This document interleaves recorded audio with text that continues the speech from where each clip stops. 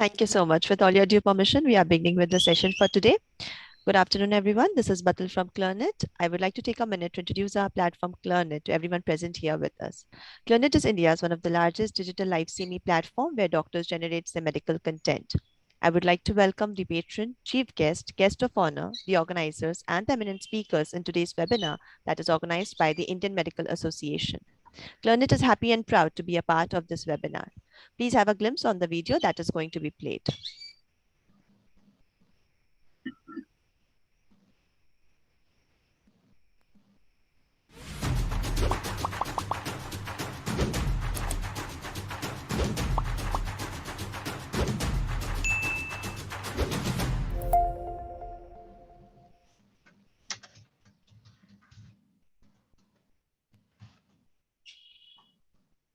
The Indian Medical Association has organized this virtual conference on healthcare entrepreneurship to share insights on leadership skills in health entrepreneurship, point-of-care diagnostic technologies, healthcare in the metaverse, and innovative solutions transforming research and execution.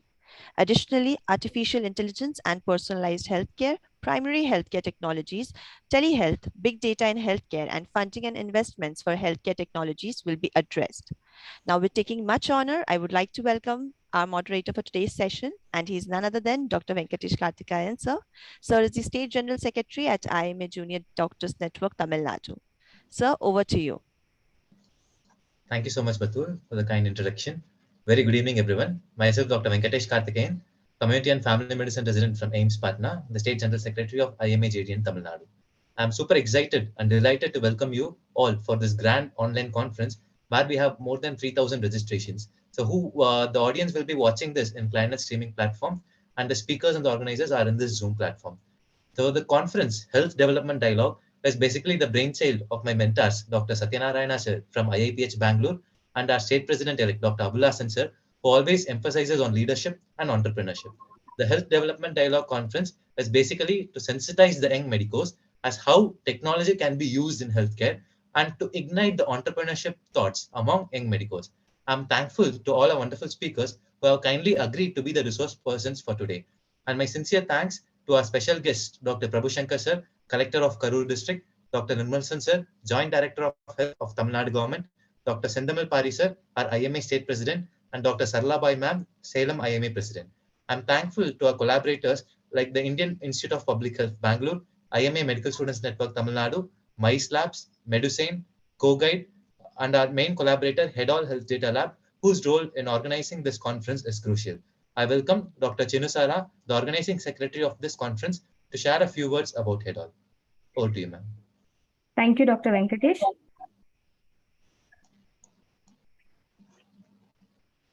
Yes, ma'am. The slide is visible, right? Yeah. Yeah. So to talk about HeDaL, Health Data Lab, we are a startup with one vision, healthcare transformation through data science.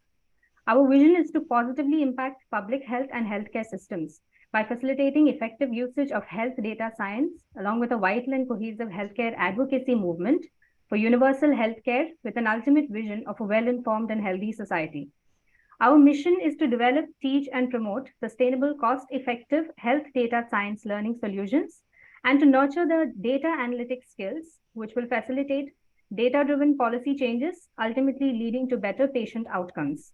We are strong believers that meaningful changes can be achieved only by research, education, and spreading awareness. Thus, we regularly conduct webinars for doctors and also generate health talk videos targeting the general public. These are our values: quality, innovation, efficiency, teamwork and cooperation, leadership, diversity, continuous learning and improvement, humanitarianism, service, and ethical work.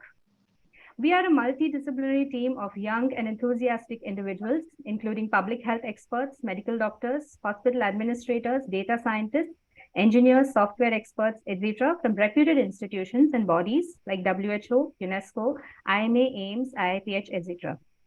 Our potential clients include health entrepreneurs, clinicians and service providers, health administrators and policy decision makers and funders, health project managers and directors, health educators and media personnel, and health researchers. So our strategic approaches include research, big data analysis, report and paper publication, Public health field lab development for pilot, prototype development, data collection and analysis, and optimizing product and services, live data streaming, data repository and retrieval, to develop primary healthcare and e-pharmacy self-sustainable models, integrate with technology, test, optimize, and scale up, smart cities, and running hackathon and competitions.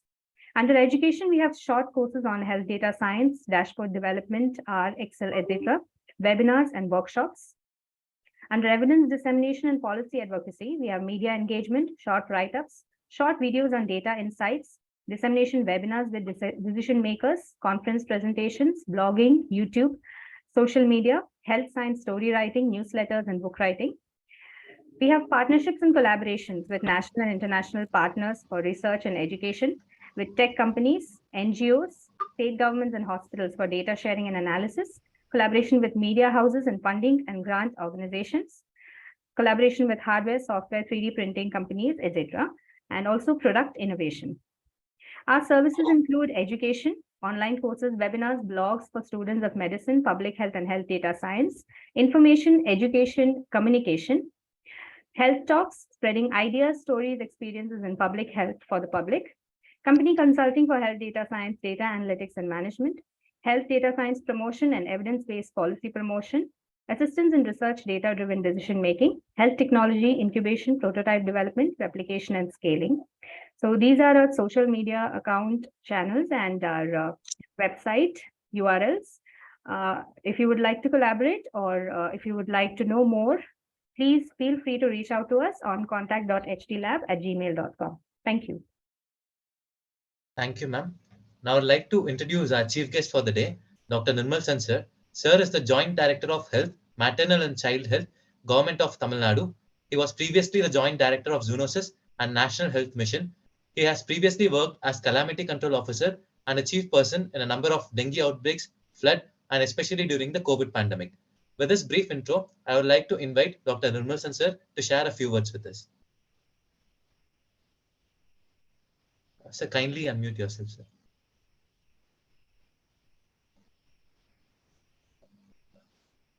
Dr. Nirmal Sen sir, kindly unmute yourself, sir. Sorry. A very warm good evening to all. So first and foremost, I thank all the organizers who have called me as a chief guest for this meeting. I extended my wishes to all the organizers who are conducting this excellent program. So regarding the health data and recent online data and analysis, so yes, Tamil Nadu, we are also almost a forerunner in these activities. In government setup, we are having the health management information system, which has started almost 10 years back in all the GH medical colleges, and all the primary health centers also joined recently. So this is one of the data where we are capturing almost 2 lakhs OP, starting from OP, we are capturing all the activities, and we are going further based on the diagnosis, and we can segregate the diagnosis, what are the cases today coming across in this thing. So apart from that, as rightly pointed out by the previous presenter, regarding the LIMS, Lab Information Management System, and we are also having the training management, information management system regarding the overall OP and other things. Of course, for the medical college, maternal health, maternal care, child health, we are having a forerunner for the entire nation. We do have the PICMI, Pregnancy Infant Cohort Monitoring Evaluation app, which is capturing all the 9 lakhs to 10 lakhs deliveries, pregnancies, and all the visits by the pregnant woman, whether they are going for the primary health center or GH or medical college hospital, or even the private sector, all the things will be entered in the online. So we can evaluate them, we can monitor them, what are all the high risk for them, and we will be capturing all the other data. Similarly, the Government of India has started the RCH portal. Almost the PICMI portal is having 160 data, and RCH portal is having almost 72 data. So all these kind of data are help to analyze the pregnant woman, all the day-to-day OPs, recent trends, recent infections, recent outbreaks. So everything we are doing. And everybody know about the latest COVID activity, what we have done. So in India, based on the thing, we are able to give the message and their evaluation for them. This thing, when the government is able to do this much of voluminous activity in regarding this, definitely I would like to all the private partners, private hospitals, private agencies can come forward and do the wonderful work regarding all the data management, all the activities in the health data. We can do wonders in the future. I wish, once again, I wish all the best for the entire participants who have come here and joined here. And I wish a happy new year and all the best for each and everyone. Thank you. Thank you so much, sir. I'm pretty sure that your words would provoke the thoughts of young minds across the nation who have joined in today's session. Thanks a lot for sparing your precious time with us, sir. Thank you. So we are about to be joined by the keynote speaker who will be joining the next few minutes. So before that, we'll move on to the first session. So I'm very much privileged to introduce our first speaker, who is Dr. K.M. Abulasan, sir, the State President-elect of IMA Tamil Nadu.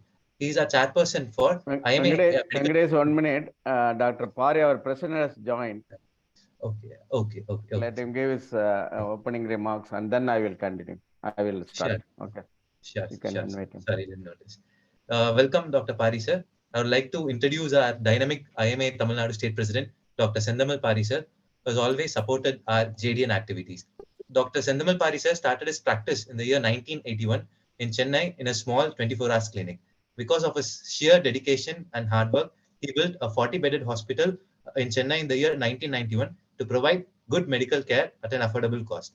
After 10 years of hospital practice, his dream became reality to start a corporate hospital to impart medical care to patients at affordable cost at one roof.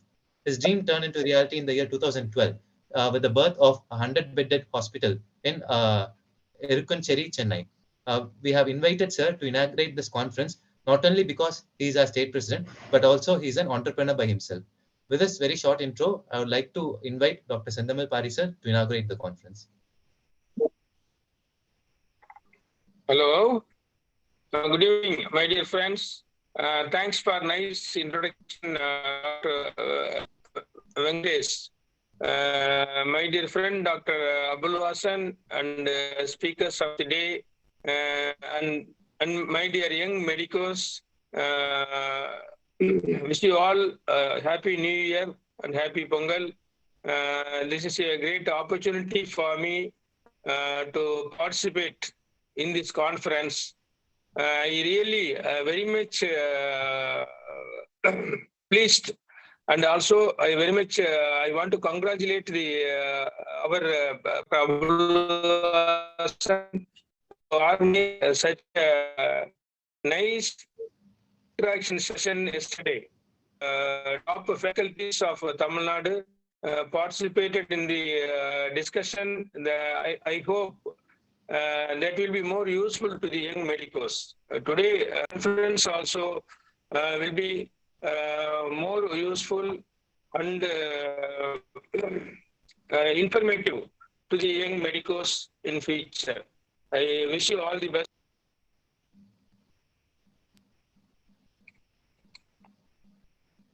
Thank you, sir.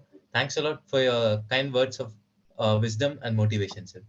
Now we are moving to the sessions proper. Our first speaker is Dr. K.M. Abul Hasan, sir, the State President-elect of IMA Tamil Nadu.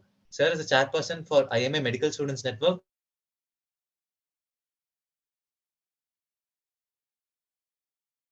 and IMA Junior Doctors Network Tamil Nadu. He's the chairman of, and he's doing extensive charity along with the entrepreneurship activities. He's not only a leader by himself, but has created several leaders. If someone would call me as a leader, then Dr. Abul Hasan sir is solely responsible for it. So who else could be the best person to talk on the topic, leadership skills in health entrepreneurship? Hence, I would like to request and invite Dr. Abul Hasan sir to enlighten us on this topic. Over to you, sir. Thank you, Venkatesh. Good evening, all my dear faculties. I welcome all of you for this wonderful session on healthcare entrepreneurship. I will just share my screen.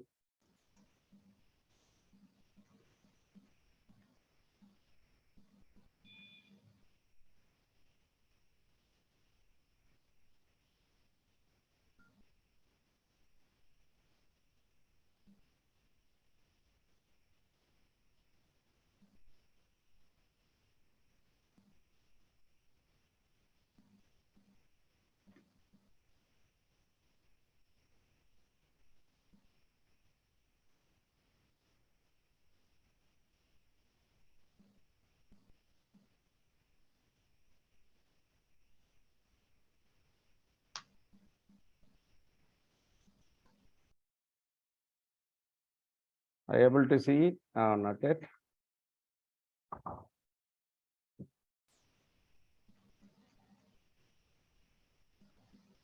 Yeah. Okay, Yes, Venkatesh? sir. Yeah. Yes, sir. I'm very happy that I got this topic today because I feel, these two things, leadership and entrepreneurship are very rarly talked in medical profession. Now we have to combine both the things, and I am sure I'll be able to do some justice as I have traveled in both the ships, both entrepreneurship and leadership. Let me tell you briefly in the beginning why this entrepreneurship is important in this present scenario in the healthcare is concerned in our country. There is a booming healthcare industry in India. Never before we experienced that this particular industry has never gone into recession, where other sectors go into recession, come back, go to recession, come back. But this healthcare industry is very steadily, increasing because of growing population, increasing affordability, comparative and cheaper treatment costs compared to other countries. Increase health insurance. This is very, very important. Out-of-pocket spending is becoming less and less today, and increase patient awareness about maintaining their health. And the government also initiated some of the public-private partnership programs. This healthcare boom in India is because we have a strong economy and we have a culture of saving and increased options in healthcare financing. Private equities have come in large number to fund our clinical establishments and better profitability, earlier break-even medical tourism, and increasing demand from within the country. Domestic demand itself is still huge for healthcare establishments to come up. Of course, we have to look into the changing customer aspirations, like they want quick response, quality care, less waiting time. This kind of thing, kind of corporate culture is emerging, and it's very important that price is not at all a matter today. Of course, there is a concern there, but the people want quality and also corporate culture. And there is still scope for many, many small hospitals to come up. For example, if you calculate the number of beds required to meet the WHO's standard, that is 4 beds per 1,000 population, we need to develop 30 lakhs beds today. And of course, there are people who are getting aged.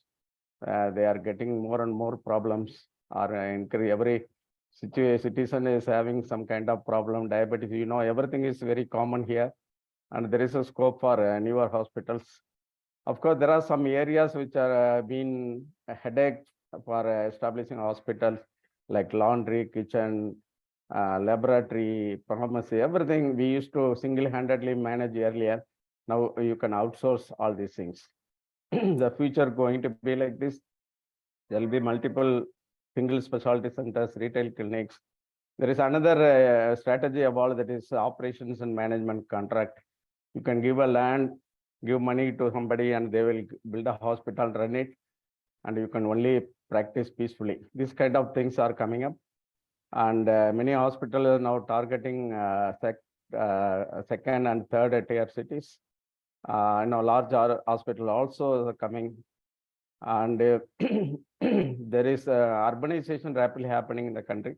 This is another reason that tier 2 and tier 3 cities have huge demand for secondary and tertiary care centers, because people have moved from villages to these cities in large number in the past 2-3 decades.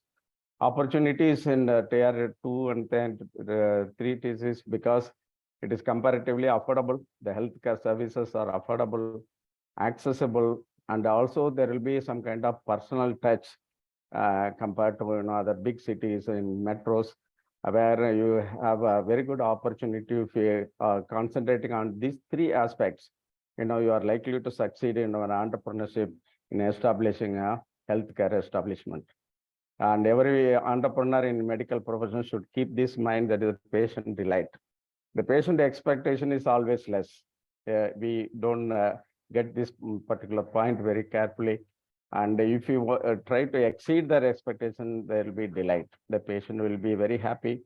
And you have to concentrate on promptness of service, all treatments under one roof, standard operating protocol. And of course, we have to have a very neat, clean infrastructure and also clean people. And they will be definitely having very highest degree of patient delight. And I always tell this 5-point formula for every entrepreneur, because entrepreneurship in medical profession is, comparatively more holistic, more it should be satisfying to the entrepreneur than remunerative. In every business, the remuneration is the most important thing. Here it is slightly different. So I would like to tell as a first point that the science of medicine is a fascinating field. You have to have a very good passion, very strong passion to dwell in this entrepreneurship and medical profession. Otherwise, it will be very difficult. So to enjoy your activity or career joyfully. And learning is a continuous process. You have to be subject mastery. If you want to establish a hospital, and you have to be very thorough about this, not only the subject and also the hospital management, and develop profound sense of values and ethics and live like a professional. This is very important for all entrepreneurs who come up.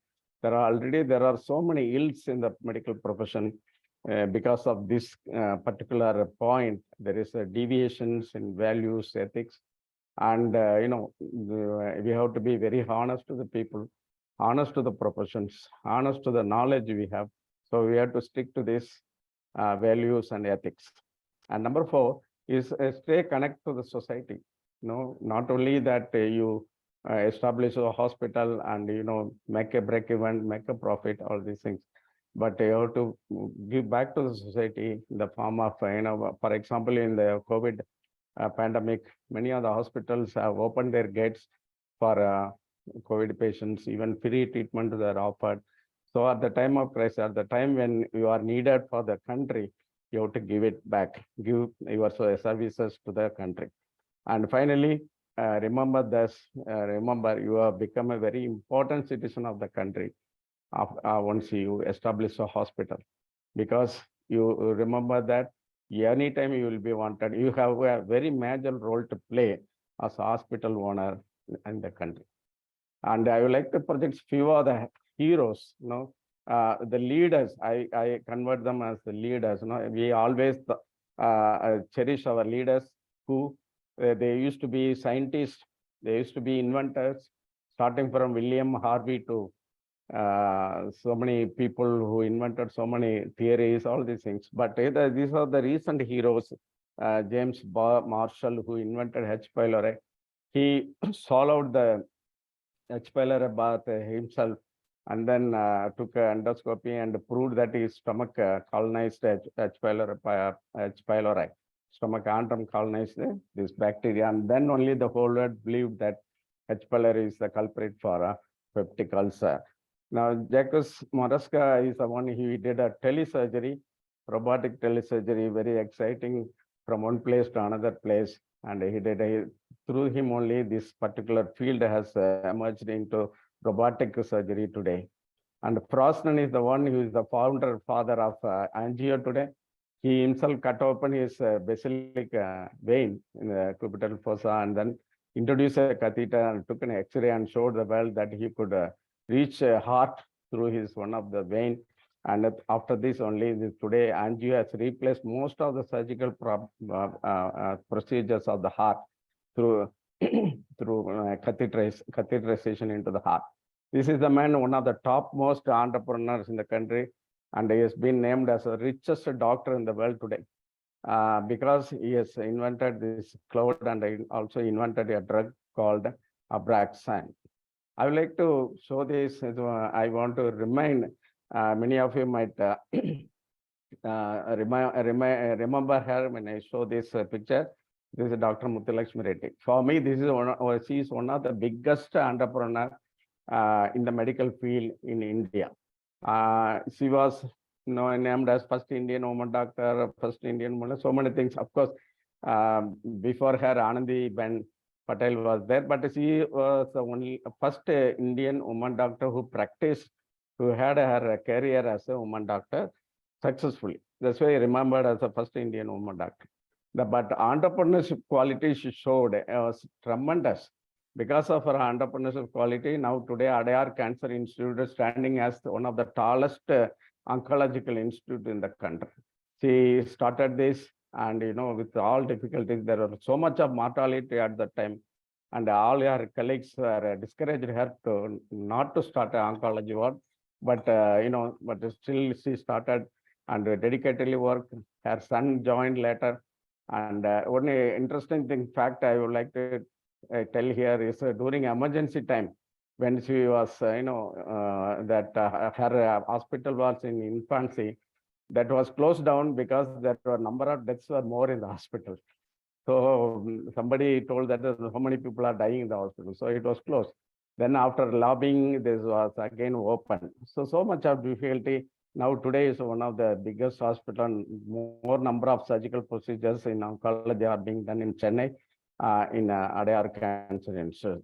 This gentleman is another modern entrepreneur, established Apollo Hospital, chain of hospital, and is a father of modern healthcare today.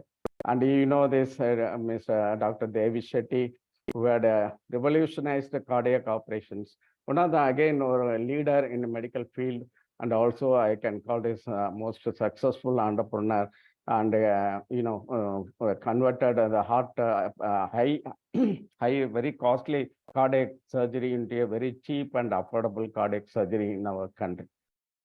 And this gentleman, founder of Aravind Hospital, another important entrepreneur in medical field today. He started his hospital only after 60 years, after retiring from government. This is one of the important point all of you must know, that he started his hospital after 60 years development. Today, it is about expanded to so many countries also, 42 hospital. I think there are 16,000 surgeries are done every month in all the hospitals of Aravind network.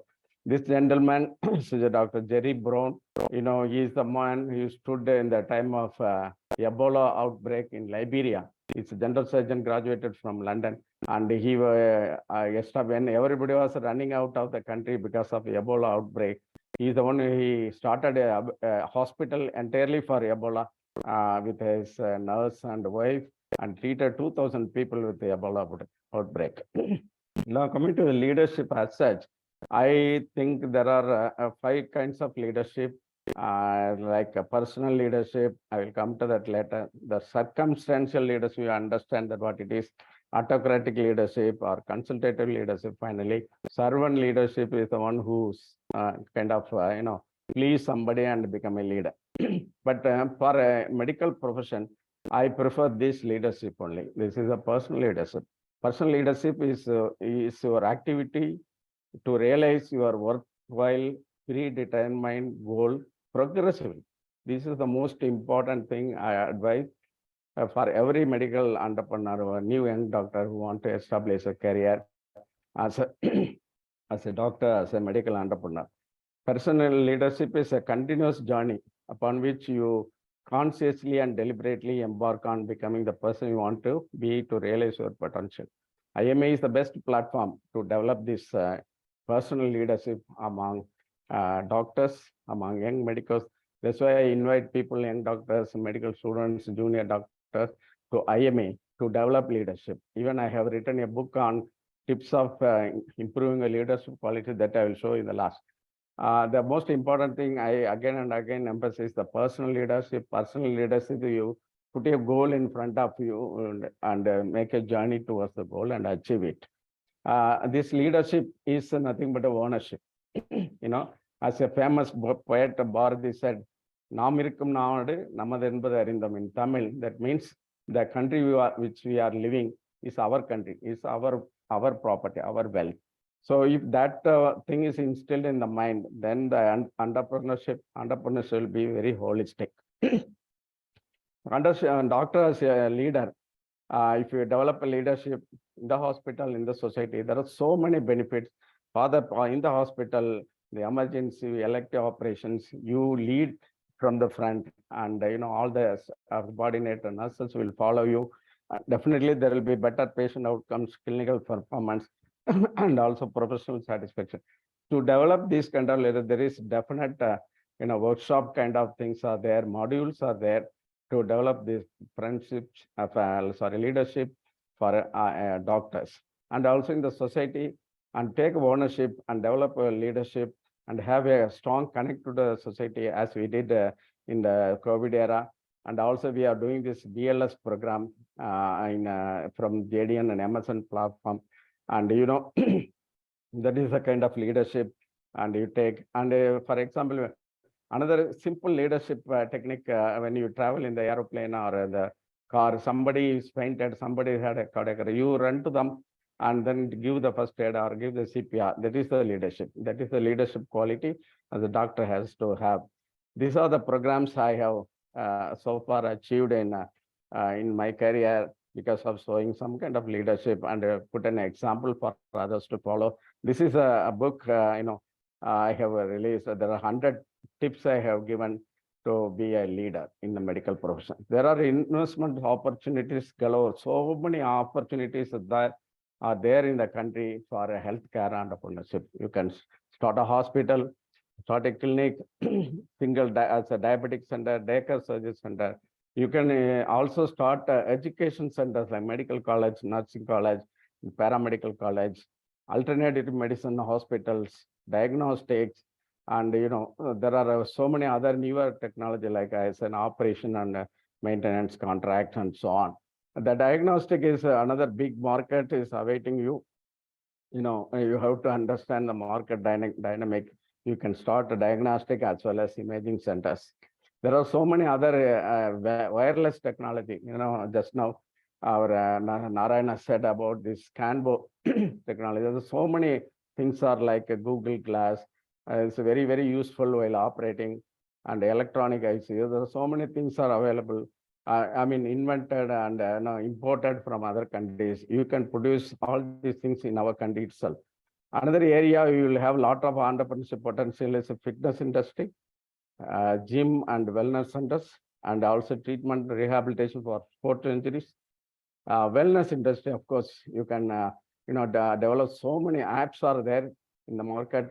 Some more demand is there for this kind of apps, mobile apps, yoga, Ayurveda, and managing non-communicable diseases, and online courses about wellness. All these have a very good demand, and definitely you can find some good career in these particular areas. And remember, this Indian healthcare is so much, the volume is so much, the over 60,000 cardiac surgeries are done in our country per year. And also multi-organ transplants like renal, liver, heart, bone, everything is done. And people from 55 countries coming to India for treatment. So there is a statement in India vision that physicians, nurses, medical technicians, and other scientific occupations will become rival to growth industries like IT sector. Now, today the IC sector, the top most sector which contribute to GDP as of now today for India, and in due course, this will give a challenge. This our medical sector or healthcare industry will definitely give a challenge to this IT sector. Almost it will grow equally together. With this statement, I end my talk, and I have should not think that I have given only the rosy picture of the medical profession today. Of course, there are so many challenges, but only one thing is starting our entrepreneurs entering into the entrepreneurship is not that challengeful today. Maybe running it, sustaining it, there are so many challenges, but starting definitely is a very, very encouraging one as of now today in the healthcare industry is concerned. Thank you, Dr. Venkatesh, for the wonderful opportunity. Thank you, sir. Thanks a lot for the wonderful session. So many things you put in slide, that is the thing you routinely say to us also. IMA is a blank canvas. It's a white canvas. You can write whatever you want. So I could connect a lot of things personally. I'm pretty sure that many more leaders will be made in our fraternity owing to your continuous efforts, sir. Thank you so much, sir.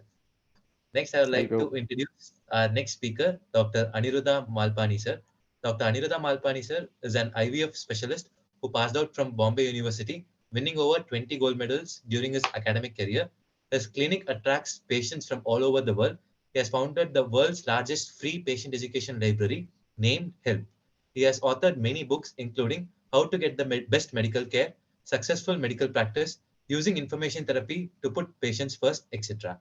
His passion is patient empowerment, and he believes that using information technology to deliver information therapy to patients can heal a sick healthcare system. He has pioneered the use of innovative technology to educate infertile couples using cartoon films, comic books, and e-learning modules, which is available on his website www.ivfindia.com. He is an active angel investor. He invests across all domains and admires entrepreneurs because they have the potential to change the world. With this short intro, I would like to welcome Dr. Aniruddha Malpani, sir, to talk on the topic funding and investments for healthcare technologies. Over to you, sir. Hi, thanks so much. Can you see my slide? I'm trying to share the screen. I'd like to start with the presentation. Sir, please start sharing. I've done share screen. Batul, can you please help? It is visible now. Okay. Okay, great. If you can make it in full screen, sir. Let me do that. Is that better? Yes, sir. Yes. Okay. So I think I'm really excited about the fact that the IMA is organizing something like this, because I think part of the problem with being a medical student is that you're so focused on cramming whatever there is in the medical textbook. And there's so much to learn because you're so focused on your patients that you really end up not being able to think out of the box. And if you want to explore alternatives, and I think definitely the startup space is a huge alternative, this is the right time and place to be, as Dr. Hassan quite correctly said. But how do you start? Because even if you have all the ideas in the world, you obviously need some money. And in fact, this is one of the first things which people say, okay, great, so many new opportunities. What can I do with all these opportunities? And I'm sure, once you get into medical college, this is how you think of yourself. Superman, passed the NET. I'm one of the few of the thousands who actually applied and got in. But I can't do anything unless I have money. And that's what this focus is going to be. And that's what most young medical students, not just medical students, that's the way most entrepreneurs think.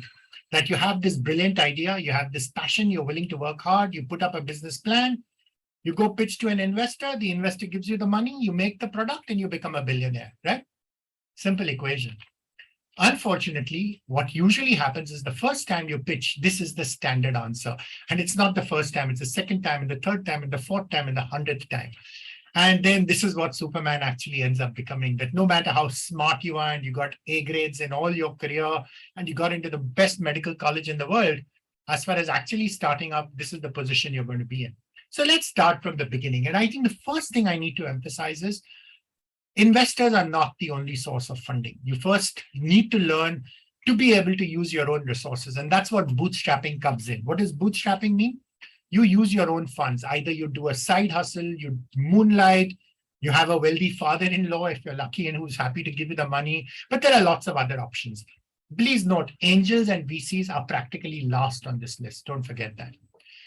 The question is, you can raise money from lots of people, but if you notice, there is a particular sequence to this. If it's only an idea, please don't expect someone to write a check for you. Once you have a team, I think you then have more right to be able to say, hey, I've been able to convince other people to join me. You can talk to friends and families. You can apply for grants. And the good thing is there are lots of healthcare specialists who will give grants, especially from the government of India. Once you have a prototype, you can then actually use that to join an accelerator, start approaching people like me, angel investors and VCs, to be able to actually have a product. The most important thing is once you have users and you're generating revenue, your customers are the best source of being able to generate even more money so that you can actually get up to growth. Now, this is a very Silicon Valley slide. Let me warn you. Ideas, team, prototype, users, revenue, and profits come last. But actually, if you're bootstrapping, you've got to flip that around, especially in a country like India, where you have to grow frugally. And I think there needs to be a lot more emphasis on profits, which you can then plow in to be able to get growth. So you're not dependent on someone else to grow. What does bootstrapping mean? Unfortunately, it's not something which people talk about enough, but bootstrapping means using your own funds and not depending on anyone else to give you money in order to grow.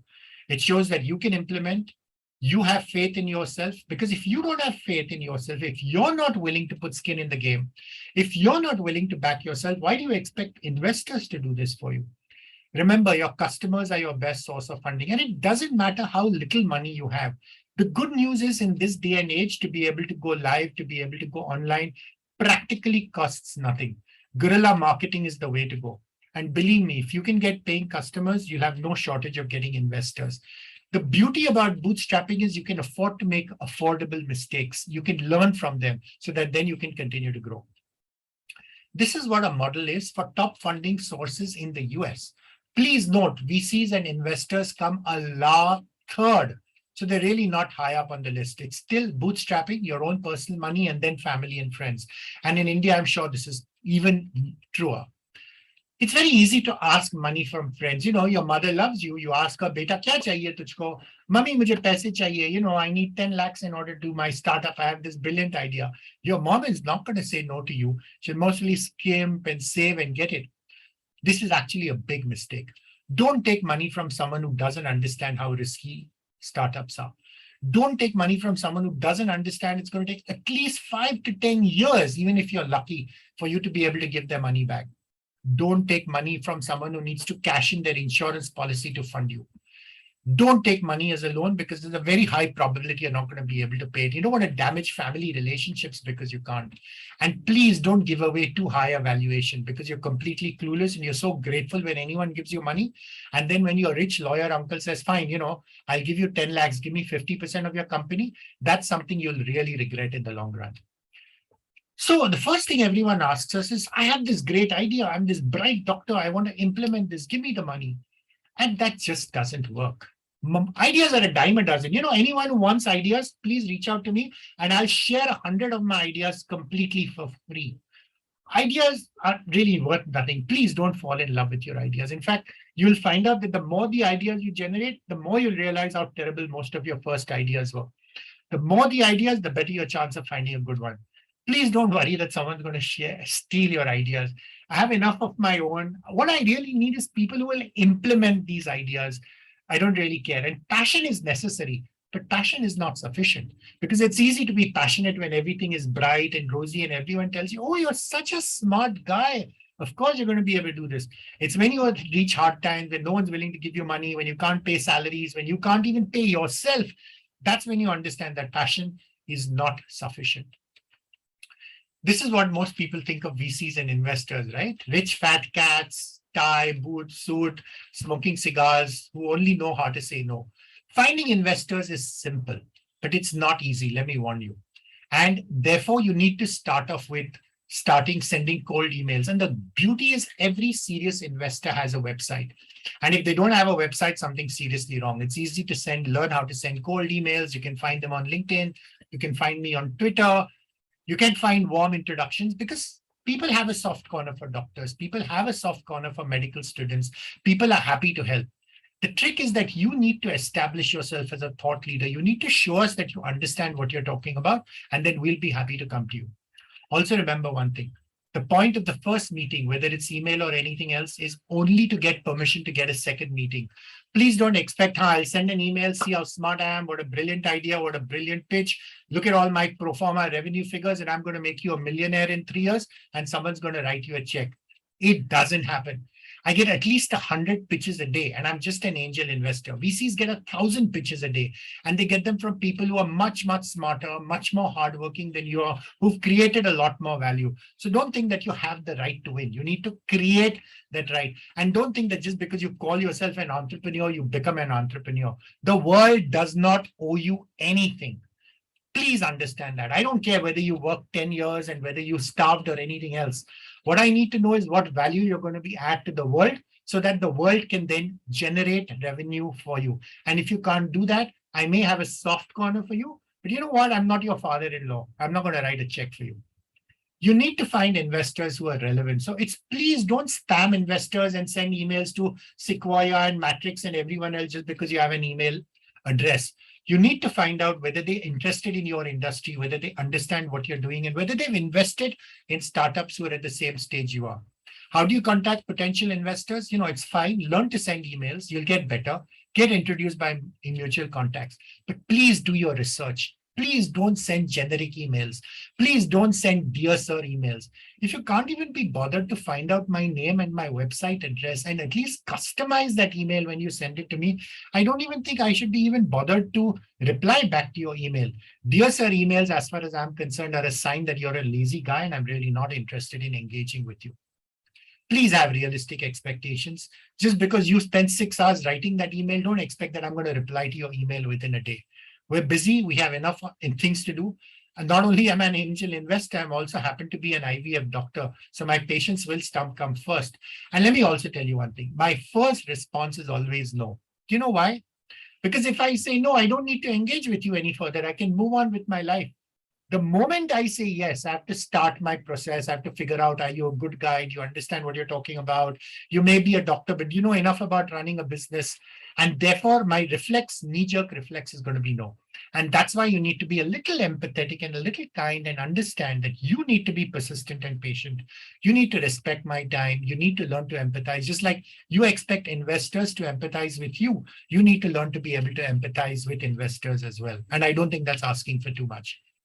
Joining an accelerator is a great idea because you learn very quickly. Just like a medical college is a great way for doctors to learn how to become doctors, accelerators will teach entrepreneurs how to actually become investable. You learn the trade, you get access to a network, you learn from other entrepreneurs who are on the same stage, you'll be empathetic. And you get this halo effect. Hey, just like an MD degree says, yes, you know what, I'm a doctor, I'm an expert. Whether you are or not is a different issue, but at least you get that perception. Similarly, graduating from a startup gives people the perception, wow, this guy must be bright. He knows what he's talking about. Pitching is important because that's your first step. And every pitch deck, all this is easily available online. What you're doing, why you're doing it, how much money you made. So I'm not going to run through this. But I want to focus on all the mistakes. Please don't ask for an NDA. An NDA is a non-disclosure agreement. And lots of first-time entrepreneurs, I have such a bright idea. I'm going to create this prosthetic, which no one in the world has done. Or I'm going to do this for patients with stroke, which no one else in the world has done. But I need to protect it because you know what? This investor may take this idea and give it to his son-in-law, who will then copy my idea and I'll be left out of blue. Boss, please. If you ask for an NDA, red flag. That means you don't know what you're talking about. Please don't engage with me. Valuations, of course, you need to come up with a valuation. This is a business. I'm not doing a charity by giving you money, but you need to know how much money you want and how much you expect to be valued at. And if you're going to ask your uncle who happens to be a CA to use a discounted cash flow to do a valuation, that means you're completely clueless. And, I've got other things to do with my time than sit and educate you. Please don't bluff. I may not be the smartest cookie in town, but I've been doing this for long enough. And I'll be able to make out when you're trying to pull a fast one. I'm not interested in talking to people who are trying to do that. If you don't have any integrity, I don't want to talk to you. And if I tell you why I think you're wrong, that's actually to see, not because I think you're wrong, because I want to see how you're going to respond to criticism. And if you cannot take that criticism, please, don't waste my time. And the world is full of wannabe entrepreneurs. Everyone says, yeah, what am I? I'm an entrepreneur. What have you done for the last 10 years? I've created 10 different business pitch decks. Have you done anything? Have you gone out to market? Have you talked to customers? Have you talked to patients? Zero. My definition of a wannabe entrepreneur. If you only have an idea and have made no attempt to implement it, waste of my time. If you show me a hockey stick curve that how in 4 years you're going to be worth $1 billion, waste of time. If you tell me you have no competition, this clearly means you've not bothered to do your homework. You don't know what you're talking about. Don't waste my time. If you've not bothered to bootstrap, no skin in the game, don't waste my time. And if you're going to use keywords like AI and ML because you think they're fancy and generative adversarial networks and blockchains are what people want, again, don't waste my time. Don't prove to me that you're an expert just because you've attended some Udemy course or you read some book and picked up all these buzzwords. Like I said, you may be smart, but that doesn't mean I'm stupid. This is the hardest thing about coming to an angel investor. My money is hard-earned money, so we'll make you go through a due diligence. This takes at least 6 weeks. You may know a lot about your business, but I know nothing about you. And there's a process with all this stuff. What's your market? What's your business model? Are you worth investing in? How much traction have you achieved? Again, it's like a dance. You need to understand that dance. Don't expect everything going to happen overnight. There is negotiation, there's valuation. And, honestly, we don't want to run your company for you. I have enough problems of my own, and that's the last thing I want. I'm not interested in control, but I need to understand that you're capable of running this company, that when I take this check, you're not going to run away with it. You're going to keep on engaging with me afterwards. Our preferred option is what is called compulsorily convertible preference shares. We give it in tranches based on milestones. But, honestly, we're happy for you to take ownership and tell us what works. The term sheet, the legalese, is full of terms you won't understand, and that's fine. Just because you don't understand them now doesn't make you an idiot. Remember, before you joined medical college, what did you understand about the anatomy or the physiology or H. pylori or anything else? Nothing. You learned it. The point is you're a smart guy. You're capable of learning all this. But if you don't take the trouble to learn this, you're going to end up hurting yourself. Learn what a shareholder agreement is. Learn what the template looks like. Don't depend blindly either on your chartered accountant or your lawyer. You need to hire a lawyer. You're not going to become a lawyer yourself, but you need to be able to understand. Find a startup-friendly lawyer, use standard templates, and don't argue about where you disagree. Find out where you agree. Again, this is all fairly standard. You may start off with 100% of your company. At the end of it, you will end up with only about 15 to 20%. That's the reality, especially if you grow. And if you don't want to share equity, please don't talk to investors because you're wasting your time and theirs. So why do I invest? And investors invest for multiple reasons. There's a big difference between angel investors and VCs. VCs are businessmen. They're investing other people's money because they need to return it to them. I do it for different reasons, and other people do it for different reasons. And that's absolutely fine. There's no real right answer. And just because I say no doesn't mean someone else will say no. Everyone has different reasons. Focus on that. Whom do I invest in? And all this information is available on our website, which is malpaniventures.com. We're happy to share, and it's all there. That's the easiest way to get in touch with me. I first need to fall in love with the entrepreneur. So the first reflex is always is illogical. And that's the truth. It's like you fall in love with your wife. You fall in love for illogical reasons, and then you find logical reasons for why she's the right person to marry you. And then obviously you need to convince her that you are the right person for her to marry, but that's a different issue. I focus on what I call my learning on investment, not my return on investment. I'm a big boy. I understand most startups are fair, but this is not philanthropy. I'm not giving you a check so you can burn it up. I'm doing it with the understanding that you may fail in spite of your best efforts. And as long as you put in the efforts, I'm forgiving about failure. I look for three things: integrity. You don't have that, don't waste my time. Curiosity, because the world is going to change every 2 years and you need to keep on learning. And humility. If you're the guy who thinks you have all the answers, forget it. You're never going to have any answers. Need to be willing to teach me because I need to learn, and you need to be willing to learn. But for me, the most important thing is, do you have paying customers? And if you have a customer to whose life you're adding enough value because they're willing to give you money, that's 90% of the problem solved. There is smart money and dumb money, and just because someone writes a check doesn't make them smart.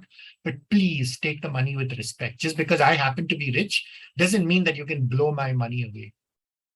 That's the way I look at this relationship, honestly. It's like a marriage. It can be actually tougher than a marriage because most of these end up with unhappy divorces, and therefore you need to be aware of that. Again, these are basically pearls of wisdom. All this stuff is on our website, so don't fuss too much about this. But the trick is you don't want to sell yourself. You want investors to come in to you and say, hey, can I give you money because I think you're doing right? And trust me, this happens all the time. And it's fine. It's okay to follow up until an investor gets fed up and say, boss, please, I'm not interested. And that's okay. But learn to find out why they said no, so your next pitch will get even better. It's a learning exercise and process. And remember, just because you get funding from Sequoia doesn't mean you're going to work. It's going to win. It's just a milestone. That's no validation for a business. The only validation for business is repeat paying customers. Investors think we're very rich and therefore we're very smart, but we're as dumb as everyone else. And 90% of the investments we fund, we fail. And if we were really so smart, then all of them would succeed, but they don't. All these vanity metrics, valuation stuff is all rubbish. It's a trap. And don't take no personally. I'm saying no because perhaps there's someone better than you whom I'm giving the money to. And I don't have an infinite amount of money. This is hard-earned money. Please stop comparing yourself with what the startup press talks about, because all startup press releases are funded by VCs who are in the job of attracting entrepreneurs. So they only talk about their success stories and they hide all their failures. And please remember, an investor like me cannot do without you. But investors, as far as you're concerned, are completely optional. You can always bootstrap. So if you find someone, great. If you don't find someone, not the end of the world. Like I said, big difference between angels and VCs, and it disappoints me that entrepreneurs don't understand the difference. This is my personal money. The good thing is it's patient capital. I'm not in a hurry to get a return back. It takes time. I can be patient, forgiving. Don't forget, I'm an IVF specialist. I'm used to dealing with the fact that most IVF cycles fail in spite of my best efforts. And also, I'm equally used to dealing with the fact that I need to be empathetic. That's why I became a doctor. I need to be kind to my patients. I need to be kind to as an investor to all the entrepreneurs I invest in, because I know life is full of ups and downs. But it's personal money. I need to answer to my wife as to why I'm doing it. I can't just throw it away. So ask questions. When did they sign their last check? If they signed it 10 years ago and they have this one line saying angel investor, everyone calls themselves an angel investor. Everyone calls themselves a mentor. They're taking you for a ride. Just be careful you don't get cheated. Interview the founders they've invested in. If the founder tells you this guy is an idiot, he'll make your life miserable, please, it's not worth it to take money from them. That's what a scalable business is. And not every business is a scalable business. Not every business should take money. And in fact, most businesses shouldn't take money from VCs. It's only businesses which have a huge market, who have a much better product and a scalable business who are right for VCs. Most aren't. And the VC process takes at least 6 months because they have a process. They need to follow it. These are large checks. You need to understand this. So don't expect, I pitched and I'm going to get the money. It takes much longer than you ever think it's going to be. Some of the bitter truths are most startups will fail, but no one knows which startup will fail. And that's fine. And if you fail, it doesn't mean that you have failed. It just means your startup has failed. You will learn from that and become a better entrepreneur the next time around. Be prepared for your failure. Be prepared to be resilient. And the best thing is, it's a great learning journey. It'll teach you far more than 5 years of medical college, because medical college teaches you how to sit for an exam, how to suck up to your professors. If you're lucky, it'll perhaps teach you how to take care of patients. The most of what we learn about taking care of patients happens after we graduate rather than in medical college.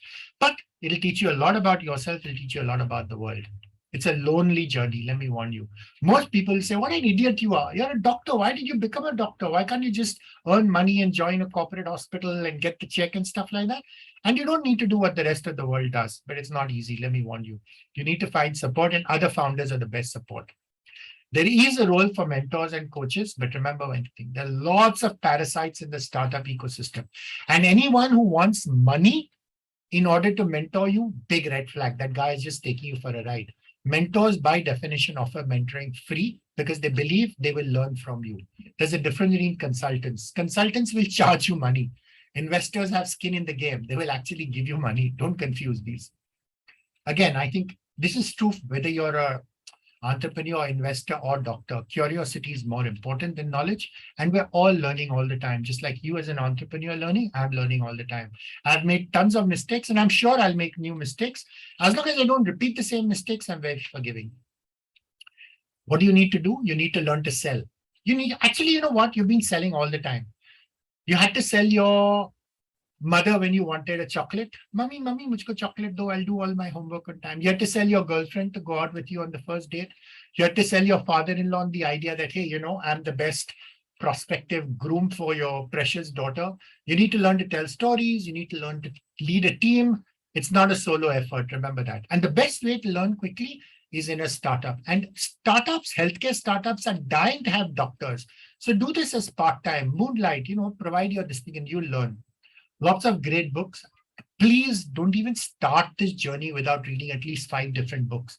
Most books will tell you the same thing, but with different prisms, different lenses. And each book, and you should read a book until you know enough about it to be able to teach someone else. Please check out this website. This is a free service we run. This is at JJ Hospital. It's called micelabs.in. Mice is not mice. It's medical innovation, creativity, and entrepreneurship. And a lot of the stuff which I've described is on the website. And we do this as a service in order to help the next generation. Mice Labs may not provide you with the funding, may not provide you with the money, but it'll teach you how to approach this journey. We want to help medical students to think out of the box. And this is, again, a free service. If you fail, it's not the end of the world. There's always a chance you'll get. And that's the great thing about being young. You will bounce back. There is absolutely no reason why you can't be successful. And if you want to learn a little bit more about everything I've said, then you should be able to buy this book. That'll summarize everything I've done. Thank you so much, guys.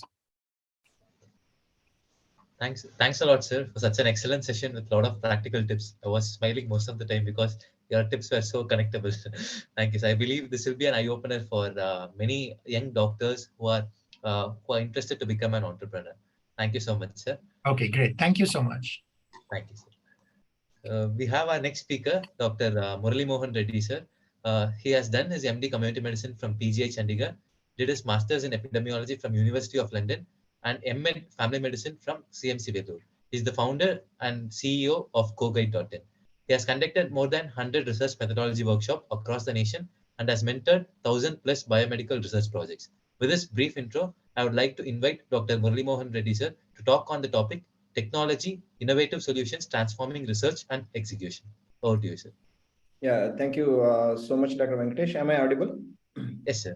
Yeah, is my screen visible? Yes, sir.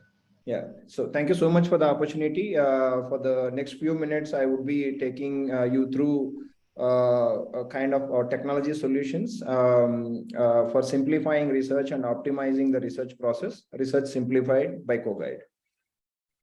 So kind of started by two kind of entrepreneurs. I myself, I was completely obsessed with something called research process. And my friend and co-founder, he's a kind of a tech wizard who had been into kind of startup industry for more than 2 decades, had built many technology solutions, have joined hands together to kind of build technology solutions to optimize the research process. So this is the research output, scientific research output taken from Scopus database from the year 2000 to 2018. We see India is kind of coming up in a big way. In the year 2018, it has surpassed all the European countries, and it has emerged as the third largest producer of the scientific output. And if we extrapolate the findings by around 2030, it is predicted to kind of almost reach close to United States, and after that, it is likely to surpass even the United States and emerge as the second largest producer of the scientific output. But all is not really well, kind of, which is looking on the surface. India is certainly a unique country. We, especially the medical researchers, work in a very high clinical burden situation. No dedicated research time the researchers get as compared to the kind of more research hungry and Western ecosystems. Funding availability and distribution of the funding is a big issue. And many of our researchers and the research organizations work under very limited resources in terms of access to databases, in terms of access to technology solutions and availability of the trained resources and mentors. And most of our institutions in our ecosystem, they leverage penalty instead of leveraging reward. There are kind of policies across the institutions. If you don't publish, you're penalized, but if you are publishing, there are not many incentives available. So often the entire research community feels that they are navigating through an unknown territory, all alone sometimes. So if we ask the question, what is your intention to do research? And then a follow-up question, what is your efficiency in execution of your research? That gap between the intention to and execution is huge in our setup. Because of so many issues, I would like to highlight some of those issues. For example, take the research execution tools. There is a bunch of tools available for each task throughout your research journey, the entire life cycle of research, if you divide it into small tasks. And it becomes the prerogative of the researchers to pick and make a cocktail out of all these tools.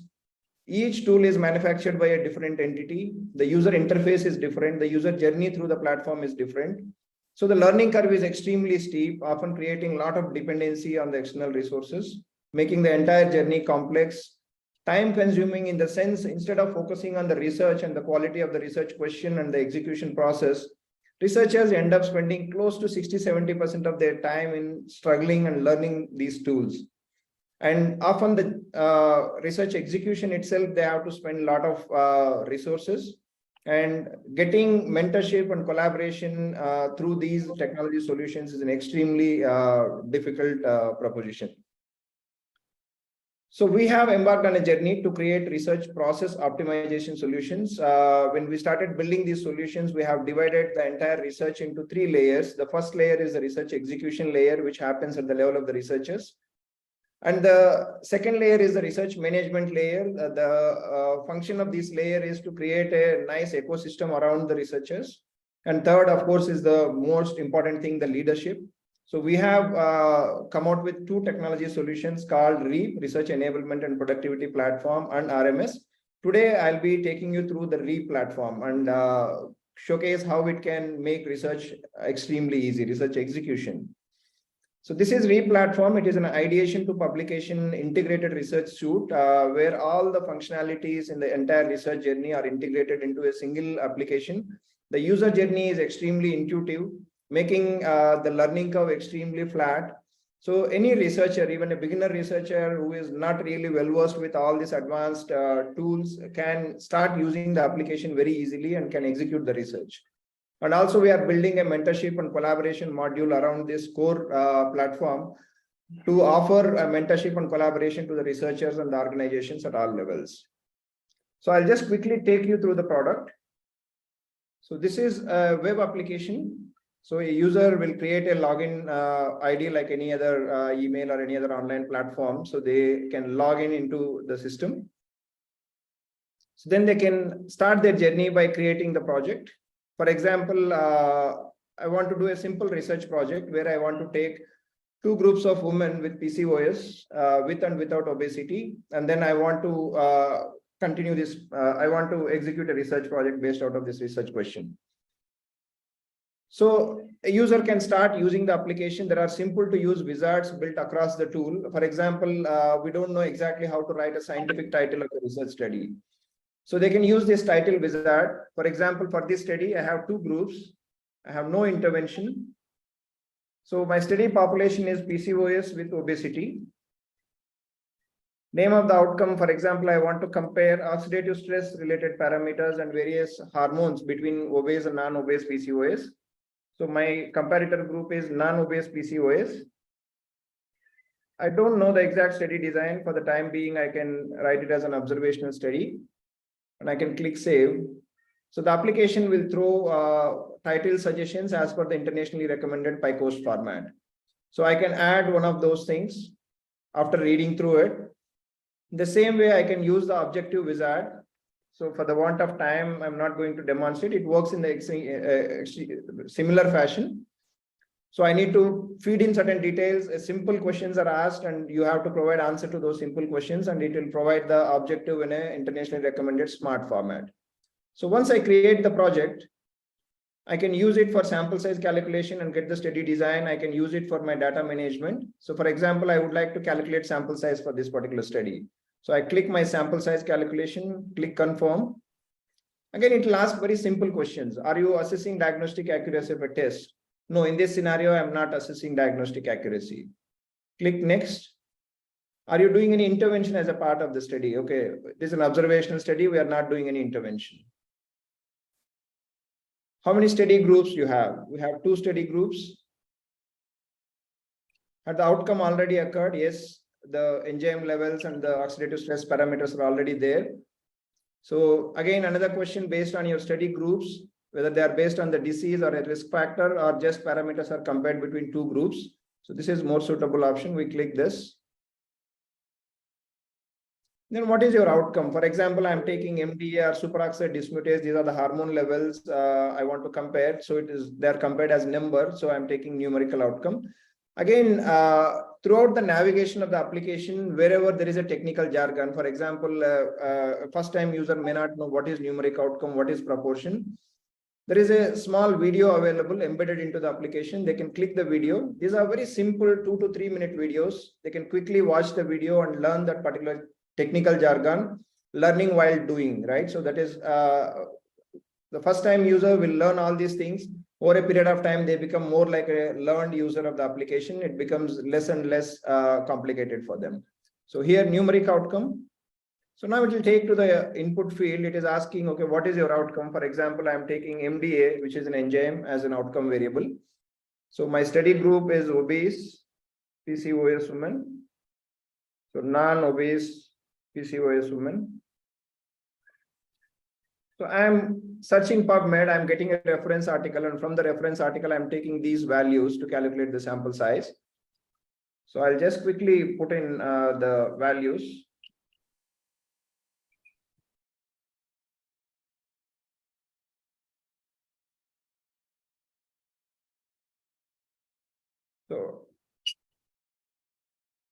So I need to take the citation of this reference article. I can take the citation.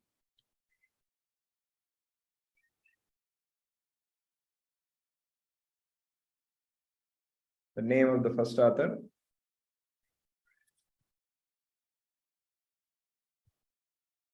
Again, how to get the expected values? What are these power of study, alpha, error? Again, there is an embedded video. They can watch the video and they can learn on the go.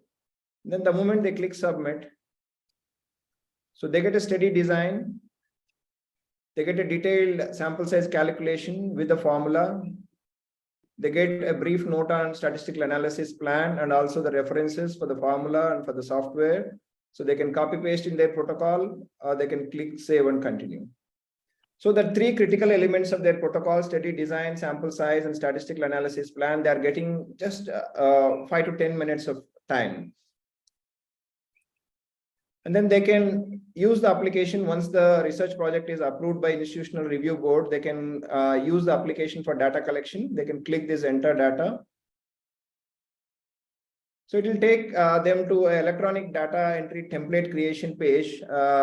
Using simple pick and drop method, they can create their pro forma. For example, I'm taking age of the person. So I'm taking some comorbidities. I'll just take 2-3 variables just to demonstrate how it works. So for example, I'm taking comorbidities. So I'm taking presence of hypertension, right, as one of the variable. And then from anthropometric parameters, I'm taking, let us say, BMI.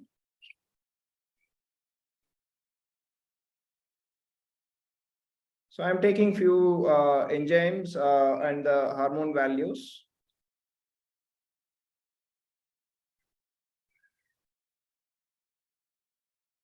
So I can again use the search functionality, or if I know, I can just quickly surf through the list and then I can take the required values.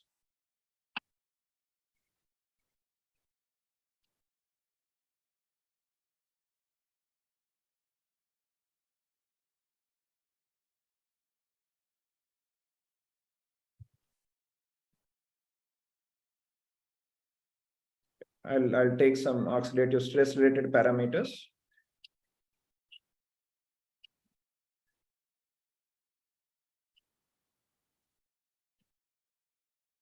So I click submit. My electronic data entry template is ready to take my data. So I can start entering my data. For example, age 22, hypertension, yes or no. I enter body mass index. So I enter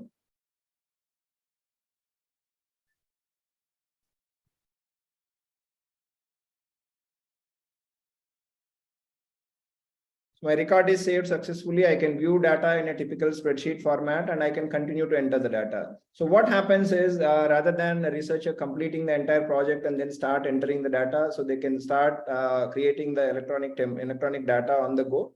So they can continue to enter the data as they are recruiting their study participants. So I'll just enter just 3 more patients data and demonstrate.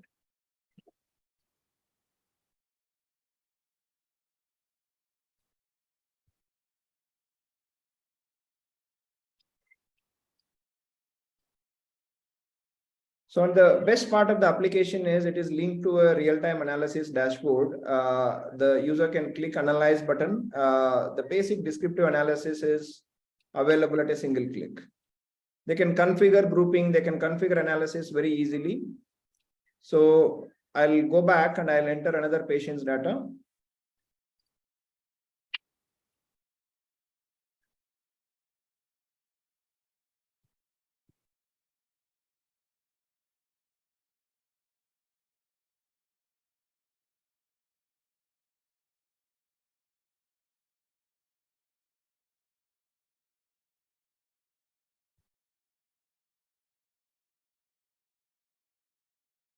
So third patient's data added. The moment we click analysis, the analysis is ready for the 3 patients. So it is a real-time analysis dashboard. So as you continue to enter data, the analysis keeps on happening. So I can configure grouping very easily. So for example, I want to convert my BMI into obesity.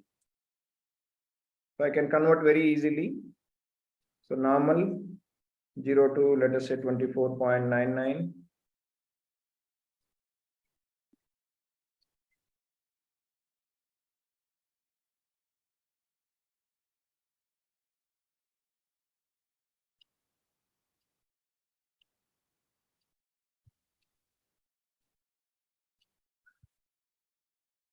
So my new variable normal and obesity is added to the list of variables.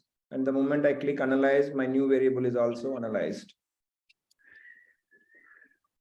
So in the same way, I can configure analysis. I can, for example, I can compare MDA values between obese and non-obese women. I can select my charts.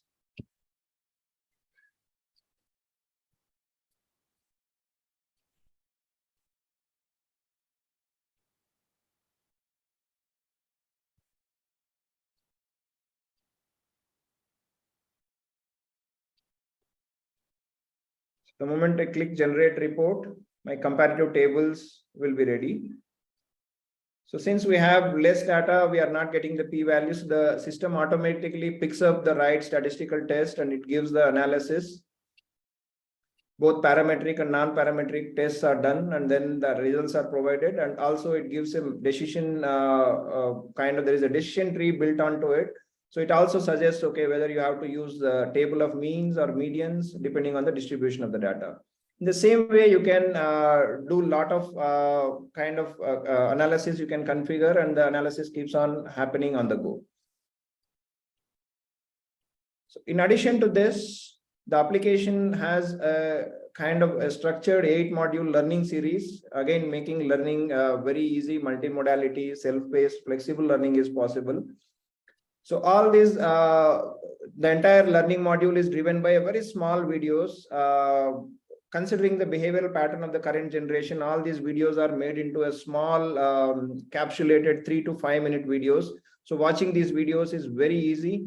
And then there is a pre and post test. You can do your self-assessment, and learning happens in a kind of in an extremely simple manner. And also the application comes with a journal selection platform where we encourage researchers to go for advanced publication planning. So for example, you are doing some study on nutrition, you can put in the keyword and you can search the journals. So it's a database of 30,000 odd journals, again screened on fortnightly basis for various details which are required for researchers to take a decision. So nowadays, the issue of these predatory journals, many journals are going out of the indexing of Scopus and PubMed because of so many unscrupulous practices. So for a researcher, it is extremely important to select the right journal, avoid the predatory journals, and publish their research in a credible journal. So this particular functionality helps them, and we are building a kind of AI model behind this particular database where, depending on your keywords and your level of research, it can throw you the right suggestions also. It's a sort of a decision-making tree we are building on the back of it.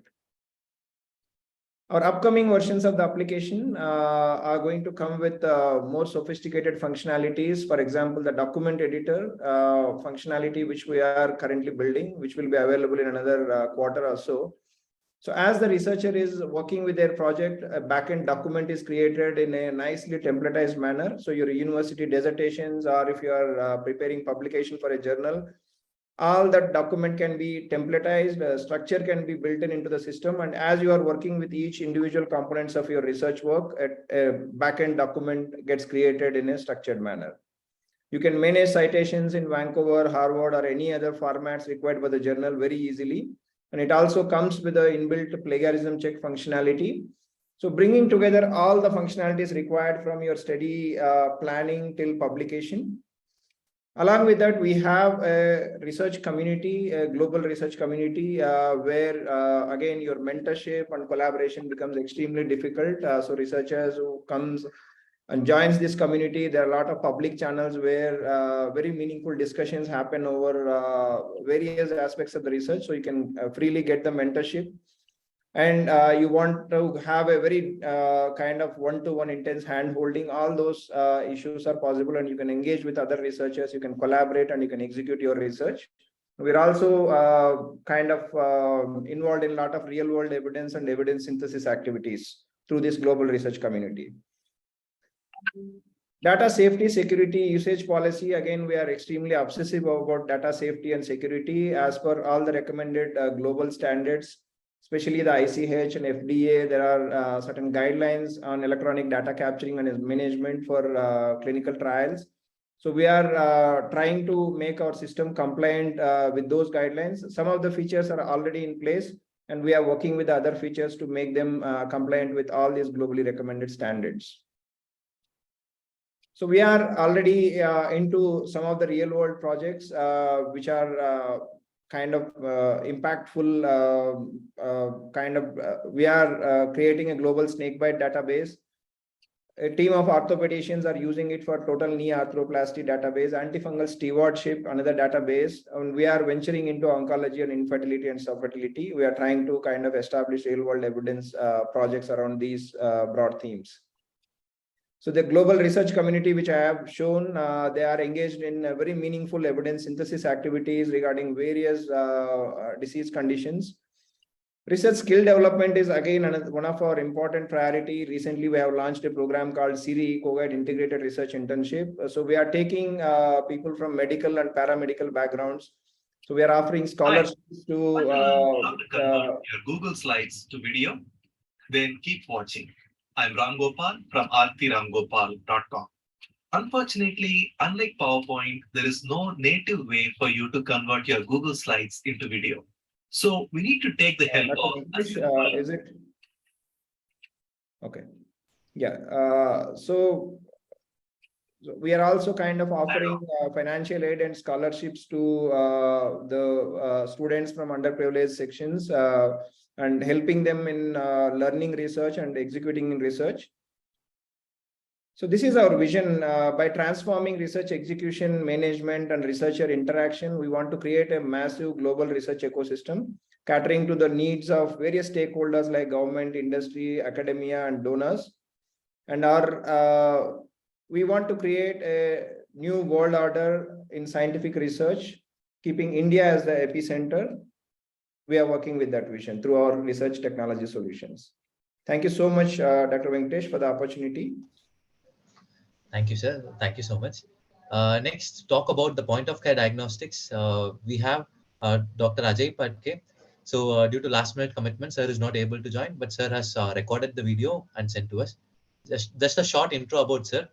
Sir is currently managing SRL Patke Labs as head and consultant pathologist. The lab has over 20 branches and 100+ collection centers. The lab was started in the year 1965 by Dr. A.M. Patke. The lab processes over 10,000 patient samples daily, including tests for infertility, autoimmune disorders, and others. Sir did his MD pathology from St. G.S. Medical College and Chem Hospital, and he's trained in autoimmune diseases. With this very short intro, I would like to play the video of sir, which is about point of care diagnostic technology.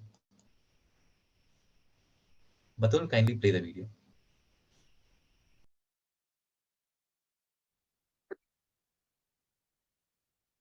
Hello everyone, my name is Dr. Ajay Patke and I'm here today to speak about point of care diagnostics. Thank you for IMA Tamil Nadu for inviting me to speak at this August forum. One of the most important things which you have to understand about point of care diagnostics is that it's always evolving, and what we see today may be completely different, say 1 or 2 years down the line. So my lecture is going to comprise of a few basic sections. I'll start with introducing what is point of care, and then a few other sections. So let's start with what point of care really means. First thing is that it means that you have to test wherever the patient is located. The patient could be located at home, in the hospital, in the ICU, in an industrial area. So wherever the patient is located. So this testing usually takes place outside a clinical lab. And the testing itself takes place outside a clinical lab. So it means that it's not like a home blood collection where you draw it at home and test it in the lab. Usually this is done for any test where you need a quicker result, and the results have to be clinically relevant. It also means that this test can be easily run by a patient himself or even a very minimally trained person in a clinic or an industrial area. Another important factor of point of care is that the result which is there should not require much interpretation. It should be very easily discernible for an average person, either with the help of sight or sound.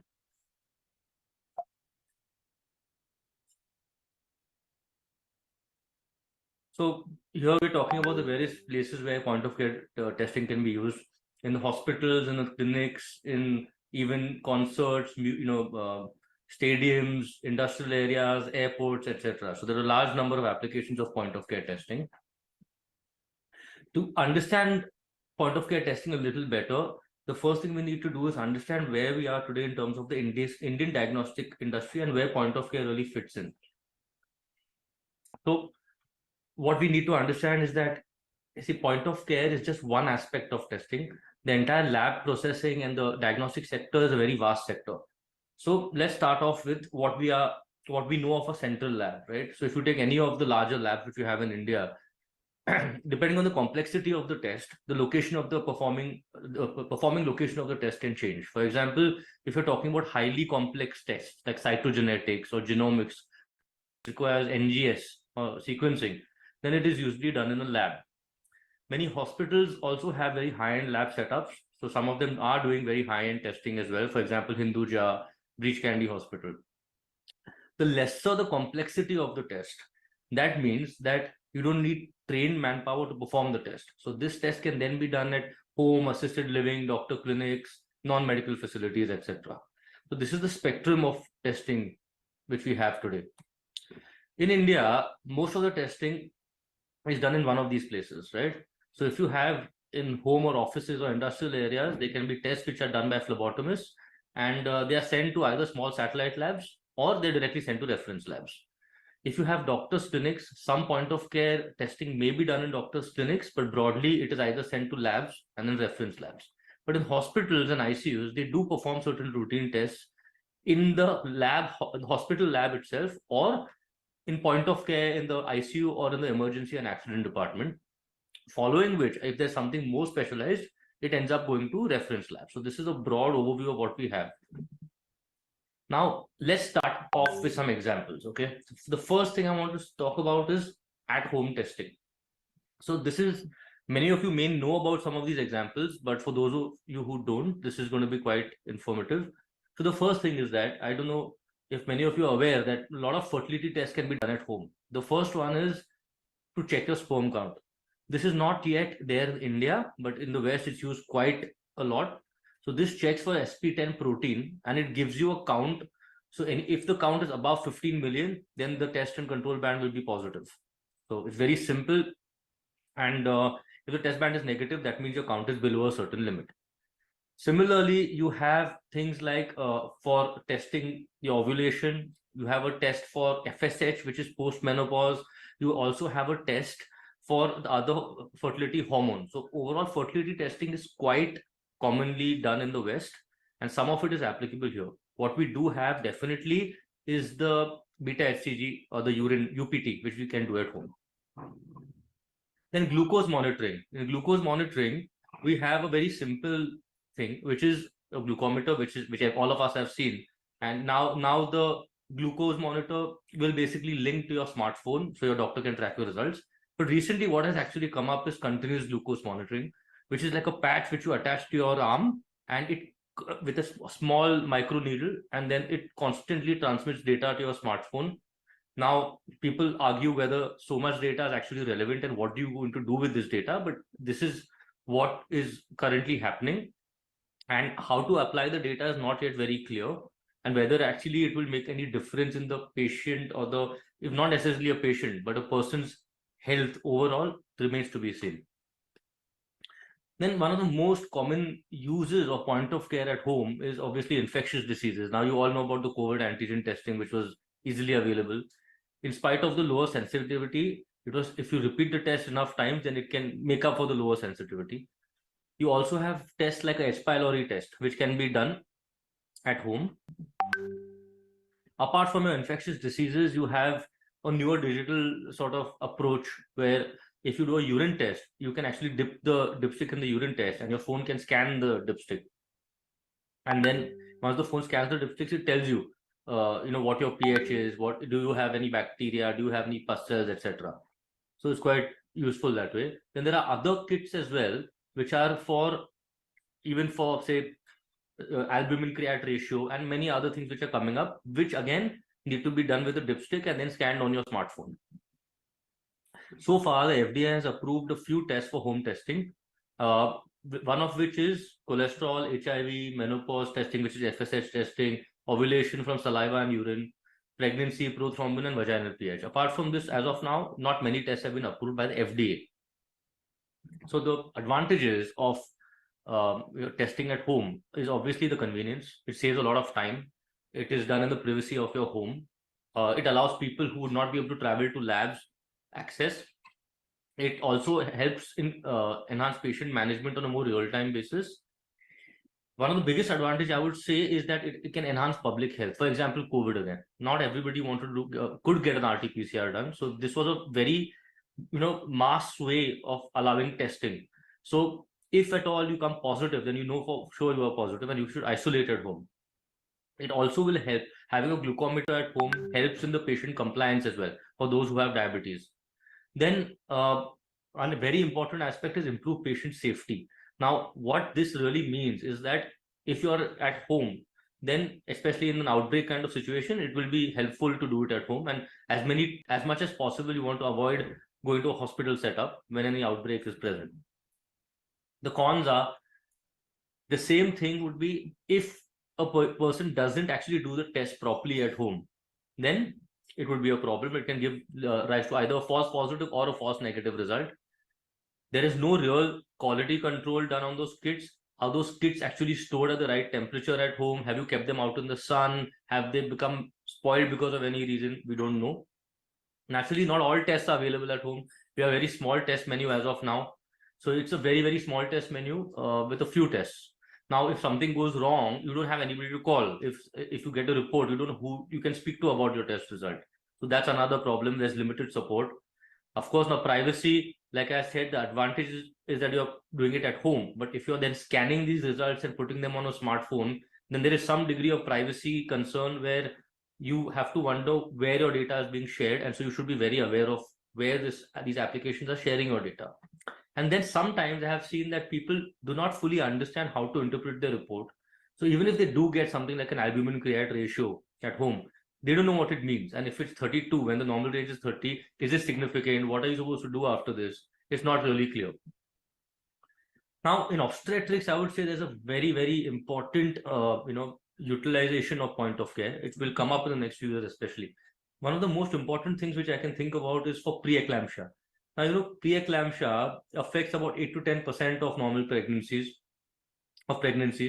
and it's something which is only diagnosed currently with the utility of, say, a blood pressure monitoring and albumin in the urine. And then of course edema and things like that. But there are now tests, and this is just one of them. But there are many tests even done in the lab, which is S-split PLGF ratio, which if it is high, then you can actually diagnose the onset of preeclampsia with some certainty. Just like the S-split PLGF ratio, we have what we call as the glycosylated fibronectin, which is this test here, which is made by a company called Lumela. Now, this will tell you whether the patient actually has preeclampsia now or not. It can be done between 30 to 37 weeks of gestation. The other obstetric important ones are any test to detect the rupture of membranes. And broadly, there are two. One of them detect IGF-BP1 and the other one is fetal fibronectin. So both of these are for the rupture of membranes. Then in diabetes, apart from glucose and CGM, you also have certain interesting things. Now, let's say, for example, you have been diagnosed with type 1 diabetes and you want to know whether it is what type of type 1 diabetes it is. If you see, You can do insulin antibodies, GAT65 antibodies on point of care, which is quite good. And not just that, you can also do a C-peptide. So this is for type 1 diabetes. And for type 2 diabetes, instead of glyco-HB, which is a 3-month average, you also have certain salivary proteins. And they change with the glucose concentration in the blood. So higher the glucose concentration in the blood, more is the binding of the glucose to salivary proteins. So this is another device, which is point of care, which has been developed for that. So if you see here, this is glucemia. This is the name of this test. Around 1 to 2 week average of glucose it gives you, as opposed to glyco-HB, which is 12 to 15 weeks. Now we come for hospitals and emergency departments, right? So there is a large spectrum of tests already available for point of care. I'm putting it up here. So right from cardiac coagulation, renal function, diabetes, you have immunoassays like you have TSS, thyroid, T3, T4, FT3, T4. You have tumor markers, infectious diseases, and a lot of other things. Even in the ICU, you have things like PCO2, HCO3, lactate, fetal methemoglobin, bilirubin, etc. So there's a large variety of tests available, and it is only going to grow every day. There are many such instruments which do some or all of these tests, right? So let's say, for example, you have instruments by Abbott which can check the lipid profile. You have the radiometer, we can check. It was a circular image here. This is the test menu of that. Then you've got this is quite an important one, which is called alinity. So alinity will basically give you the same accuracy as you would get in the lab. They have a similar machine called as alinity, but it can be done in the lab. The same accuracy now it can be done in point of care. It has a very limited test menu. This is for CRP. CRP, of course, the biggest benefit of CRP point of care is basically to avoid unnecessary antibiotics. So there are a lot of such devices of point of care which are there for accident and emergency. These are just some of the examples which we have. So they're there in multiple clinical settings, right from the ICU to the emergency rooms, to home monitoring, to radiology clinics for contrast administration with creatinine. You have coagulation clinics which have PT, PTT, INR, PT, INR, and they can even be done at home. Urine can be done in the physician's office. So there is a large number of point of care testing already there in the market today. In India, it's not as much as the West, but we have a lot of options available. If the cost, so the biggest problem here is the cost and the quality of the kits. I will come to that. So how do hospitals really select point of care? So what they usually were to look at is, like, for example, let's look at the unmet clinical need. So what is the unmet clinical need? For example, a radiology setup, which has to do a CT contrast, it obviously needs the creatinine. So they would want a point of care machine for creatinine, because as the most, for every patient, you would need creatinine. Similarly, if you have a cardiac emergency department, then you would need point of care for HS-trop-I, etc., HS-trop-D. So it depends on the unmet clinical need and how and where it is going to be used in the clinical pathway. Then, like I said, if you want to diagnose any woman who has preeclampsia at the time of admission, then you can do the SPLGF ratio, or you can check for glycosylated fibronectin. Now, so if you start using this device in your hospital, how do you know if it is effective? The most obvious thing is that if a test was taking 8 hours earlier, like if you're sending that test to the lab, the most obvious advantage is that instead of 8 hours, it will take 1 hour to give you the report, or even lesser than that. That's one. The second thing is that because of early testing and on-time testing, it can actually reduce the length of stay in hospitals. That's a very important point. And third, it can help to improve your overall workflow as well. And in this case, what happens is that the faster the results, you can actually move the patients away from the accident and emergency department into other departments. But one thing we have to ensure is that we have seen many places where we start using point of care. So the initial step is done very fast. But after that, what happens is that there is a roadblock and the patient is not actually transferred out of the accident and emergency department on time. So it nullifies the benefit of the quicker testing. So these are some of the benefits. The time to get the result is shortened drastically. If you need IV contrast CT, then obviously to complete the CT scan is much quicker. It's much faster, if you can see here. So benefits in hospital settings, of course, rapid results, reduced length of stay, reduced cost because of reduced length of stay. The patients are also happy because the reports have come on time. Patient safety is better, especially if you're going to isolate, say, C. diff in the ICU. Then you want to isolate that patient, or so it improves patient safety. It helps public health officials to keep track of any outbreaks. And also it's easier to sort of have point of care accessible in ICUs. So you can actually increase your menu depending on where you are placed and what kind of patient makeup you have. Some of the other benefits are time to result can just be in 10 minutes for cardiac tests. Yeah, I've already spoken about the median length of stay is reduced drastically. CRP, I've said it can reduce antibiotic prescribing that in the index consult. And apart from that, there are other advantages as well.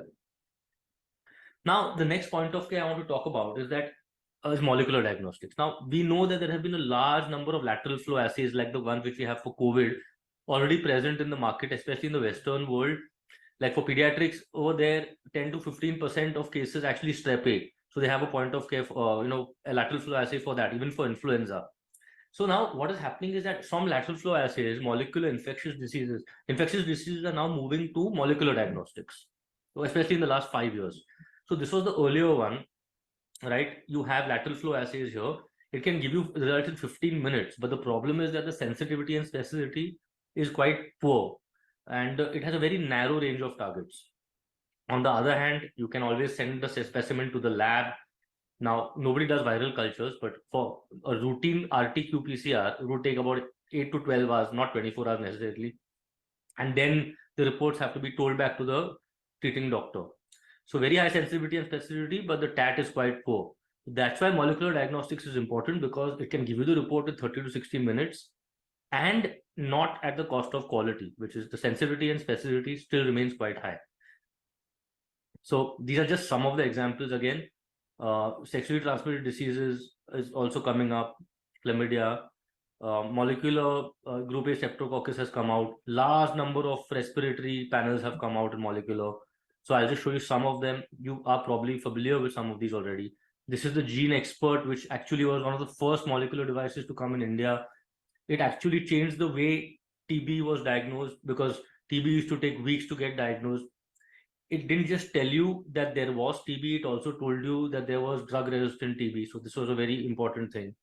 Then you have the ID Now, which we all know was used at the airport to diagnose COVID. You have the Cobas Liat, which again does some infectious diseases, molecular diseases, but most of them actually focus a lot on infectious diseases. Now, some of them also have oncology, which is quite interesting. So for cancer detection, for breast cancer, bladder cancer, CML, and this menu is only going to expand. One of the Indian make is MolBio, and this is actually fully made in India, and they actually can give you run 10 to 12 samples in about 8 hours. They have a very wide menu now, apart from TB. This is the current menu. Some of the interesting things which I would tell you were malaria, dengue, chikungunya, H1N1, and of course these others. And the most exciting part is that they have a huge menu coming up in the future as well. Like right from non-infectious, so sickle cell anemia screening is coming up, and a lot of things like HPV, which is quite expensive usually, it will also be done by them. They're focusing on HPV 16-18 and other high-risk markers. So this is what has happened. So earlier in any infectious disease, you would take up to 24 hours because the sample would go for culture, right? Then molecular diagnostics started coming up and the sample was sent to the lab. That still took anywhere between, it depends, like I said, 8 to 24 hours. Then came single-plex testing for molecular. So one test at a time, one disease, or rather one organism at a time, let's say. And then came multiplex PCR, which actually changed the entire, way people approach infectious diseases. So this was one of the first ones which actually came. It was developed for Ebola, but now a lot of us use this. We're familiar with this in the ICU setups. It is one of the first ones which we use for what we call as syndromic testing. So if somebody comes with a suspected meningitis or encephalitis, this has a panel. This is a panel of 25 organisms, including bacteria, viri, etc. Same with respiratory. There are 2 panels in respiratory. One of them actually includes COVID as well. And GI, I would say, is also quite underutilized because we've detected a lot of C. diff cases because of this. There is cryptosporidium, and there is joint infection again for septic arthritis, which has a large number of organisms. So this is something in which you can do multiple organisms on the same sample within a matter of 1.5 hours. The good part is that when you're dealing with multiple hospitals like us, it also gives you like a trend analysis. So what is happening in which month do you have what kind of infections, right? So if you see that obviously COVID, there was a this is not necessarily SARS-CoV-2. There are lots of other different types of coronavirus as well, which causes like a common cold. So you can see the trend analysis. It helps the ICU intensivists to understand what is going on and helps them to plan their infection control strategy better. Now, in the operating theater, you have some of the examples which I can give you again. If you're doing a liver transplant and during the anaphylactic phase, you need ionized calcium, which can actually reduce the load from transfused blood. This is done right now. In a cardiopulmonary bypass surgery, you need coagulation status by point of care. That's again important because it reduces post-op blood loss. Third is that intraoperative measurement of PTH during those parathyroid surgeries, and the success is actually much higher. And the fourth is thromboelastography for intraoperative bleeding. So these are just some of the examples of operative markers, a POC in the operating theater. Now, again, the cons, one of the cons again is there are limited test options. Not all of the tests are available in point of care in hospitals. In some cases, the accuracy is a concern, but with molecular multiplexing, that is less of a problem. Quality control, I would still say, is a problem. It has to be maintained and calibrated just like it would be in the lab. If you don't do it, it would be a problem. Besides, BioFire, Gene Expert, and these instruments are actually going to be either in the ICU or in the lab, preferably in the lab, but it's not yet reached the stage where we can put it in the doctor's clinics. But over a period of time, it will evolve possibly towards that. It also needs to enter some kind of quality control program to make sure that your results which you're giving are valid. It should be entered just like any lab would enter. One of the things which we cannot eliminate naturally are the pre-analytical errors. So, for example, if you don't follow the steps which are required, by the buffer addition, etc., properly, then it can lead to an incorrect result. So, to summarize this, I would say that there are multiple pros and cons. It depends on the case, right? Now, in some cases, POC testing would be the appropriate choice, while in others, lab testing would be more suitable. So, it depends on the test which we're talking about and the clinical scenario. So here is the specialty lab. We have all kinds of esoteric testing, which is of low volume. It may not be 24/7, and a lot of clinical expertise and interpretation is required, like cytogenetics, so flow cytometry, histopathology, all of these things. On the other spectrum, you have point of care testing, where you need fast stat, but not at the cost of accuracy. In the middle, you have stat labs and core labs. So now what happens is that what is an esoteric test today may become a point of care test tomorrow, depending on the clinical requirement. So, but does that mean that point of care will replace a specialty lab? The answer is no, because as these tests move into point of care, many more esoteric tests will be added in labs, like genomics and proteomics, which is a very, very rapidly advancing field. In India, our major health concerns are oncology, the rate of cancer, HFN and breast cancer are rising. Metabolic disorders and other non-communicable diseases are, of course, rising. Hypertension, diabetes, etc. And infectious diseases, as we know, is a major, major concern as well. We need a cost-effective, battery-powered, multiplex lab-on-a-chip device which can do infectious as well as non-infectious diseases in low-resource settings also, right? And it has to be high-quality results which are clinically relevant and comparable to standardized lab equipment. Because in the future, I feel, and most of the people feel this way, that personalized medicine will enter our lives, where we have to tailor make a form of treatment for everyone, and there will be no one-size-fits-all approach. So POC diagnostics is evolving with science. So all of us have to have an open mind and be on the lookout for what we can use in our respective centers. Thank you. If there are any questions, I'll be happy to answer them. Thank you. Audience, if they have any questions for this session or for previous sessions, you please type in the chat box. We'll take it in the as we go. Okay. So thank you so much, sir, for a great session. So next, I would like to introduce Ashu Kashera, sir, who is the co-founder of Clarinet, India's largest live digital CME and doctor-generated medical content platform. His primary area of work is to empower doctors with progressive tools and services to deliver a quality patient care that is accessible, affordable, and equitable. One of the top health tech leaders in India, he has also worked with healthcare entities across the globe to help them digitally transform their business. Before founding Clarinet, He worked extensively in the business technology, data analytics, and transformation space, enabling businesses to leverage data and processes to create sustainable growth. His entrepreneurial ethos is emboldened by top-notch education from some of the best universities in the world. He has a dual degree in business economics and finance from NYU Stern School of Business, New York. He has completed the Stanford Seed Transformation Program from the renowned Stanford University Graduate School of Business. He is also involved in philanthropic work, which includes his work with Bimla Devi Arogya Foundation, a foundation started in memory of his grandmother and promoting free healthcare services to the needy and rural population of India. With this very brief intro, I'd like to invite the co-founder of Planet, Ashok Asheda sir, to speak on the topic telehealth. Over to you, sir. Thank you so much, Dr. Venkatesh. It's a pleasure to be here, and thank you so much for having me. I hope my slides are up and you guys can see them. Yes, sir. Yes. Wonderful. So, the topic of conversation today between us today is telehealth and how it's grown and how it's supposed to or expected to move ahead in our lives, in the world at large. And I intend to take a very brief amount of time to go over what's going on and what we think and see are trends of what the world will see moving ahead. So the evolution of telehealth in India has been a very curious one.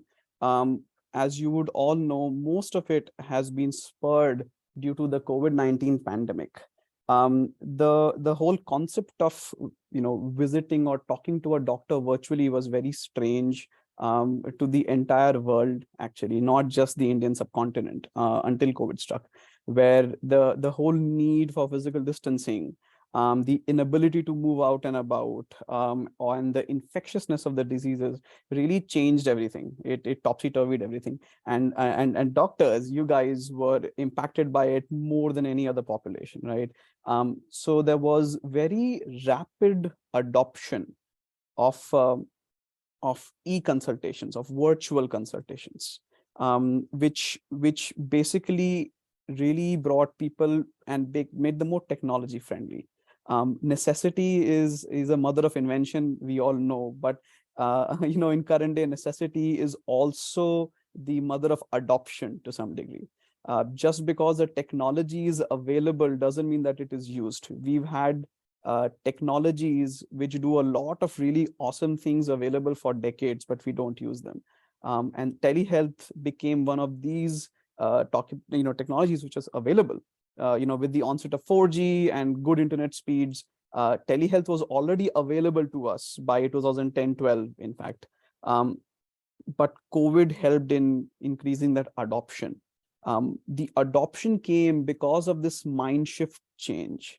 The mind shift had to happen both for patient and for physicians, because there is a conversation to be had between a physician and a patient, which happens during a physical visit, right? That's the way a physician diagnoses the whole problem with the patient. Oftentimes, it may not be an actual problem. Sometimes it may be a lot more than the patient is able to explain to the doctor over phone or over call. So that in-person touch is very crucial.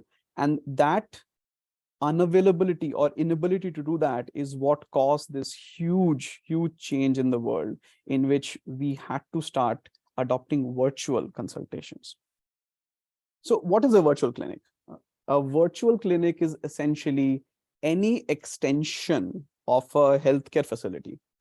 It may be an extension of a hospital, it may be of a nursing home, it may be even of a dispensary, it may be of an independent practitioner's practice.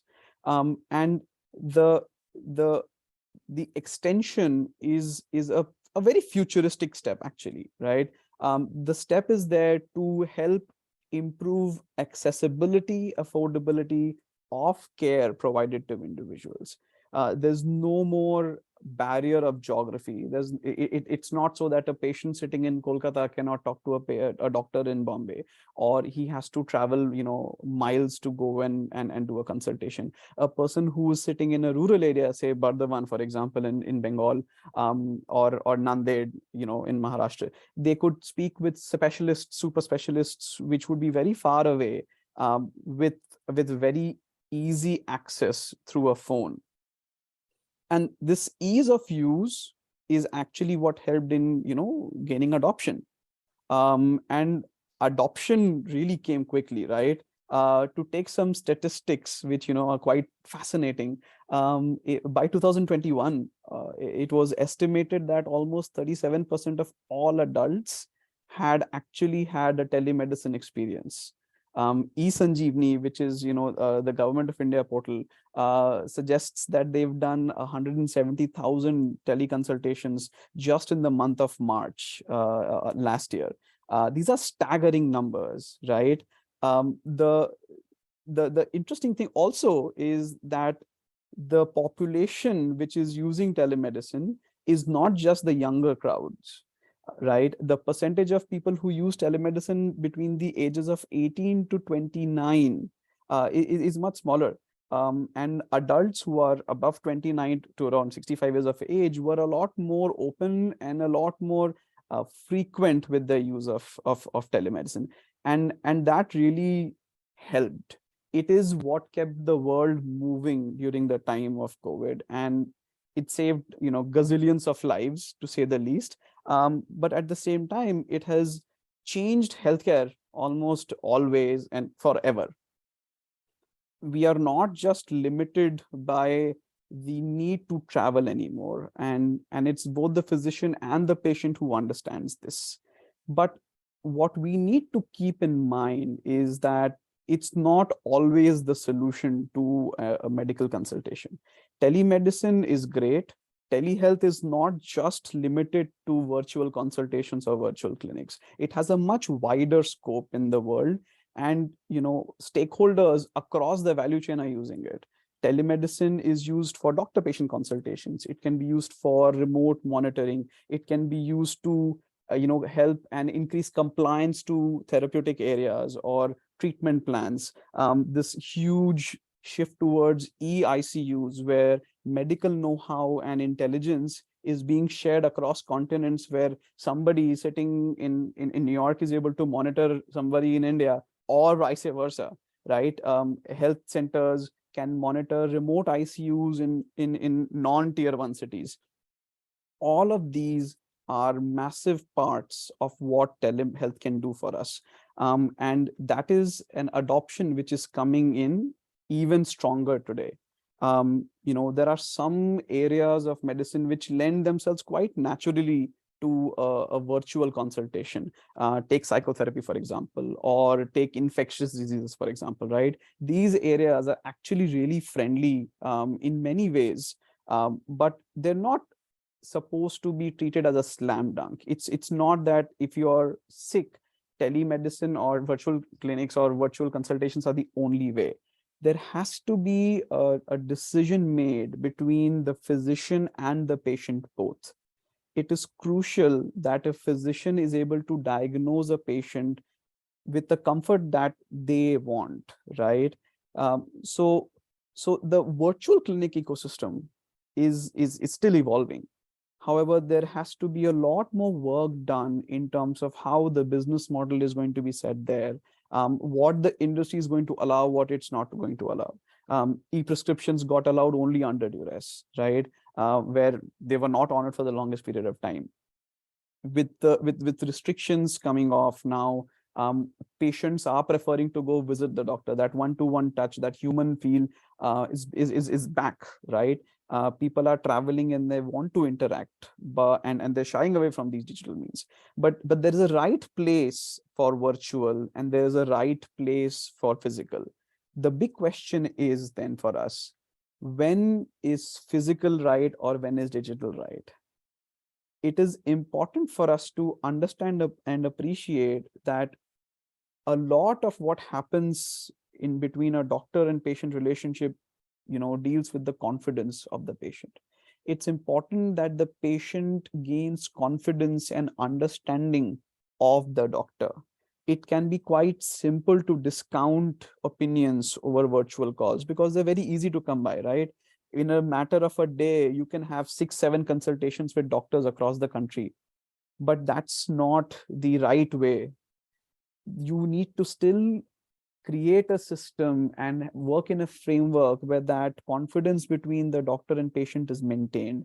a patient appreciates and values the experience the doctor has and understands that the consultation will be very similar, if not almost the same to the physical. However, the physician needs to also, make the patient realize that if there is a point after which they need to see them physically, that needs to happen, because a digital consultation cannot be as comprehensive in many cases. In cases where there are children who can't express themselves as well, or there are challenged individuals, or there are cases in which people are just not comfortable in expressing their problems, ailments, conditions over mobile phone or over a video call, where the care provided cannot be as comprehensive on the virtual medium. These situations need to still be covered with digital. Virtual clinics and telehealth cannot be a substitute. It needs to work in tandem. It needs to be incorporated within the regular practice of a doctor, of a hospital, or of a clinic, right? The normal day needs to have this inflow. You can have some patients which are either follow-ups or just showing you reports, which can happen very easily on a digital medium, saving time both for the physician and for the patient. But there are situations when you're doing new diagnoses or you don't know what's going on and the patient is unable to express it. The physical checkup is super important in that case. And more often than not leads to a much higher satisfaction for the patient as well. And that satisfaction plays a key role in actually improving the health of the patient, right? So the final verdict from where we sit and we see, and we see a lot of consultations happening as Clunet. We've helped a whole lot of doctors in setting up such clinics and enabling them, because it's quite easy to set these things up now. It can be as easy as doing a consultation on WhatsApp, or it can be as comprehensive as setting up a profile on a telemedicine portal and doing the whole shebang of writing the prescription online and then sending it and whatnot. The final verdict from our perspective remains that technology needs to be developed to cater to the need of the hour, to help in accessibility, to help in affordability, to help in letting people interact more. But it is important to keep the human aspect intact. The humanization of the whole experience is super critical, so that the healthcare outcome which comes out of it remains positive, it remains encouraging, and it works towards the betterment of society as a whole. We need to build on this technology, on the processes around telehealth and telemedicine, to make sure that assurance and correctness of treatment is not compromised on as much. As I was telling you, there are a lot of initiatives besides e-consultations which have gone and done a lot, right? For example, the glucose monitoring patches that we were just hearing about. They've gone a large distance. Still a little bit unaffordable for majority of the population, but we're getting there, where wearables are able to help us in remote monitoring patients much more, where digital therapeutics, a really nice and upcoming area, is able to help patients remain more compliant with their treatment plans, not forget taking medicines on time, or to nudge them to live a healthier lifestyle and whatnot. And then this combined effort, where we're now at a balance, right? Where online is leveraged at the right places, but offline consultations are there to instill confidence, to bring about more assurance, to bring about strength in the system, remains intact. That is how we would go about and getting a return on this health, on encashing on this telehealth opportunity properly. And that is how adoption will go in the right direction.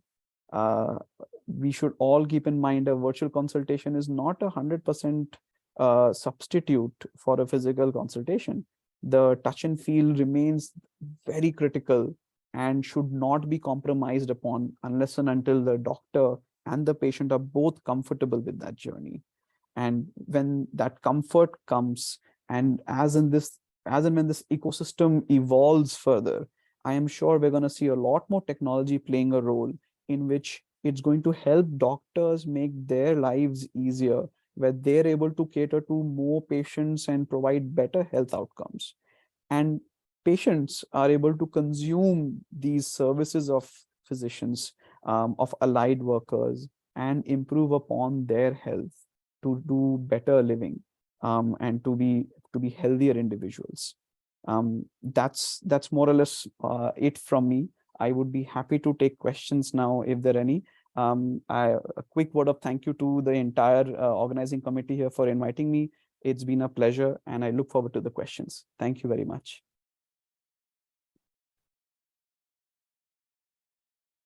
Dr. Venkatesh, you're on mute. Thank you so much, sir, for the wonderful and elaborate session. That too, I know you have prepared this in the last minute just for us. Thank you so much, sir.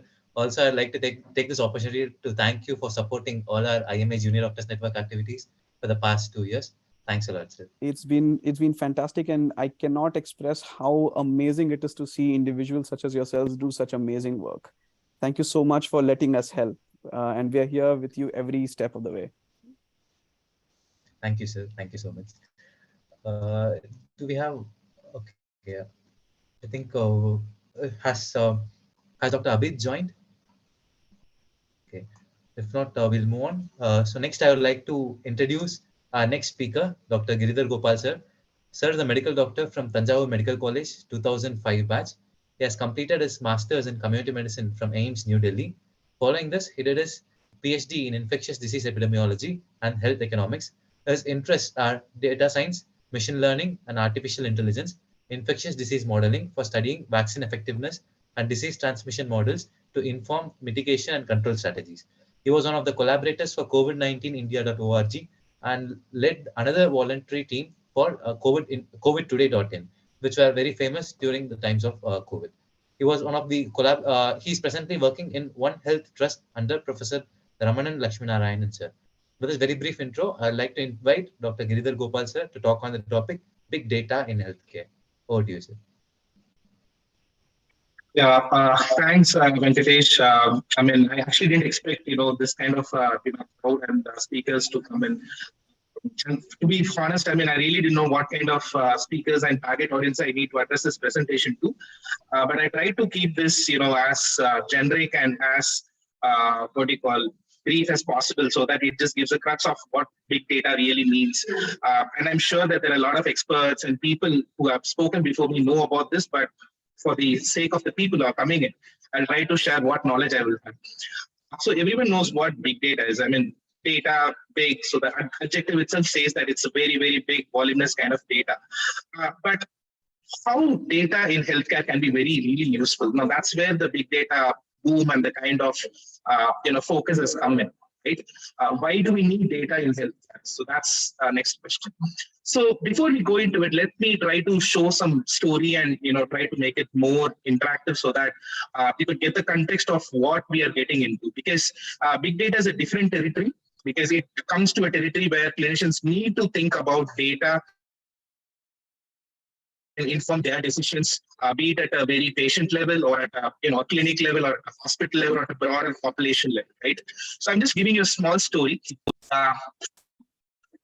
My slides are not moving. Your first slide is visible, sir, but slides are not moving. Yeah. So, okay, so this is a picture now. We have like 3-4 people who are standing in, and as you can see, there is one supervisor on the left. There are some 3 people on laborers on the right. So this just is a small story. So let's see, the first lady, she just comes, hey, what are you doing? Right? So the first person says, I'm a bricklayer. I'm working hard laying bricks to feed my family. And then she asks the same question to the second person. The second person says, I'm a builder. I'm building a wall. She asks the same question to the third person. And he says, I'm an organization builder. I'm building a great office space in which people will work on ideas for India's growth. Now, if you ask me, like all 3 of them are qualified similarly, They all are laborers. They all are, putting the bricks. They are building something. But the way that they see their work, the purpose that they find in their work is very different, right? Now, this is the question I want to ask all the participants in this meeting as well. Now, you will all be trained in doctors. You will be MBBS. You will be a medical, professional. You will be a surgical professional. You could be a super specialist. You could be anyone, right? But how do you see your profession? What purpose do you see it? Do you see it only within the territory of seeing patients, or do you want to create a bigger impact, to a group of patients or a community, or a much bigger impact, maybe at the district level or state level, even at the national level? So that kind of question is what big data is going to give you. Because to understand big data, that amount of thinking and the breadth of impact that you really wish to contribute is going to be very important to understand it. Now, coming to what big data is, it is actually, a lot of collations of different types of data.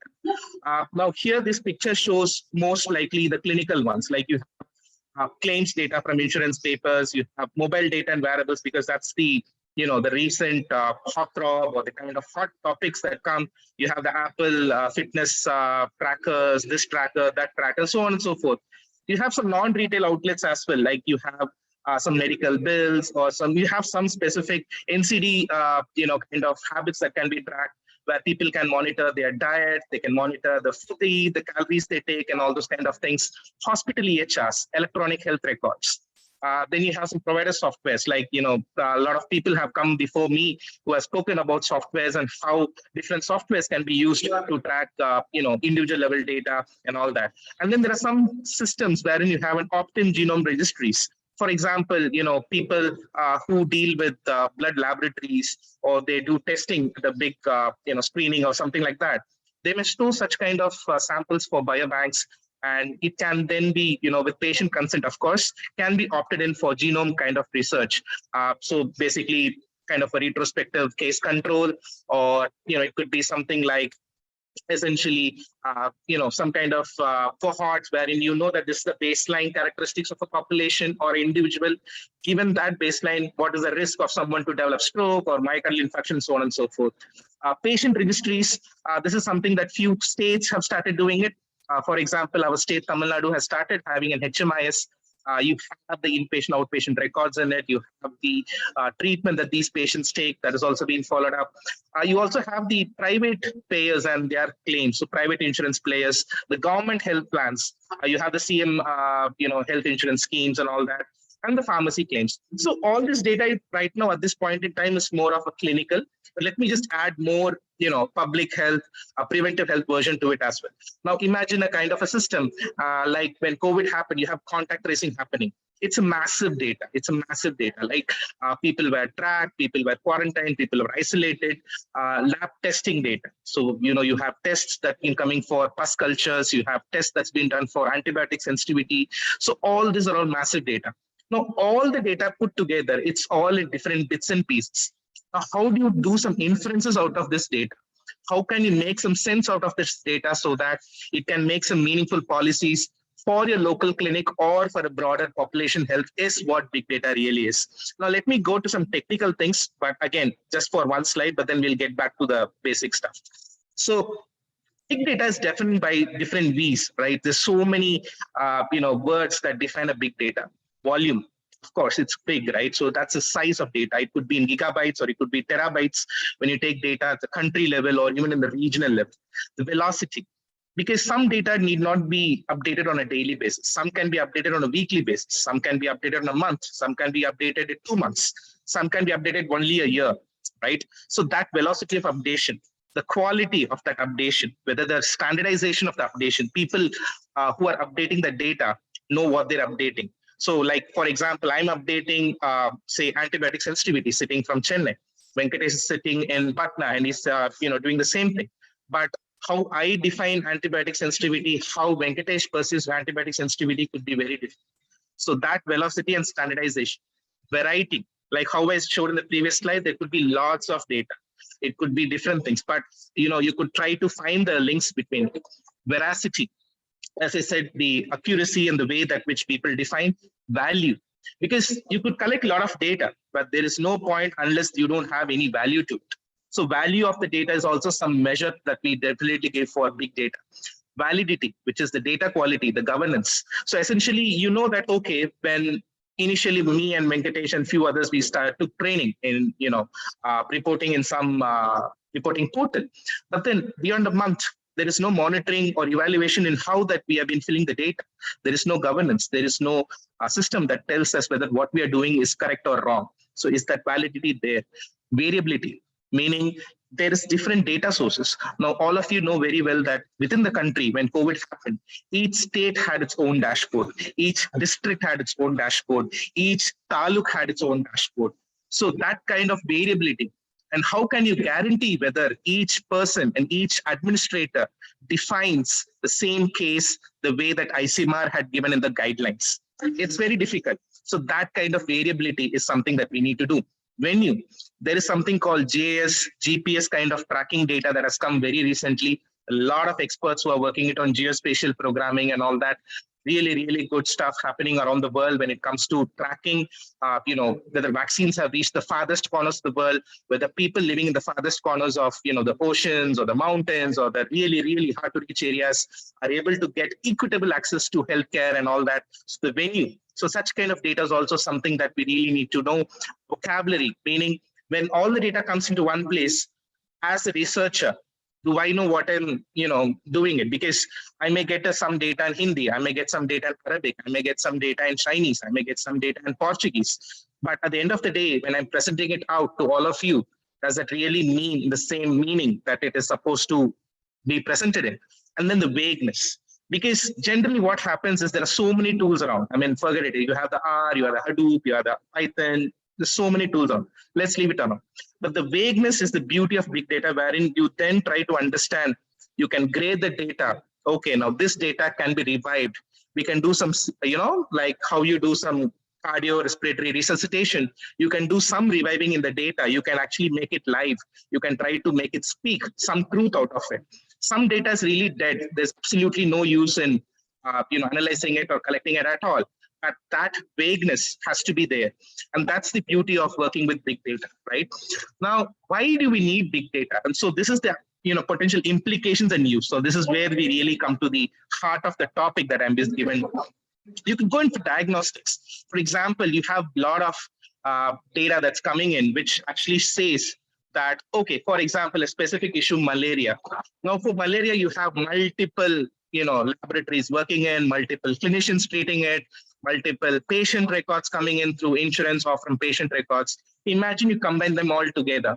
Now I can know what is the average time taken for this kit by this company to give a result.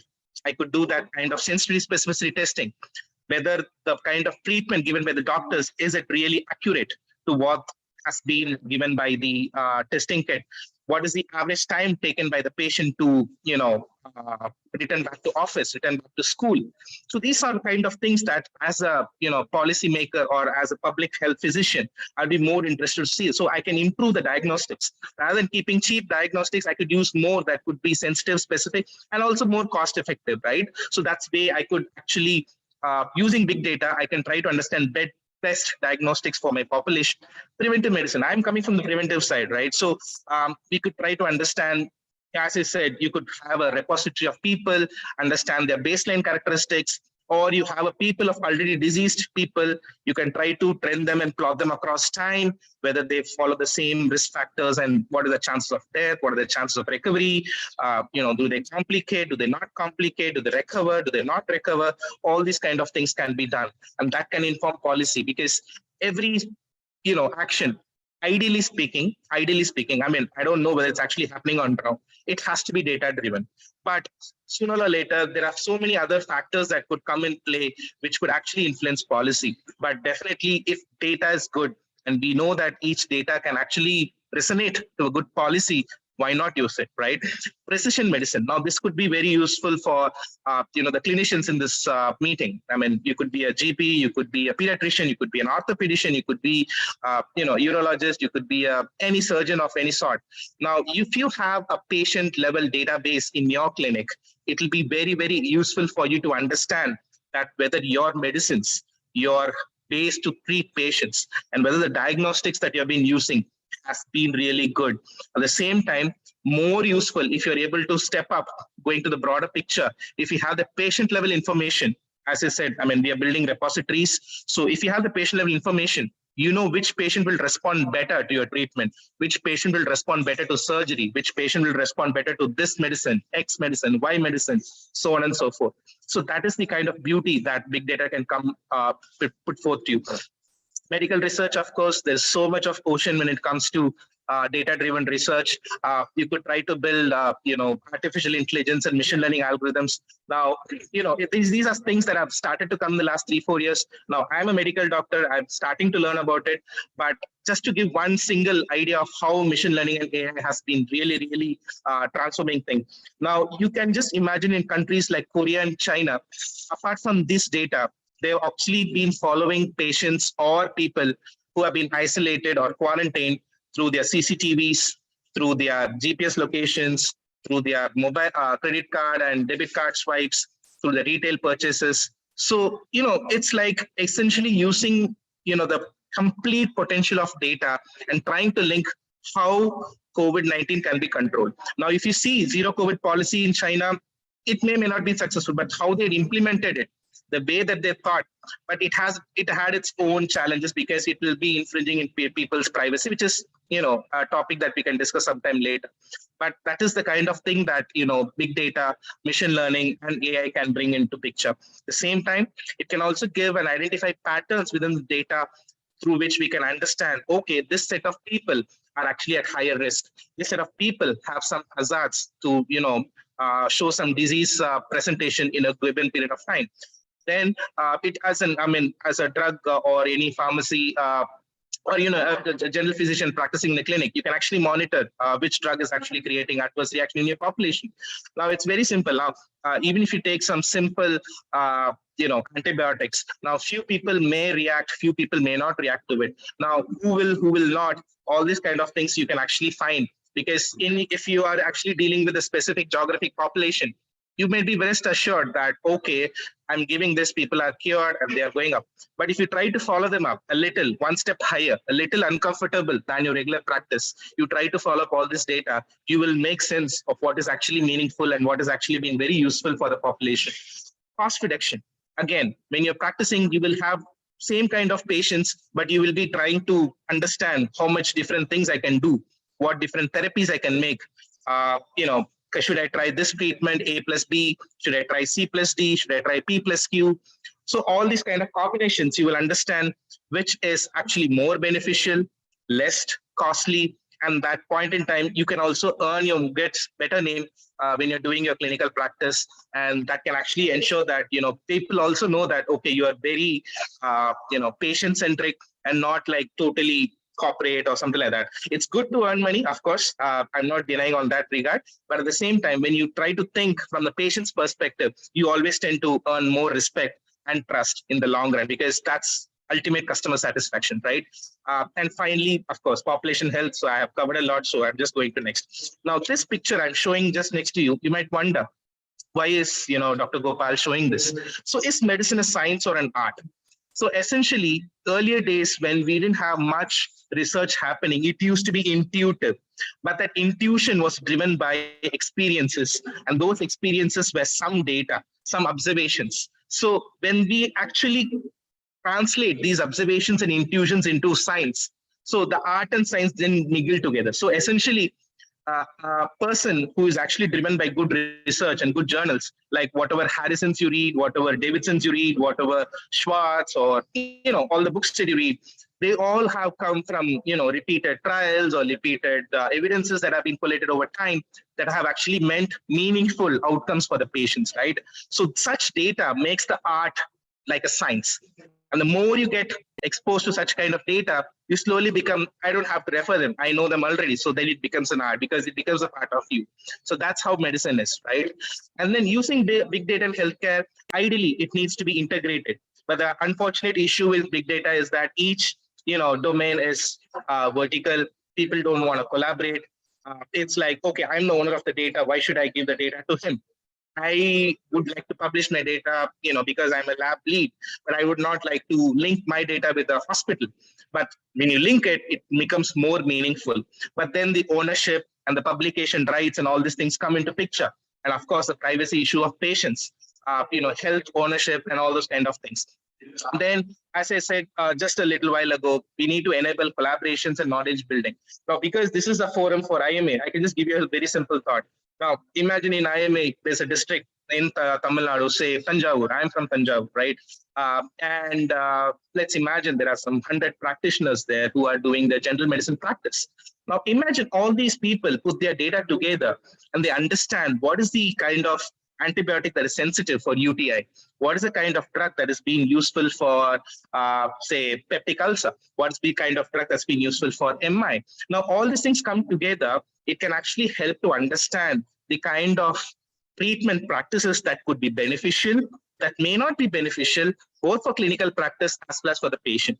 Now, such kind of collaborations rarely happen, but I strongly, suggest and recommend IMA could try to think in those terms, wherein you could build systems within IMA, wherein data sharing between clinicians using some softwares or anything of that kind could be made, so that such kind of meaningful partnerships can be made, so that doctors can also enjoy the practice of medicine and meaningful practice for an outcome for the patients as well.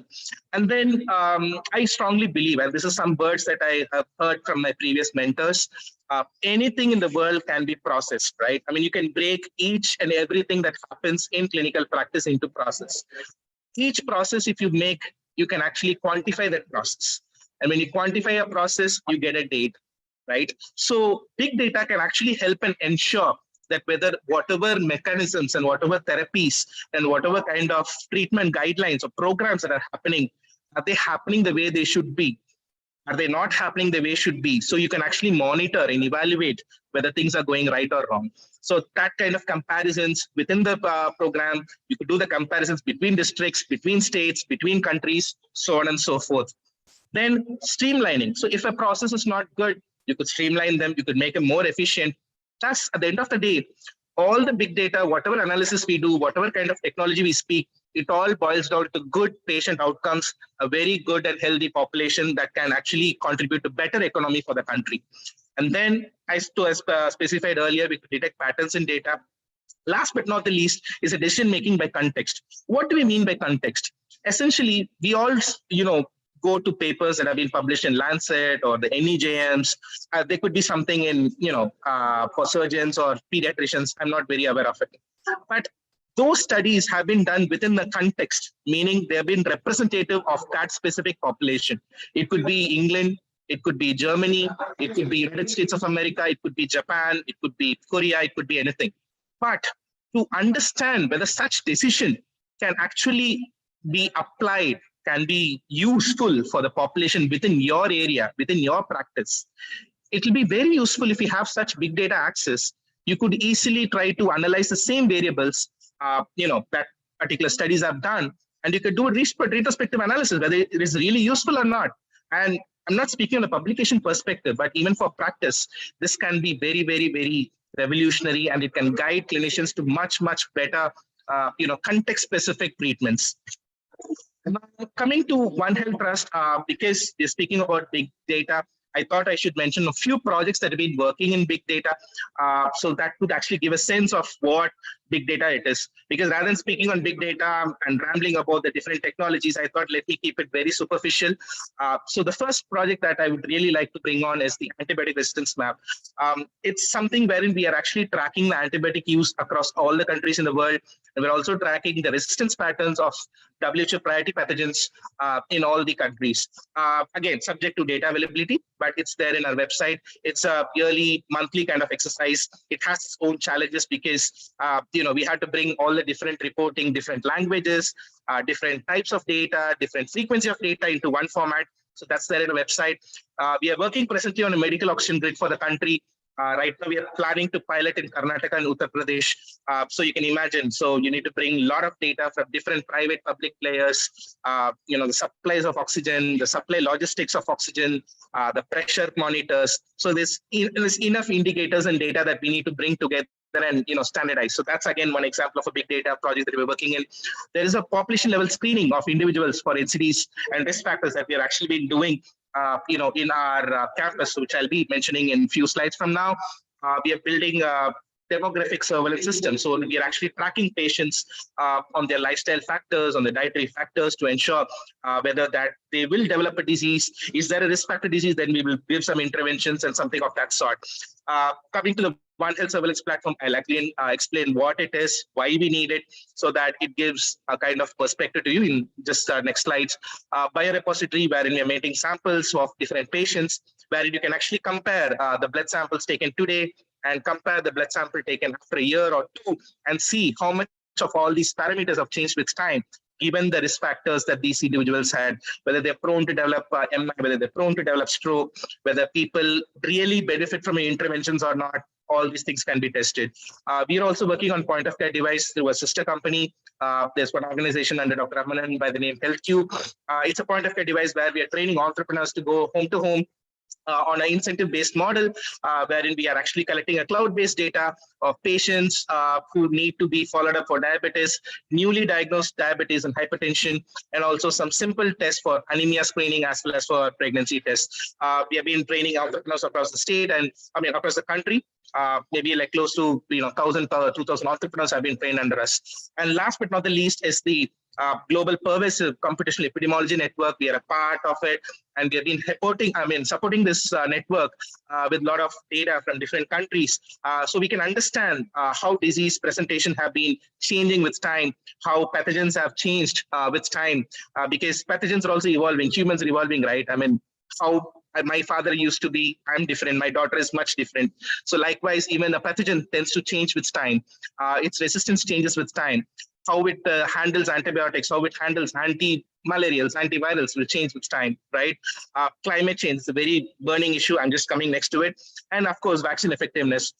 When you test a vaccine, it could be super effective, but moving forward, the pathogen just changes and adapts. So all these kind of models and all these kind of things will require intense collaboration between community data, hospital data, lab data, and the research data coming from the vaccines. So we can just try to understand how these things can happen and predictions can be done in a much better manner so that policymakers can understand whether investment needs to be made or not made, right? And then just to give an example of how climate changes. So far, all of us have been speaking about human health, right? Now just see how this is. Now the point one, global warming raises the ambient climate temperatures. And because of this, select set of fungal organisms, they start to reproduce in avian and mammalian basal temperatures within the body, right? And then what happens is Candida auris was previously, it was a saprophyte. And then it started to gain thermotolerance because it started adapting given the global warming. Salinity tolerance started happening because of the climate change, and its ecosystem changed. Why? Because the thermotolerant Candida auris, it started to migrate because earlier it was very deep in the water, but because the water body started drying, the Candida auris came to the top, and the migratory birds took this Candida auris. It flew to the cities, to the peri-urban areas, and then it got in touch with the chickens and the poultry farmers there. There were interspecies transmission, and from there on, it goes to the cities, then hospitals. Can you imagine Candida auris has a CFR of 40%? That's the kind of scenario that we are creating in the world right now. So climate change is one example, but to actually understand this kind of a transmission pattern, I would need data from the climate, the meteorological department data, really specific over years, over months, over weeks, how all the environment, the water bodies are shrinking, water sample data from different bodies, going to the farms, animal level data, whether that kind of interactions happen, patient level data. Now, this is big data.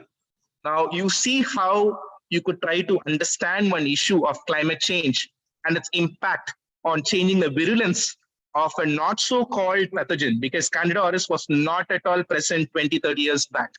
But now it is slowly starting to show its prevalence in hospital settings. Why? Because climate change is happening. Now it's easy to say, hey, you have to control pollution. Hey, you have to do this. But this kind of collaborative data analysis, packaging, and showing it to a policymaker can make a lot of sense. And this is what is the strength of big data. And this is the One Health that I was trying to show you guys, because at the end of the day, when we were previously working in CDEP, we realized human health is not unique. At the cost of animals and environment, we cannot live happily, we cannot live healthily. Human health and animal health is interdependent to the environment we live in. And these kind of intersections and these kind of relationships are something that we cannot disregard, we cannot disrespect. And that is the price that we are paying these days because of COVID-19 or the Candida auris or antimicrobial resistance and so on and so forth. So this is what we would like to show you, that whenever we do a research, I'm giving it in an infective disease perspective, but even for NCDs also, the environment is very, very essential. Now, for example, why would someone go and smoke if there is so much of, smoking or alcohol shops or, fast food items within the vicinity? So there is a civic sense, there's a kind of civic responsibility for the urban planning bodies to understand how much of risk factor can be kept. But when you just shoot it out, then there's of course no monitoring. So that's the reason why, we'll always need to have this balance between humans, animals, and the environment. And lastly, just to mention about the work that we're doing on the surveillance side. So this is something called the in-depth surveillance network that's been happening in the world. Right now, there are 52 HDSs, which means human demographic surveillance systems, right? And they are present in all these places that you see in red. But none of these sites focusing on One Health surveillance, where animals and environment need to be given the right weightage and respect.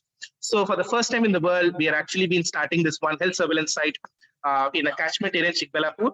It's a little above Bangalore, like an hour's drive from there. So all the activities that you see, wherein we are trying to collate the population level screening, we are trying to do the animal health mapping, the environmental sampling, all these activities are happening there. We are coming up with the campus there. And all this big data will inform policy to the government of Karnataka to ensure that they could do at least some state-specific policies. Now, whether this is going to go to a national level or a world level is secondary. But the idea of big data is always to create the change, the theory of change. Can you be that initiation for that kind of change, so that the thinking starts into the health fraternity and the professionals who think, yeah, we are all good, we are all great. I mean, there's no problem, but understand that we are at the mercy of our planet, we are at the mercy of our animals, so we cannot take them for granted. So these kind of data and longitudinal data that we would like to follow. Humans, animals, and all that. New evolvement of patterns like Candida auris and so on and so forth. And this is all about big data. And this is one other project that we've been doing, wherein we have collected data from close to 30 countries, around 170 indicators, same challenges, different governances, different data cleaning, different languages, different methodologies, different frequencies, yet we bring them all together in one place. So we have a team of good data scientists. We have a good team of machine learning experts who are also working on prediction analytics to understand whether the kind of inputs that these countries have been making are really translating into good health outcomes at the population level or not. So this kind of work has also been happening. Finally, this slide, which I always humbly follow, the fool who knows he is a fool is that much wiser. Generally, I mean, how far ever you go in your life, at the end of the day, we should always remember that we are children to God, and there is nothing that, we feel that, okay, we know everything, we are the, the bosses of everything, we might be the best gold medalist, we might be from the best universities of the world, anything. But the more simple and more humble you are, the more chances of you to actually try to learn and do something new. You can be that entrepreneur that, I've heard seniors and experts and, leaders speaking before me. And I'm so privileged to speak in this panel. And any questions, I'm so happy to take. My email ID is gopal@onehealthtrust.org. And we are more happy to, exchange ideas and seek more collaborations and clarifications and research opportunities. Thank you for this opportunity. Yeah, thank you so much, Girdhar sir, for this wonderful session. You have sensitized all of us on a emerging and important concept, that is big data. Thanks a lot, sir. So next we have with us a young and interesting person. He is Dr. Abhit Shetty. He's junior resident in community medicine from KEM Hospital. He's the founder and CEO of Jana Vaidya, which is a startup that can be termed as the Ola and OYO of healthcare.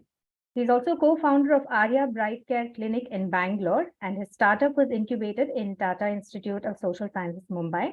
With this short intro, I'd like to welcome Dr. Abid to share his journey as an healthcare entrepreneur. Over to you, Dr. Abid. Thank you, Dr. Chinnu Sara. Am I audible now? Yes, you're audible. Okay. So let me share my screen.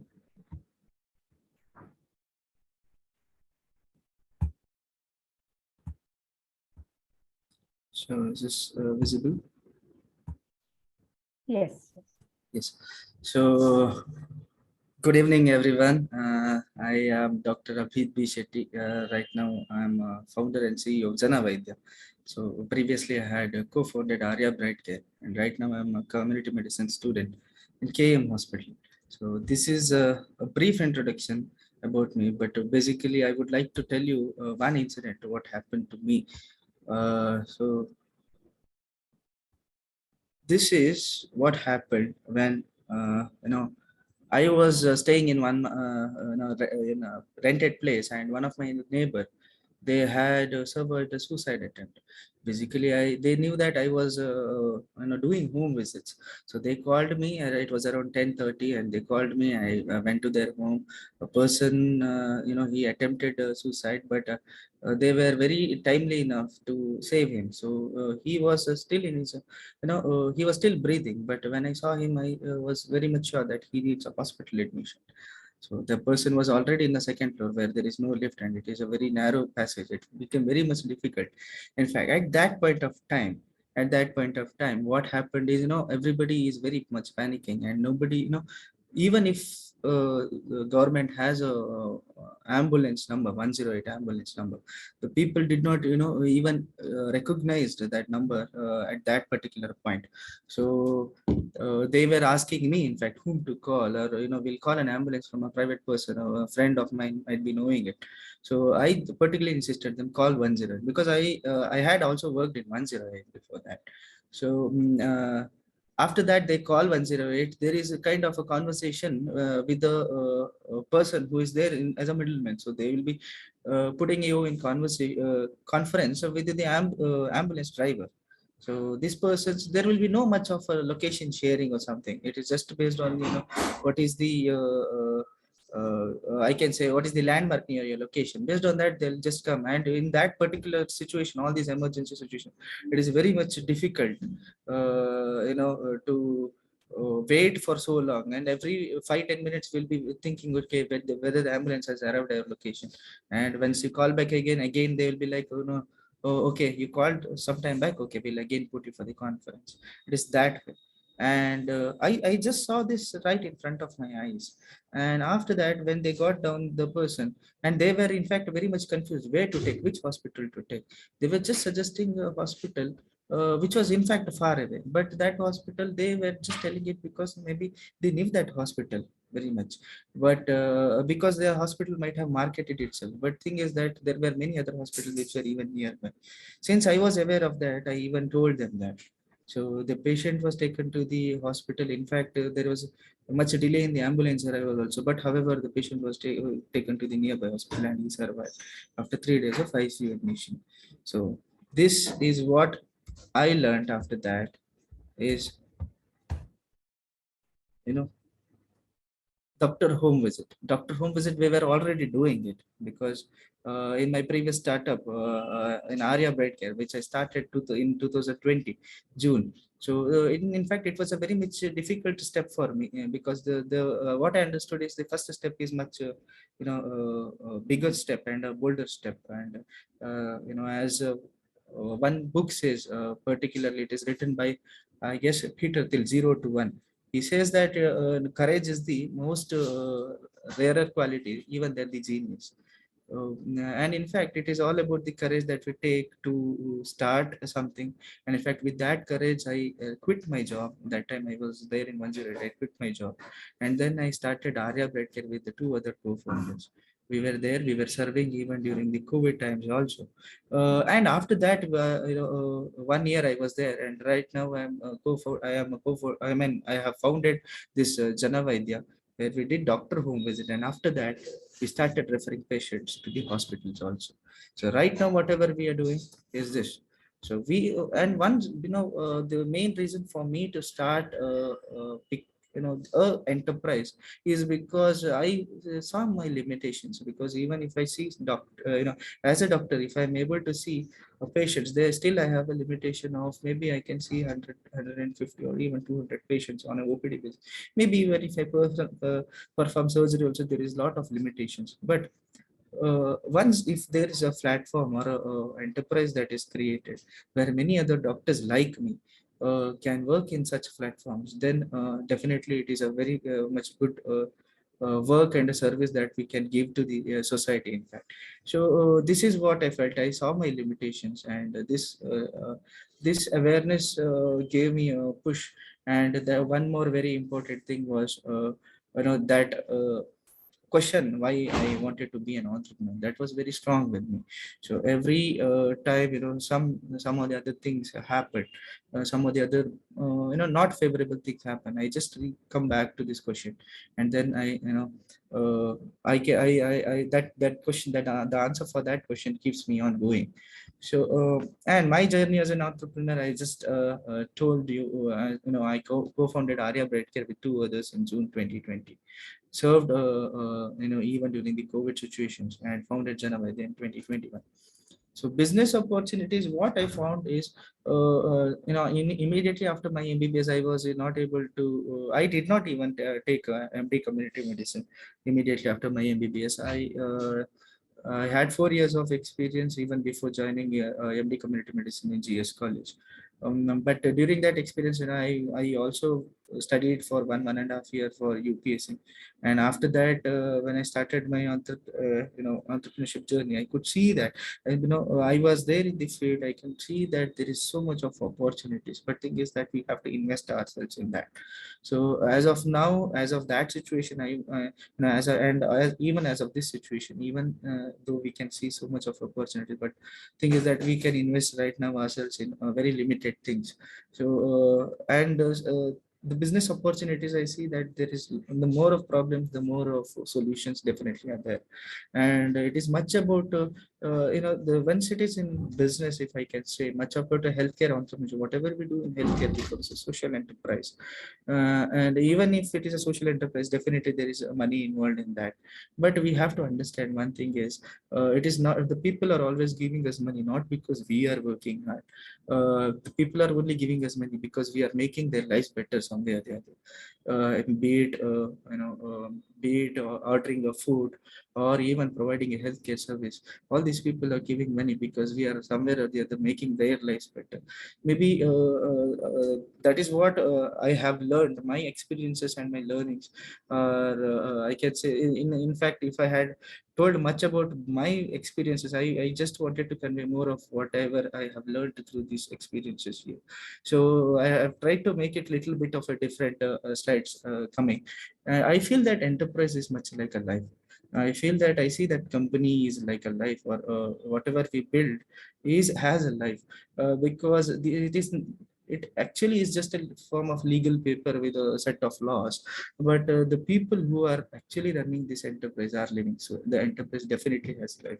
So if the enterprise is growing, the people inside has to grow. So it is much like, I can say, the enterprise also, it is giving birth to a child. It is like being an entrepreneur is like being a mother. It's like even giving birth. It is even giving, like nurturing it whenever it is required. And it is also about hand holding till it is able to learn and walk. So that hand holding phases, and also we'll have to make decisions for it till it is able to make decisions of its own. If you compare that enterprise as a child, then we'll be able to be, the mother should be making decisions for the child till the child is able to make decisions of its own.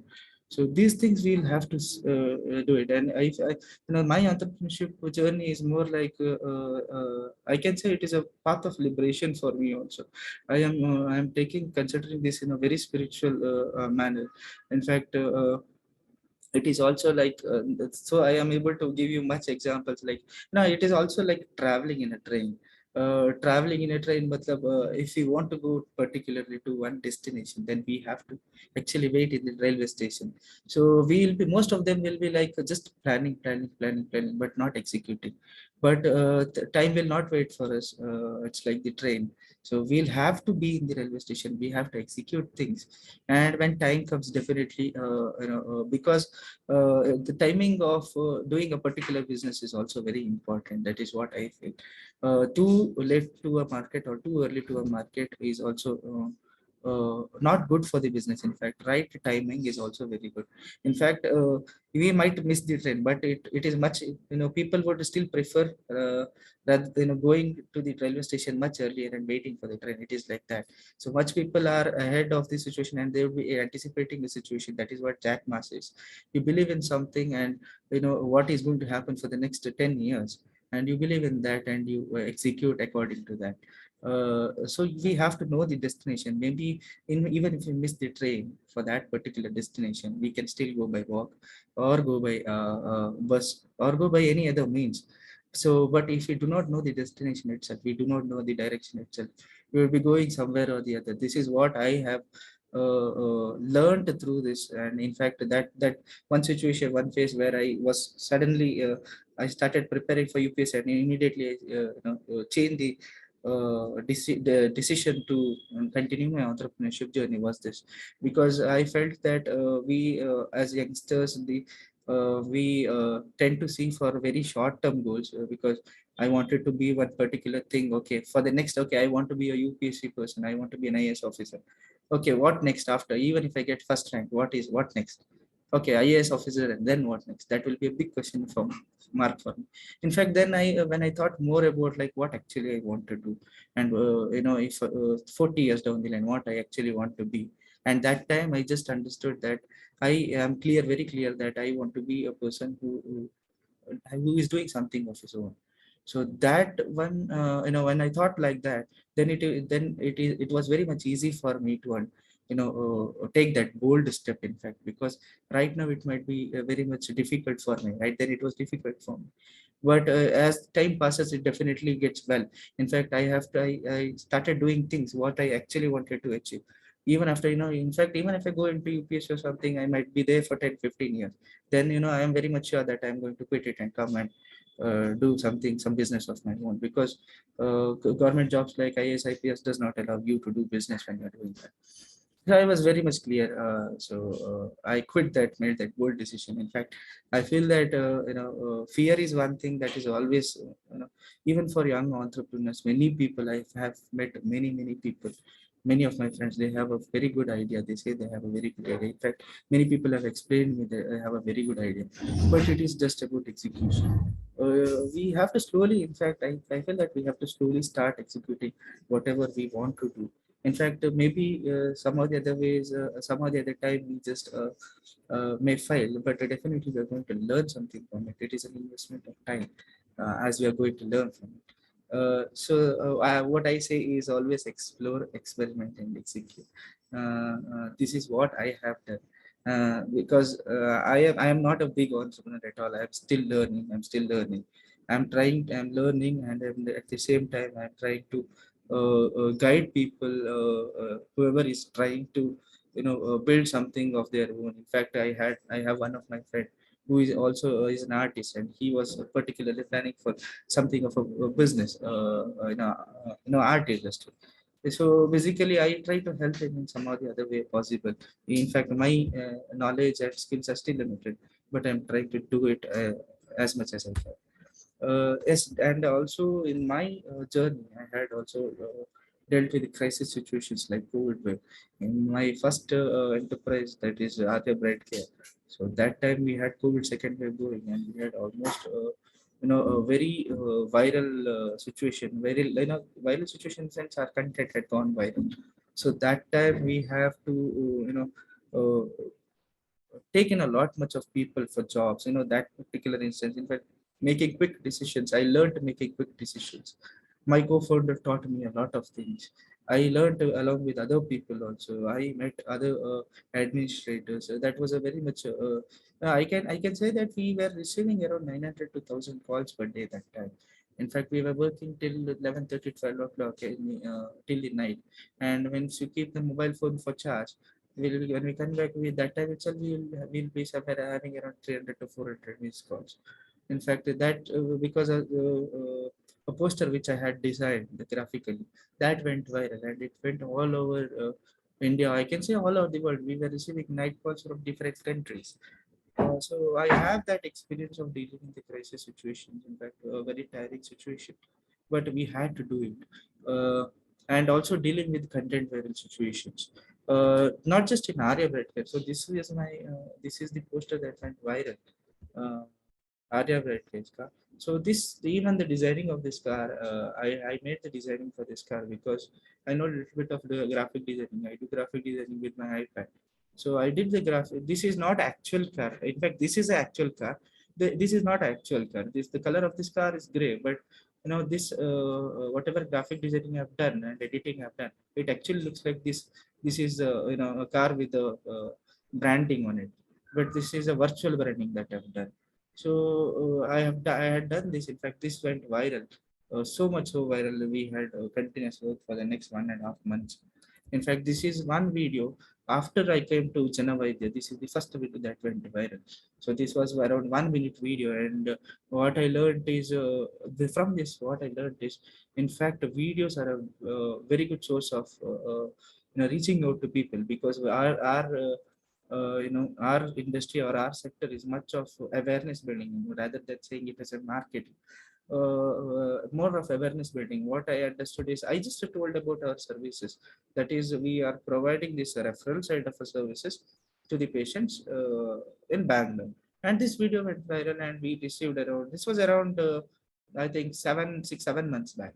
And after that, we received around 200 to 50 calls per day after this. And in fact, one thing I would like to tell you what I learned from these situations too. Right, 2-3 situations.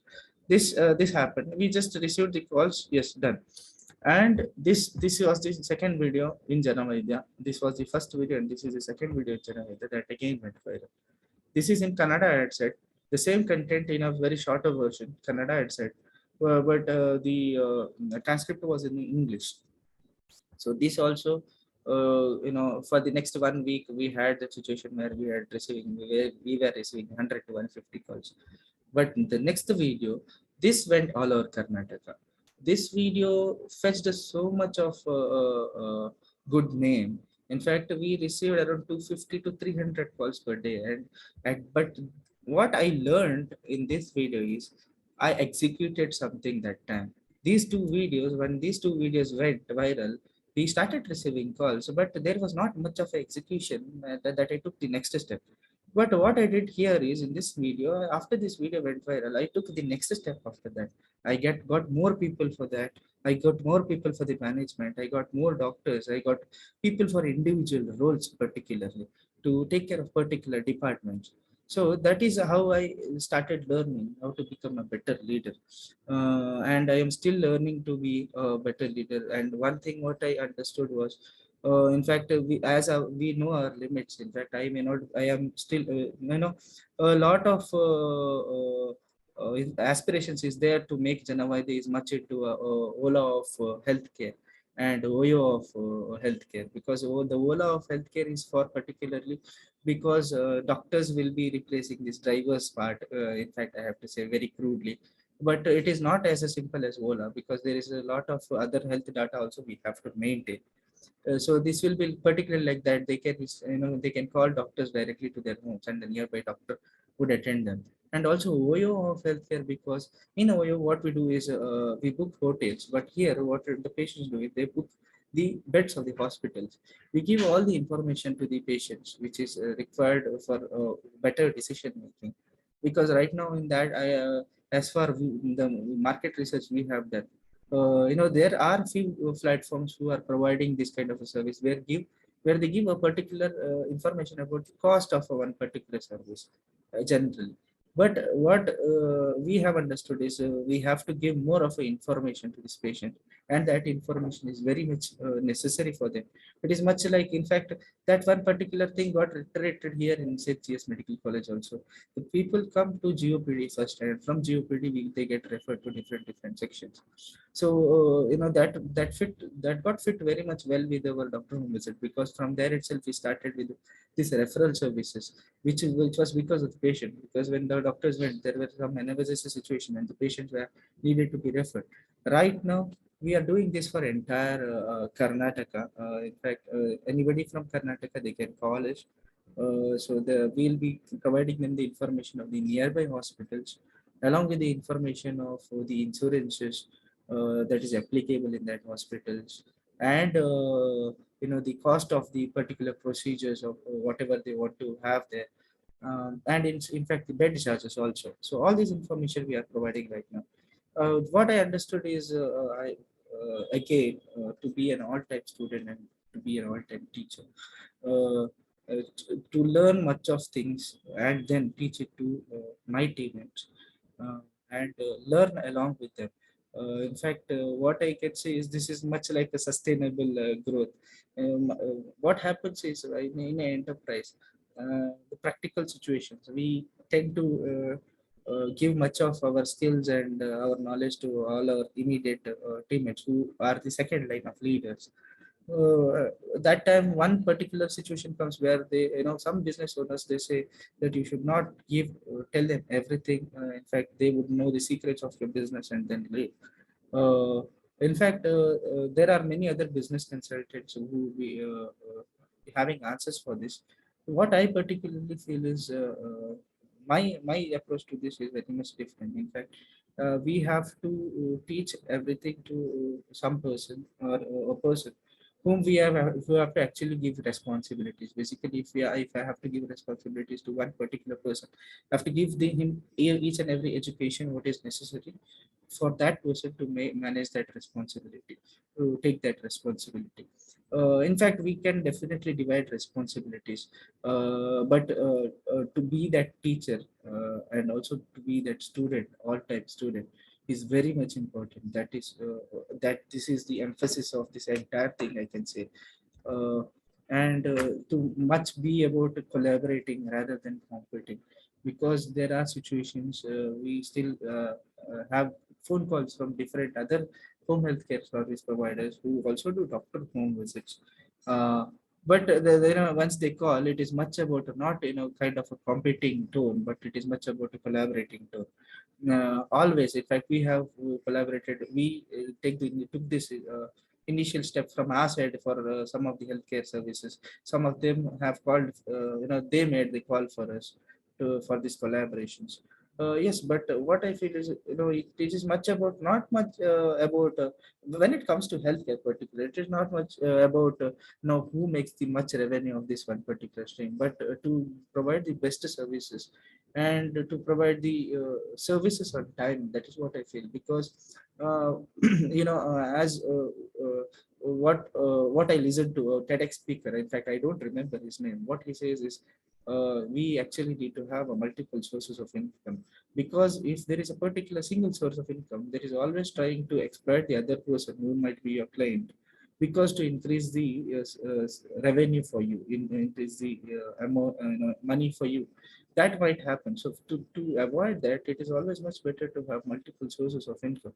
So in fact, this particular topic comes because when it comes to collaboration and competition, we think that, okay, collaboration, maybe our revenue somewhere it gets hit because of collaborating, rather than competing or somewhere like that. But definitely in the long run, it is much better for us, which is much better for the patients. It is much better for a healthy competition in the market also. That is what I feel, because once we compete, what happens is, there is one particular theory where two similar service providers in a particular industry, if they are making one particular thing, then the other startup or the other company would also do the similar thing. And in the meantime, both of these startups would be similar to each other. They'll be very much similar in the meantime, because they are trying to do what each other, what the other people are doing. This is a theory regarding the competition. So I'm able to give this particular thing because I have a little bit of experience. I mean, experience in entrepreneurship and a little bit of knowledge about social entrepreneurship, because I had done a course in TIS Mumbai also. So that helped me a little bit. And it is much like a army what we have to build in our team, because it is not like family. What I feel, families are definitely different, but it is what we have to do is build an army in our team. Army, because definitely there is a hierarchy for the army, and once a person is injured, or once a person is has a bullet coming to hit his chest, the other person even gives his chest to save the other person. In fact, family members don't do that. We have much more brotherhood in the army rather than in families, so that we have to build a team like an army rather than families. This is what I say to my team. And the only right reason to be an entrepreneur is to change the world. This is said by Phil Libin. He is the co-founder of Evernote. So this is the note-taking app. So he says the only right reason. In fact, this is what is keeping me still going, because if I have to tell, there is lot much of hurdles. There is lot much of challenges that we have to face. In fact, one particular point, we in fact think there is a big question mark why I am still doing this. And once that question comes, I'll revisit this question, why I actually have to do this. Because challenges, right now, as a startup, we have different kind of challenges. Maybe for this phase we feel it is big, but once the startup grows, we will be having a different kind of a challenges. The challenges that we had when the initiation or the incorporation of the startup are not the challenges that we are having now. In fact, these challenges we are having right now is definitely not going to be there in the next few years, or those challenges are going to be much bigger phase. But thing is that we have to find more of a solutions for this, and it is much about minding our ego. Because one very much realization about my ego that happened with my startup journey is, in fact, we would be thinking much about a particular kind of idea where we have to execute and think that this is going to work. And we will be very much in love with the idea. We are very much in clinging to this idea particular. But once we put that into market, that might not work. In fact, that might work in a much better way if we had already done some research before it. But if we have not, in fact, even after a lot of research, the way people would be taking it would be a much different, because in practicality, in experience, things would still can go in a different stage than expected. So what I understood is we have to actually decrease our ego in these things. Clinging to one particular business idea or to a business model might not be revenue generating, but if you are too much of a egoistic person and sticking on to the same idea, which is not a viable idea, then we'll have to decrease our ego and understand the situation, and then make minor changes where actually which can actually make your business sustainable. But still we can still, that is what is all about, understanding that the railway station and the travel I said about, if we knew our directions, if we knew our destinations much priorly, and we are very much sure about it, even if we miss the train, we can still go by other means of travel. And even we even visit other places also in the meanwhile. We can take little bit of a turn and still go watch some beautiful place, and then still go to this final destination also. So this is much about that. In fact, we have to understand what the people need in this society. In fact, if I have to talk like a business and what actually is required in the market, so we have to understand that. In fact, rather than pushing on to our business ideas or our business plans, which may not actually work in reality. So this is my biggest realization in this. Decrease the ego, because this ego is one thing that is going to hinder us, or it is a hurdle for us to learn and grow. The more the ego, the less is the learning. The more the ego, in fact, we are not able to bend to a mucher extent. So that is not able to help us in growing also. And the challenges, yes, the bigger challenge is about awareness and marketing. So because our healthcare enterprises, once we more of marketing, we definitely cannot do marketing like hotels or cloth shops.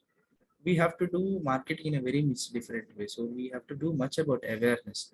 So we have to definitely, since ours is a service, we have the sorry. So what I can say, the penetration of videos is much better for services, because right now blogs, the people who read blogs are comparatively lesser than the people who watch videos, particularly short videos, to get some information. So in fact, I can say that I definitely know. In fact, this happened to me where we went to a particular park in Bangalore, and then from there I wanted to go to I along with my friends, we wanted to go to a nearby chat place. What we did is we did not search Google, we searched YouTube. We searched YouTube to see who is a better person who can do chats here. So this has become the era now. In fact, we want somebody to say, be on there online, be on social media particularly, because one thing what I understood is, even if we had spent lakhs together in that 1.5 year for Google or Facebook or Instagram, that one particular viral video had got us even more calls that we actually had received from spending that much money. All this was free marketing.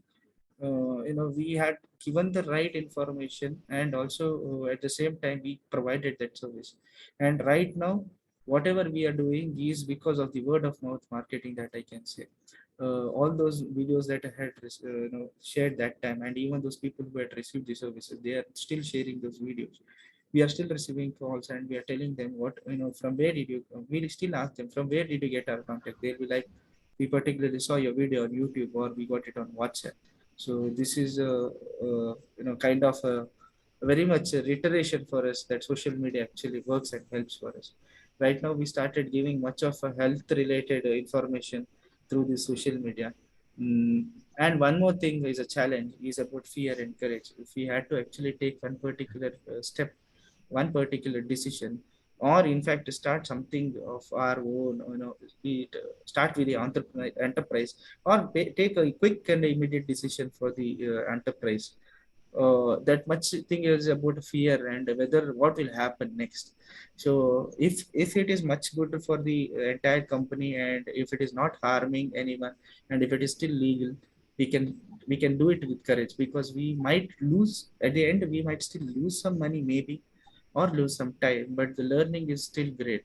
Thing is that that what fantasizes me still here is that learning is still great here. It is a lot of learning.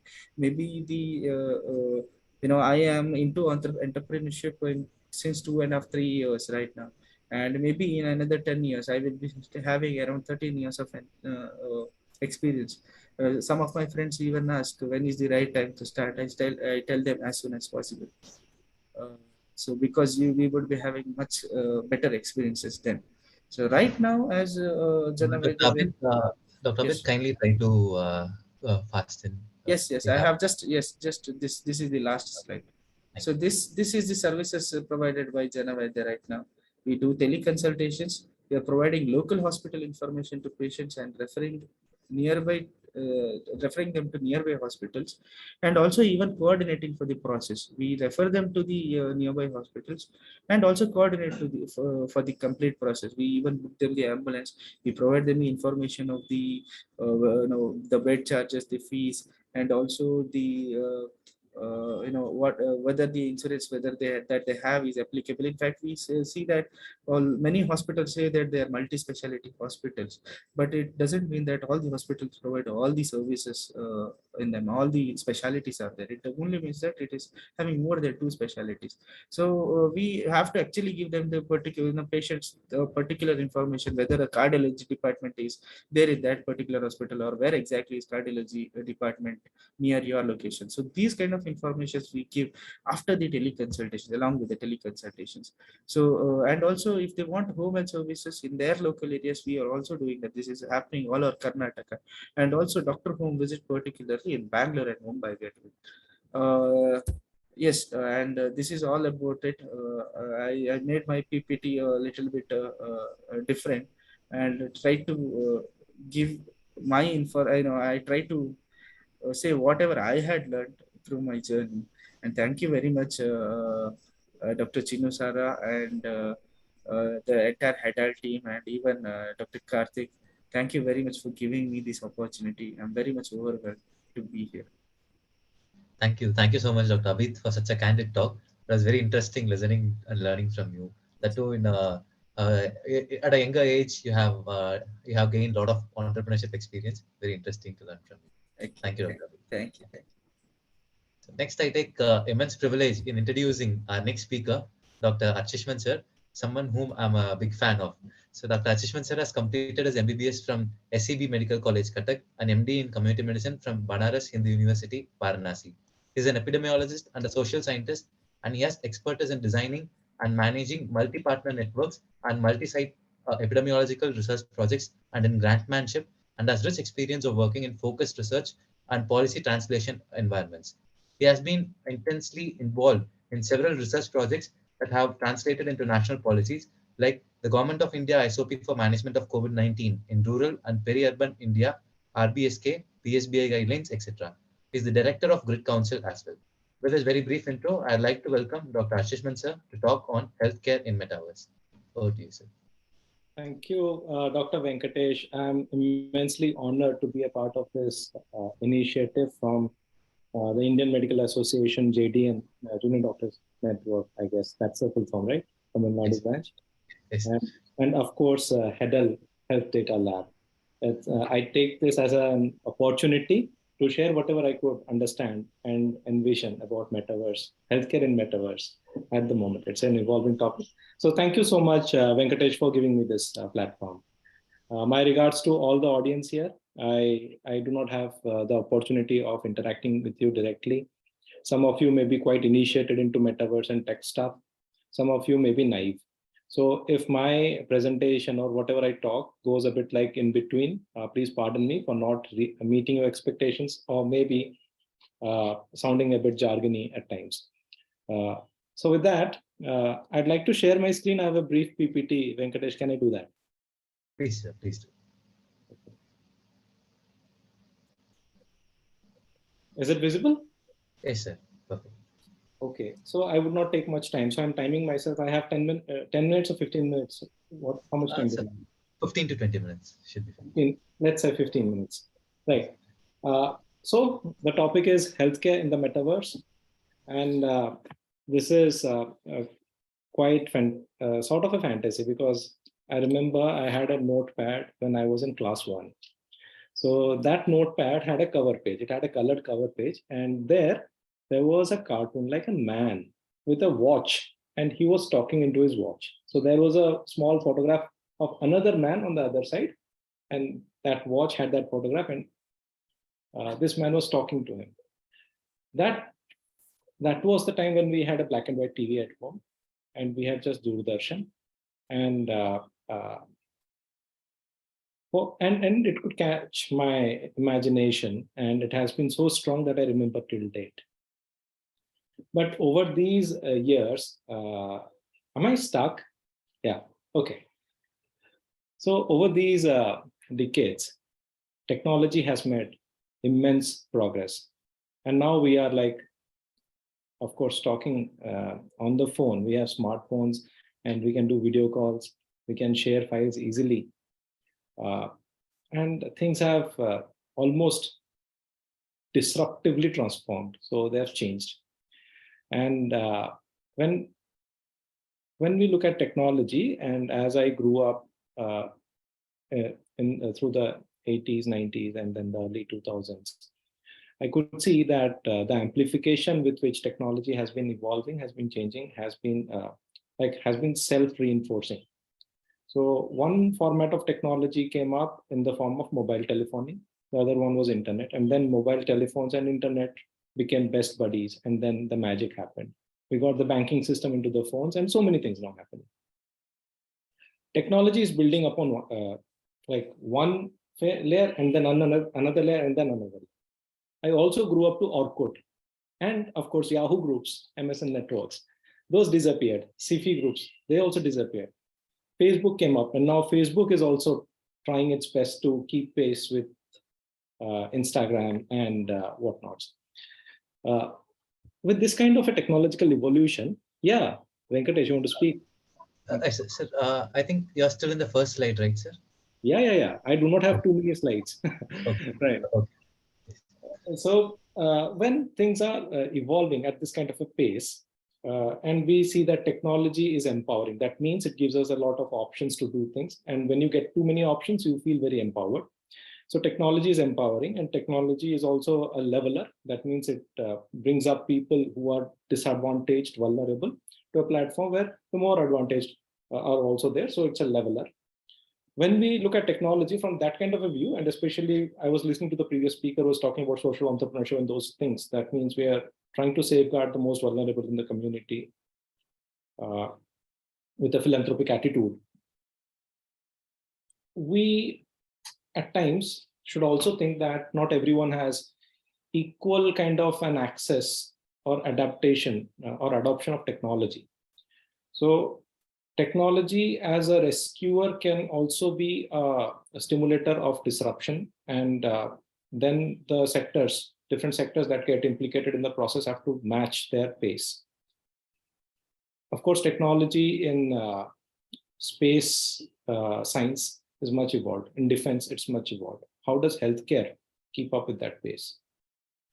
Now, this concept of metaverse is like going beyond universe. Meta is beyond and verse is universe. So you go beyond universe. That means you're creating virtual universe out there, which shall be having their own civilizations coming up. And then within those civilizations, certain culture would set in.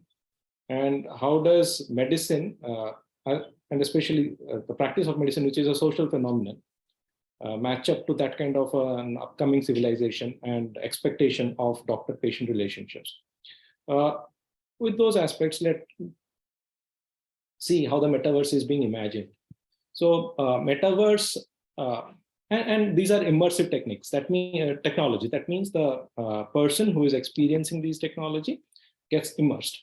So we know about virtual reality, where we put up this VR camera, and then we get into this entire virtual world, where even if we can play, like our avatars can play in that virtual world, but we can't really interact much, except for moving within the algorithms that those virtual worlds would allow. Then we have the augmented reality, where we have like certain articles embedded into the real world. So that means if we have seen the Lenskart ad, where we can try different lenses on ourselves and feel how it looks on us, like augmented reality. Metaverse is much evolved beyond that. So in metaverse, I can have my avatar, so you can see, say this person presenting here is me, and this person is Venkatesh, and here it's you. I do not know your name yet. So we are all talking and we are presenting and we can interact. And if you move your hand, then here your avatar's hand also goes up or down. You can interact in very real ways. Those are going beyond games. These are serious business meetings happening here. But there is a lot of social interaction that would also happen. So people can meet with their friends, go around malls, do their own shopping. They can try clothes and take opinions from their friends and pay. So there has to be a currency system also building into it. That means our time zones and our universe, our perception of universe is all likely to get warped. it's definitely going to be a very globalized culture that way. And we all need to learn how to interact sensibly in that kind of a metaverse. In healthcare, we are proposing that, okay, things will be great. We can imagine what kind of surgery we could do, like doctors from different parts of the world could come together in this metaverse as avatars, and then look at things very intently, brainstorm and do, or even collaborate to do surgeries. Or maybe if I am to explain this to a patient, I can actually put up a heart and then show that this is how it is pumping, and then this is what we'll do. So it's a lot of communication evolution that could happen in a metaverse, and this is all like very exciting. But this is the reality. Our hospitals are resource depleted, inconsistent, constrained, whatever you say, heavily overcrowded. The patient still wants a human interaction. And in this kind of a setup, how do we, we can always cherish having a metaverse and a healthcare system within it, but can this be available to this kind of a population? And this population is having high infant mortality, high maternal mortality, infectious diseases, cancers, and maybe mental health issues also, real world problems that would move the sustainable development goals. Can a virtual interaction on the metaverse really solve these real world problems? Can there be real impact? And especially when we look at our own people who help us in our daily chores, like our maid, our driver, our cook, what kind of phones do they use? Are they adept at using? Are they even, can they read and write? If not, they're using feature phones majorly. If they're using a smartphone, what kind of bandwidth does that phone support? Are we really solving a problem for them? If we are not solving a problem for them, and if they have access issues when it comes to having care from these kind of hospitals, like this is a typical government hospital, the most vulnerable segment faces immense challenge getting any proper care from this kind of hospital.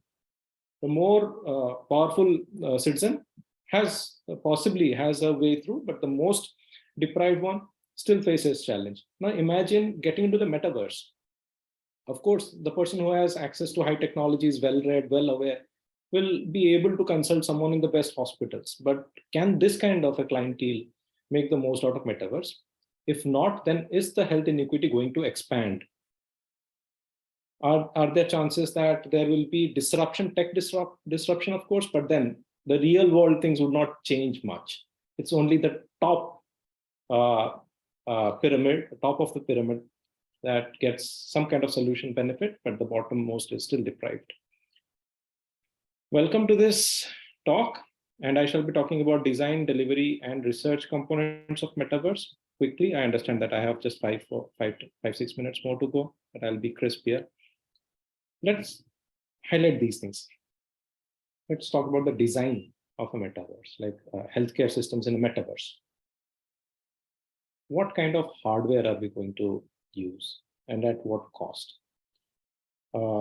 Countries which are struggling with getting syringes for vaccines, can they really afford hardware? And especially when technology is so rapidly evolving, what is the window of a break-even business strategy here? That means if you remember the initial phones that we bought, feature phones, in no time, the black and white screen turned into a colored screen. The black and white phones were outdated, sort of. The colored phones, again, they turned into from the Nokia type of platform to Android and then iOS. So the hardware constantly changed. The same thing has happened with the computers also. Moving from the desktops, the monitors changed, the CPUs changed. I think the mouse has remained largely the same, but then even the mouse and the keyboard, their styles have also changed. The Bluetooth thing has come up. So there's a lot of hardware investment that would be needed. And how do we do it frugally? So there is a need for a frugal innovation if you want to scale metaverse, because metaverse it's a universe, right? So it has to have that potential for scalability. It should operate at scale. But the hardware has to support that kind of a scale.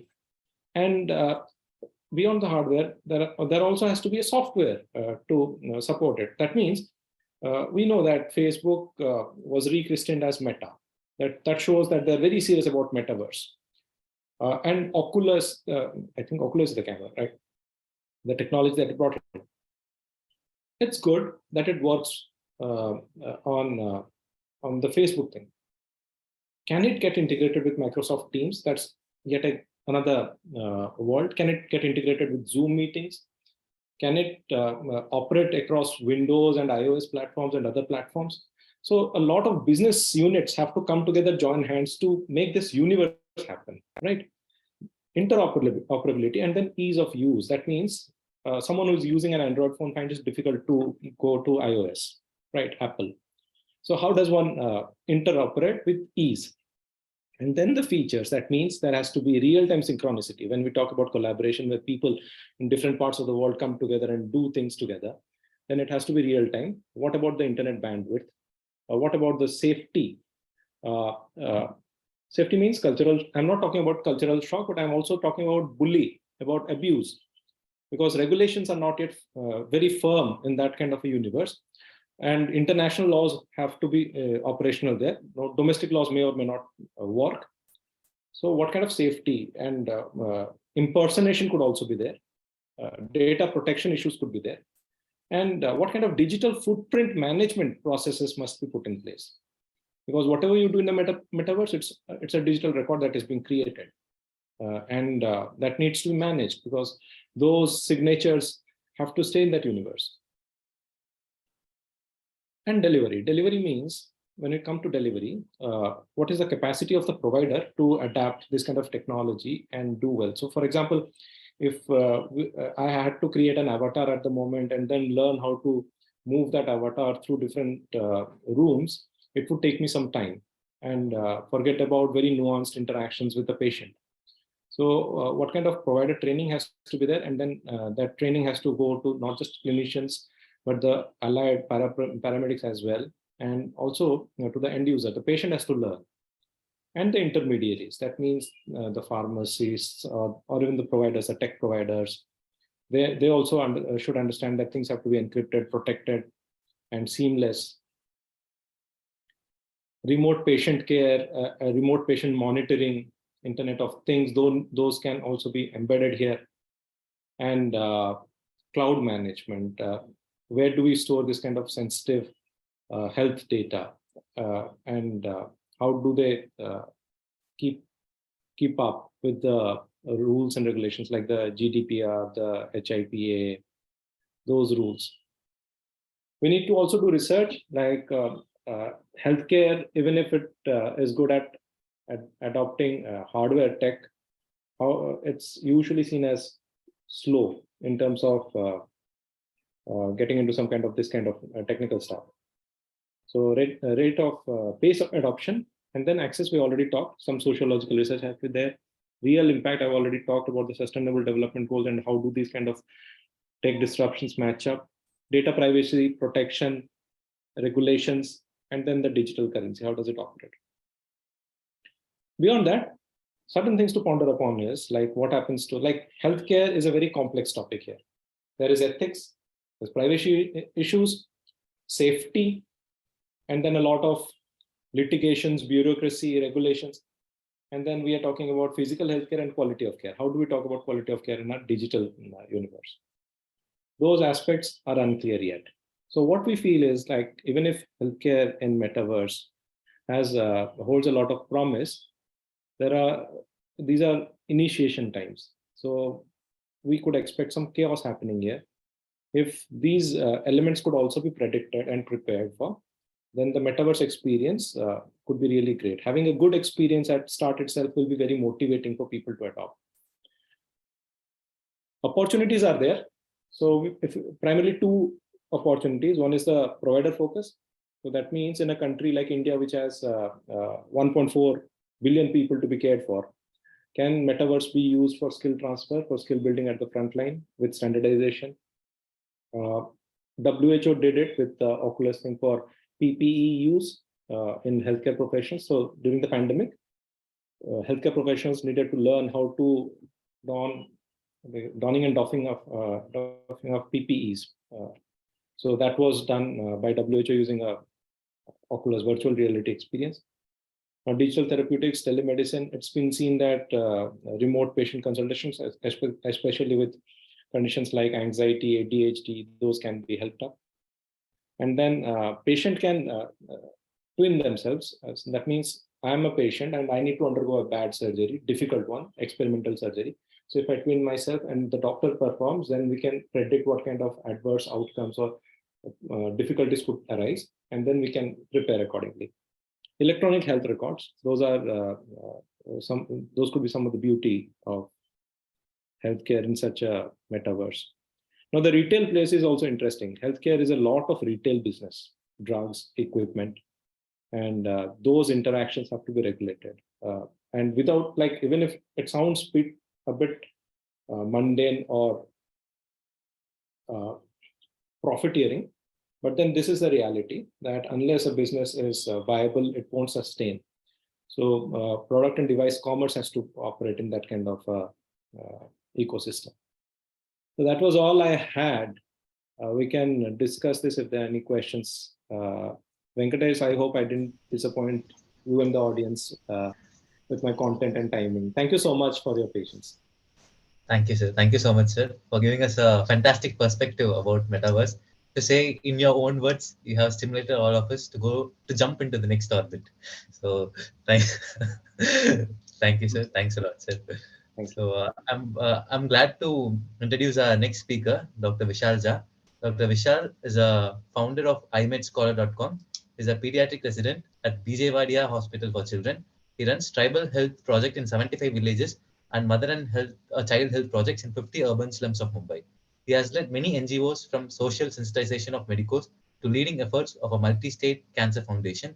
He is the ex-head of a business at Y Combinator company, and he has worked as a consultant to many startups like Marrow, Aerogram, Sketchnote, Mars, Weevil, Medplasm, and others. For this very short intro, I'd like to welcome and invite Dr. Vishal Jha. Thank you so much, Venkatesh. At the onset, I'll like to apologize for the setup. I'm actually on duty. I'm currently posted in pediatric emergency department, so I took a short break and came. So this is, by the way, my hostel mess. This is the only place where I could get enough internet to conduct this talk. Anyway, so we'll start. I'll share my screen. Just give me a second.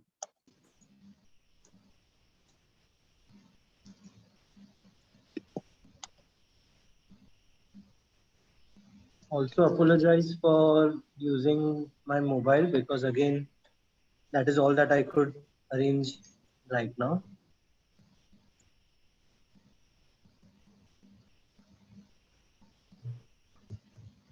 Give me just a second. Yeah. The screen is visible, right, Venkatesh? Yes, it is. So basically today what I've been asked to talk about is primary healthcare technologies. Now I have a bit of experience in this because this is what I've been working for since last 3 to 4 years. It started since like when I started visiting villages and I saw the problems there, I thought I'll do something there. So it started by me going there once a month or maybe say twice a month or maybe going there for a few days and trying to do something that I can. But gradually I realized that it would not work. I cannot go there for 4-5 days and expect some real change to happen. And I wish to have a real sustainable project, and I was lucky enough to do that in Palghar. That is, 1 second, sorry. So I was lucky enough to do that in Palghar, where we adopted 75 tribal villages and tried to give them end-to-end healthcare, right from basic primary healthcare up to tertiary care. So we did a lot of experiments there, and that is these are the learnings from the same place. So this is what I wanted to start with, right? So let's always start to define what technology is. When we think of technology, we always think of the digital stuff or the hi-fi stuff, but a lot of time they are more gimmicky, and the real solution lies in very simple indigenous solutions. We'll see more of it as we progress. Is the voice fine? I don't think it would be great, but is it workable, Venkatesh? Yes. Oh, it's fine. So if we talk about the application of scientific knowledge to the practical aims of human life, or as it is sometimes faced, to change and manipulation of the human environment. Now, when you read this, it has a very broad application. It started from maybe wheel or fire or all of those things.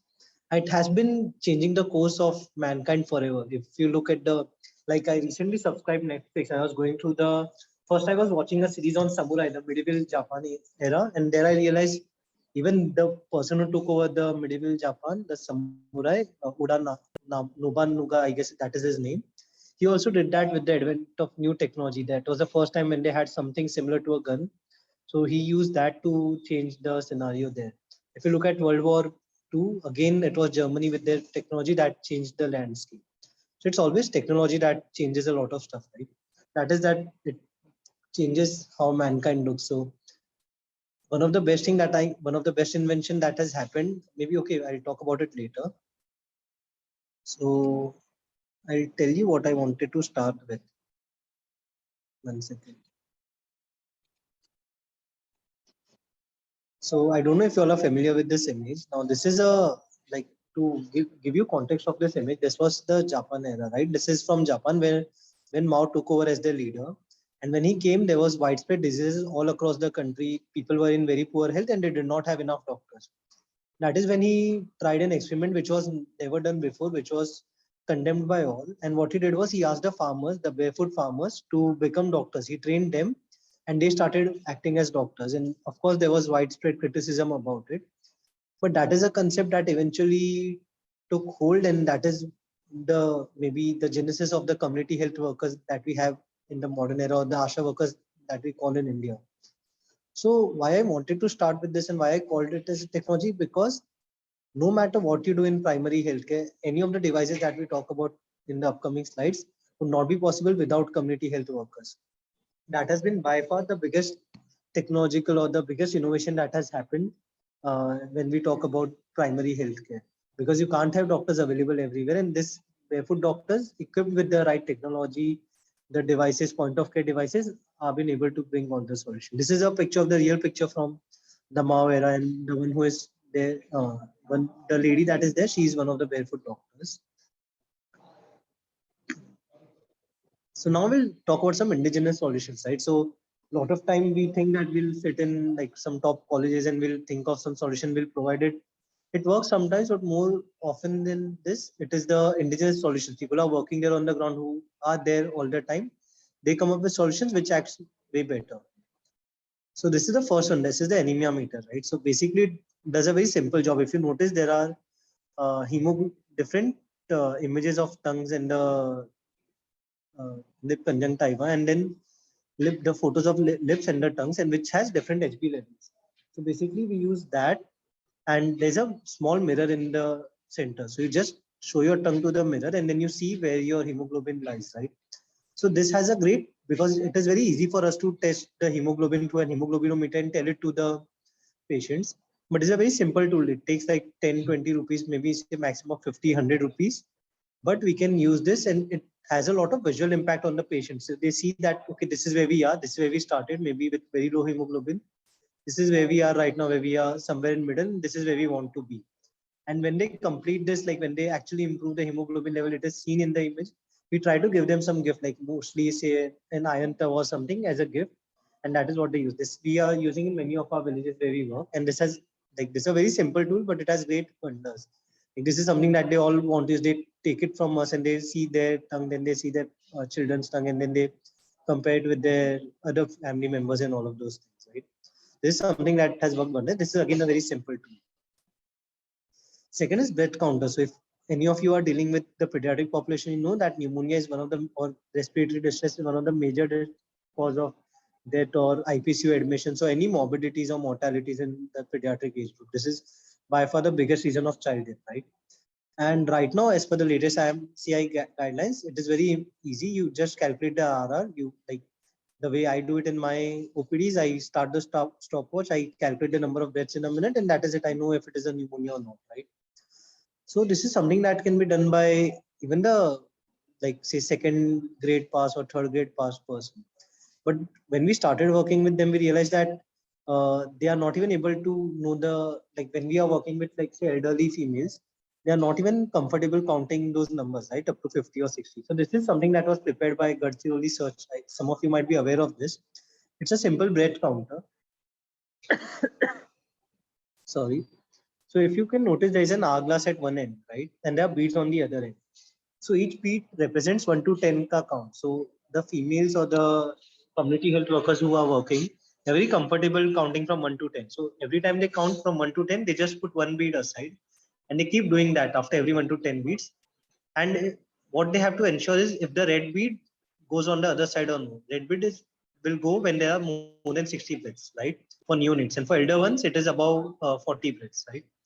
So for the comparatively elder kids. So simply by using this tool, by counting their breaths, they will be able to figure out if the child has pneumonia or no. Then they can refer them to us, or we have a system of that too. Once they know it, they'll inform us, and then we'll do the needful.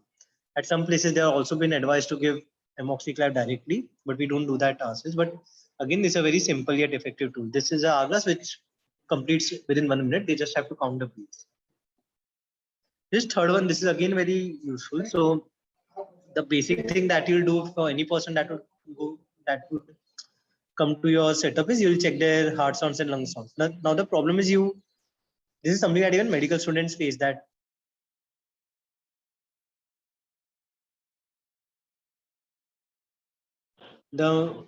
so the senior would ask, are you able to hear the murmur? Are you able to hear the creps? And you'll say yes, yes, yes, yes. But you are not sure that whether what you're hearing is the same thing that the senior is hearing. This is a simple stethoscope. The only difference is it has two set of earpieces, right? So one a senior or doctor can hold, another a community worker or junior can hold.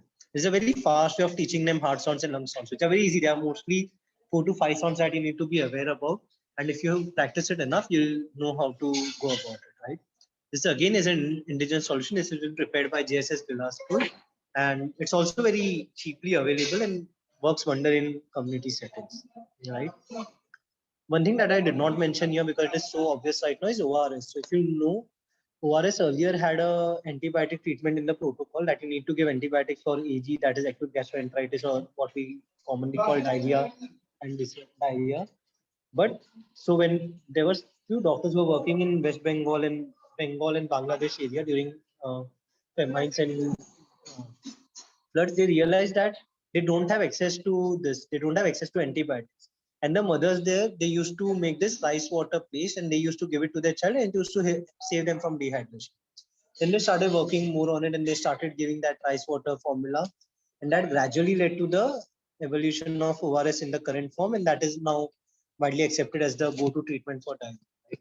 So it is also one of the greatest technological innovations I feel that has happened because it has significantly reduced the diarrhea deaths. And now even in hospital tertiary care settings, ORS is the mainstay of diarrhea treatment. Now we talk about the same thing, but with a digital twist. Like we saw the teaching stethoscope here. Now another stethoscope that we use in our Palga villages where we are working is the AI stethoscope. Now this AI stethoscope, it looks, I did not use a stethoscope image because it looks just like any other stethoscope. The only difference it has is it can record the sound and it can also visualize the sound that you can hear. So even if there's a person like a community health worker who does not understand heart sounds and lung sounds, they can just put the stethoscope at the right places and then the sound would get recorded. They also helps to figure out if there's something wrong and it alerts us, or they can also, and when that would happen, they can send us the video or the audio along with it. So it visualizes and we can have it in our mobile. So even if I'm sitting in my hospital at Padia and there's a patient in my village who has this problem, I can see the visual representation of the murmur or the heart and lung sounds. I can listen to the recording. I can share it. I can use it to teach to my other people. Or next time, if I have a community health worker, I can tell them. And the person who is using it, the stethoscope, they'll be able to hear it themselves. For them, it works as a simple stethoscope with all these features. It does not even cost much. Like we got it around 15,000 rupees. From an NGO point of view, considering how much resources we spend, 15,000 per stethoscope is not a major cost for us. Another and the last thing that I wanted to share is an antenatal care kit, right? The care mother kit, as the company calls it. It's basically a suitcase with some instruments in it, a hemoglobin meter, a weight meter, a urine dipstick, and it has been associated with a mobile. So a major issue again in tribal areas is high-risk pregnancies. You can't expect gynecologists to be available in all the tribal villages in the current scenario, right? So this kit can be used by community health workers. It detects high-risk pregnancies which needs medical attention, for which we can connect them to a gynecologist. I guess you all can zoom the screen and see. So you'll see a BP meter and all of those things. So basically the community health worker is trained how to use the BP meter. It's an automatic BP meter. There's a urine dipstick, and they just simply enter the parameters in the device, and the device is connected to the app, and then we find all the parameters, and through AI it automatically detects it's a high risk pregnancy or no, and we can detect it manually to when we have the data. And this is how we can screen all the high risk pregnancies which needs further care, right? So these are basically the simple but effective tools. If you notice, none of this is very like high tech or gimmicky. It's all something that works on very important problems that you face in tribal healthcare, which has a very simple solution. This is all I wanted to share. But again, I would end by saying that if you notice all the devices, all of them had community health workers at the heart of it. And that was a innovation with a human, not with like some digital technology that was used. A more recent uh, utilization of this human technique was, so tribal population forms 8% of the Indian population, but it carries the burden of 50% of malarial load, and which 8% tribals have 70% deaths of malaria, right? And that is also a major issue. Now, if you can simply get a smear of that child and you can see it under a microscope, you can know it is malaria and you can start the treatment of the, right? Now, the issue is you cannot have those labs and microbiologists available in all the tribal villages. Now, what one organization did to counter this was they had community health workers who could very simply prick the child and make a smell, which was not very tricky. What was tricky was to have a microscope there for them to accurately diagnose. So what they did was, even though healthcare has not reached all the villages, a lot of those villages still have education available. They have schools available. So what they did was the they had to ask the community workers, whenever you have a patient with similar symptoms or with fever, you prick them, you prepare the smear, and then you give it to the household kids or to the local kids. Those kids all bring those smears in a brown, wrapped in a brown paper, and they bring it and give it to the local this local grocery store, which is located on the main road. And that main road is where the travel buses and the school buses go from that to the main town. So those travel buses have been collect all those samples from there and take it to the main town where they'll process all the samples. It reaches them in the morning. They process it by the evening, and then with the same travel buses that goes on the in the opposite direction, they'll send the samples back. And that is how the community health workers would know these are the patients who have malaria positive, and along with the samples, also send medications for the same, right? And that is how within the same day the malaria gets diagnosed and the treatment starts. Anybody having fever, so maybe that is a treatment that even many city people would not have access to. So this is again a technology that is like working with humans, and it has great solution for a very major impact problem. So the solution has to be, like in my mind, from what I have learned over the years, the solution has to be pinpointed towards the problem. It should work on major problems, and you really have to think innovatively. It can only happen when you have been working on the ground over the years. This is all I had to say. Thank you, Venkatesh. Thank you, HeDaL. Thank you, Ayan. Thank you. Thank you so much, Dr. Vishalja, for orienting all of us on primary healthcare technologies. Hope all of us will start thinking about thinking in this direction so that we get to innovate more such simple and powerful devices which can be used on the primary healthcare level. Thank you so much, Vishal, especially for delivering this talk on your duty. Thank you so much. Thank you. So next, I would like to introduce Dr. Kaushik Sarkar sir, the Director of Institute for Malaria and Climate Solutions. Throughout his career, sir has been working on harnessing the power of data to find new angles of viewing global health security and access problems and designing strategies to solve those problems using new tools and technologies. In this journey, sir's most recent work focuses on making the innovations in artificial intelligence and digital transformation accessible to the army of global health practitioners and health service providers in low and middle income countries. With this brief intro, I would like to welcome Dr. Kaushik Sarkar sir to talk on artificial intelligence and personalized healthcare. Over to you, sir. Thank you so much, Venkatesh. And I apologize to everyone, including Venkatesh yourself. So basically, some of you might have heard the Delhi fog today and the flight delays. And my flight got delayed by about 4 hours or so. And I'm still in the cab, so can't come on the video. But please bear with me. I believe we will have a little bit of background noises, but definitely I'll try to deliver an exciting session. So my topic in today's, paradigm of discussion is primarily focused on artificial intelligence and primary healthcare, personalized healthcare. So, as you are aware, there is no one size fits all in medicine and healthcare. And traditional approaches of medicine and health, can customize care to a certain limit. But that often comes at the cost of unstandardized practices and, very much subjective decisions from the care providers. Let's think of a situation that a patient attends a clinic with fever, and now you may have, created a fever care algorithm for your clinic or your hospital, or if you are a practitioner, if you are following an algorithm that has been developed by an expert committee or a professional body. Now, the problem is that the algorithm is efficient to a certain granularity level, but it will not be efficient enough for every single patient.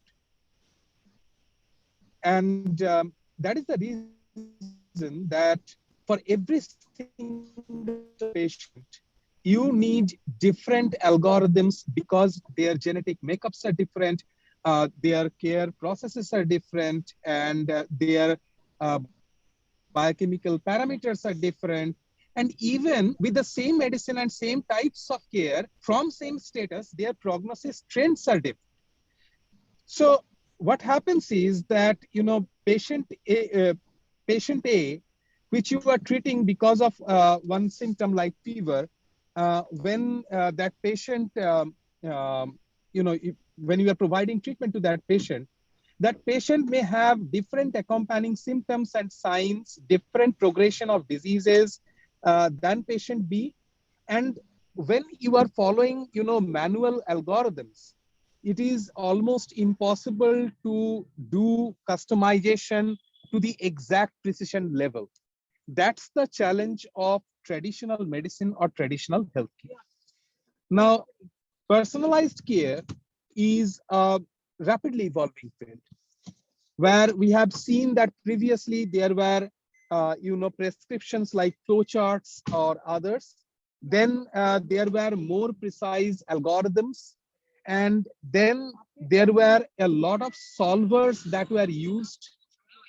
Unlike traditional approaches to healthcare, personalized health interventions are designed to take into account factors such as persons, genetics, environment, and lifestyles. Now, examples of personalized health interventions include, precision medicine, which uses genomics and other data to identify the most effective treatments for a particular patient, and wearable health technologies such as, fitness trackers or smartwatches, which can collect data on a person's activity levels and health status. So, and there has been immense improvement in recent past. So, for example, previously you might have heard that you could track your sleep patterns from your smartwatch. Nowadays, you can even have a lead to ECG or a long lead ECG from your, smartwatch. Now, in general, in this situation, what is the role of AI in personalized health? In short, AI is playing a significant role in the development and delivery of personalized health interventions. For example, analyzing electronic health records and other data sources. So when you are dealing with personalized health records, in case of health facilities or public health programs or even hospital setups, we are talking about big data. We are talking about hundreds and thousands of lines of data. And by analyzing vast amounts of data from electronic health record, clinical trials, and other sources, AI algorithms can identify patterns that may not be apparent to normal human analysts or even expert physicians or practitioners. This can help to predict a person's risk of developing a particular condition and to recommend interventions to prevent and manage that condition. Developing personalized intervention and treatment plans and recommendations. So now, we are talking, so far we talked about predicting the risk. And now you need personalized treatment plans. AI algorithms can and are analyzing a person's medical history, genetic data, other relevant information to generate personalized treatment recommendations. For example, an AI system might recommend a particular medication or dosage based on a person's specific characteristics or needs. We still have a long way to go to a point where an AI doctor can become your assistant.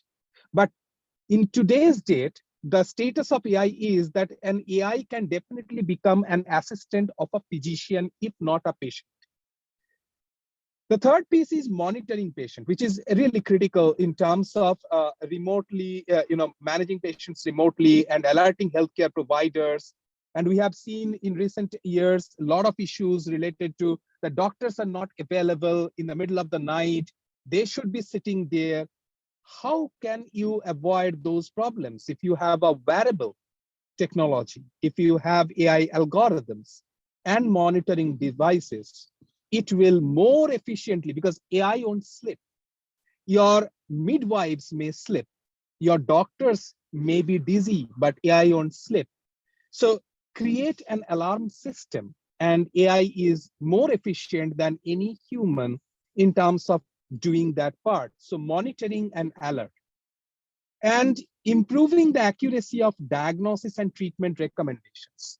So, which is happening for a very long time now. Now, what benefits, we already heard that, there are a number of benefits of artificial intelligence there. Now, there are a lot of challenges as well. And the challenges are there because AI in today's date is doing repetitive tasks very well. But AI in today's date cannot do very well solver problems and others. So ensuring the accuracy and reliability of AI algorithms is the quintessential job of the AI researchers these days. So they need to make higher quality of models and validate those against stringent criterion and all. Another big challenge that AI is facing, especially in this particular field, is data or access to data. The more data you have in any AI development, your model would be better. I mean, that's a norm. There are exceptions to that, but that is a big norm. Now, the problem is that healthcare data is private data, or healthcare data is secure data. So there is a trade-off between security and the privacy and the accuracy of the model that you develop. So when you are trying to play between those two endpoints, that at one point you cannot have access to a lot of private data, but at other point you need a lot of data to create very accurate models which can actually which can actually behave like more or less like humans. So there are ways these days where AI are generating, synthetic data them itself. So, GAN is one of those technologies which can generate synthetic data. So these type of technologies in future will overcome some of those problems or challenges. And finally, overcoming the biases and the ethical concerns. So one of the bias that I typically see is that when you are training an artificial intelligence model, the biggest problem is that the class of data which predominates gets more accurate results. So for example, let me give you an example. So you have data of women and data of men of heart attacks. Now you are trying to predict that. And let's say that the number of women data or number of women data records are lesser than male data records. What will happen is the model that will be generated will be more accurate in terms of predicting male heart attacks compared to female heart attacks. And that's the kind of bias that gets generated from the model itself. Apart from that, there are several ethical concerns in terms of data sharing, in terms of data privacy, in terms of the the perpetuate inequalities, some of the inequalities Dr. Archisman was talking about, and especially in the lower middle income countries, you don't have internet. We are talking about artificial intelligence. So we don't have smartphones to everyone, and you talk about AI. So these are certain things which still make the marginalized more marginalized. So we should focus now on more on the marginalized people, how we, in spite of limited access, we can make this AI usage for patient medicine or patient healthcare, and the solution should be strategized accordingly. Apart from that, I just want to end with the fact that all of the big technologies are moving into the healthcare. So stay tuned, look for those technologies, embrace those technologies, but don't cut the corner ever, because medical field needs more accuracy, more precision, and the cost of failure or cost of false alarms, cost of false predictions, cost of false recommendations are very high. So let's not cut the corners. Let's create more stringent regulations. Let's be a little cautious, but embrace those technologies, because they will change the game. They have started changing the game, and they will change the entire game of diagnosis and treatment in the coming months. So thank you, everyone. I know this was a monologue and without a video, without a presentation, and thanks Venkatesh again for putting my website down there so that people don't get bored. Thank you so much, Venkatesh. Thank you, HeDaL and IMA JDN and Clarnet. I really apologize for being stuck on the road just till now, but thank you. Thank you, sir. Thank you so much, sir, for the excellent talk. Though you didn't project slides, you kept the talk very engaging and thought-provoking. Thank you so much, sir. So we have come to the far end of today's session. I would like to invite the brain behind this conference, Dr. Satyanarayana, sir, from IIPH Bangalore, to share the closing remarks.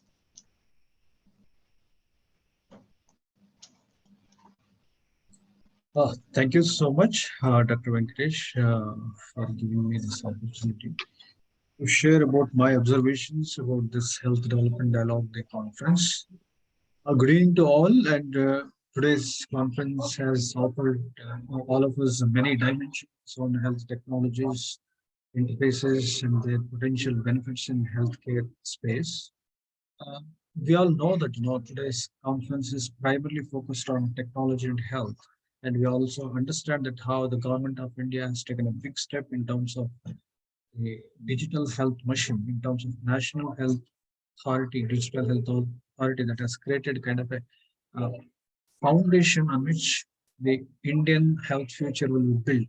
For instance, the government has created nearly 298 million Ayushman Bharat health accounts for citizens of this country.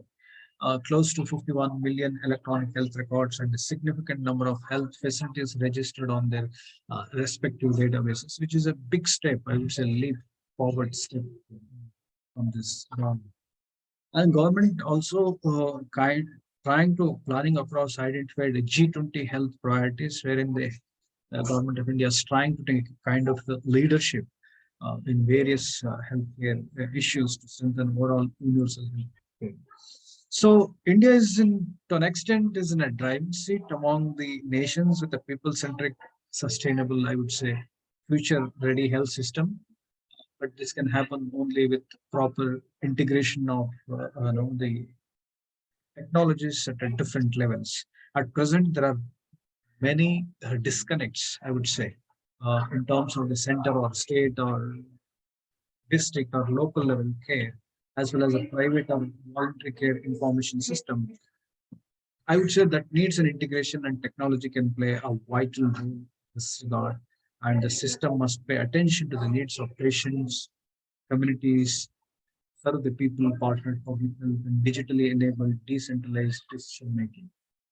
This brief outline, I sincerely thank all the key participants who are there, who are not visible in the main Zoom, but close to 3,000 participants and who have been listening, and then their questions will be compiled and shared due to paucity of time, and we may not be able to really interact with this.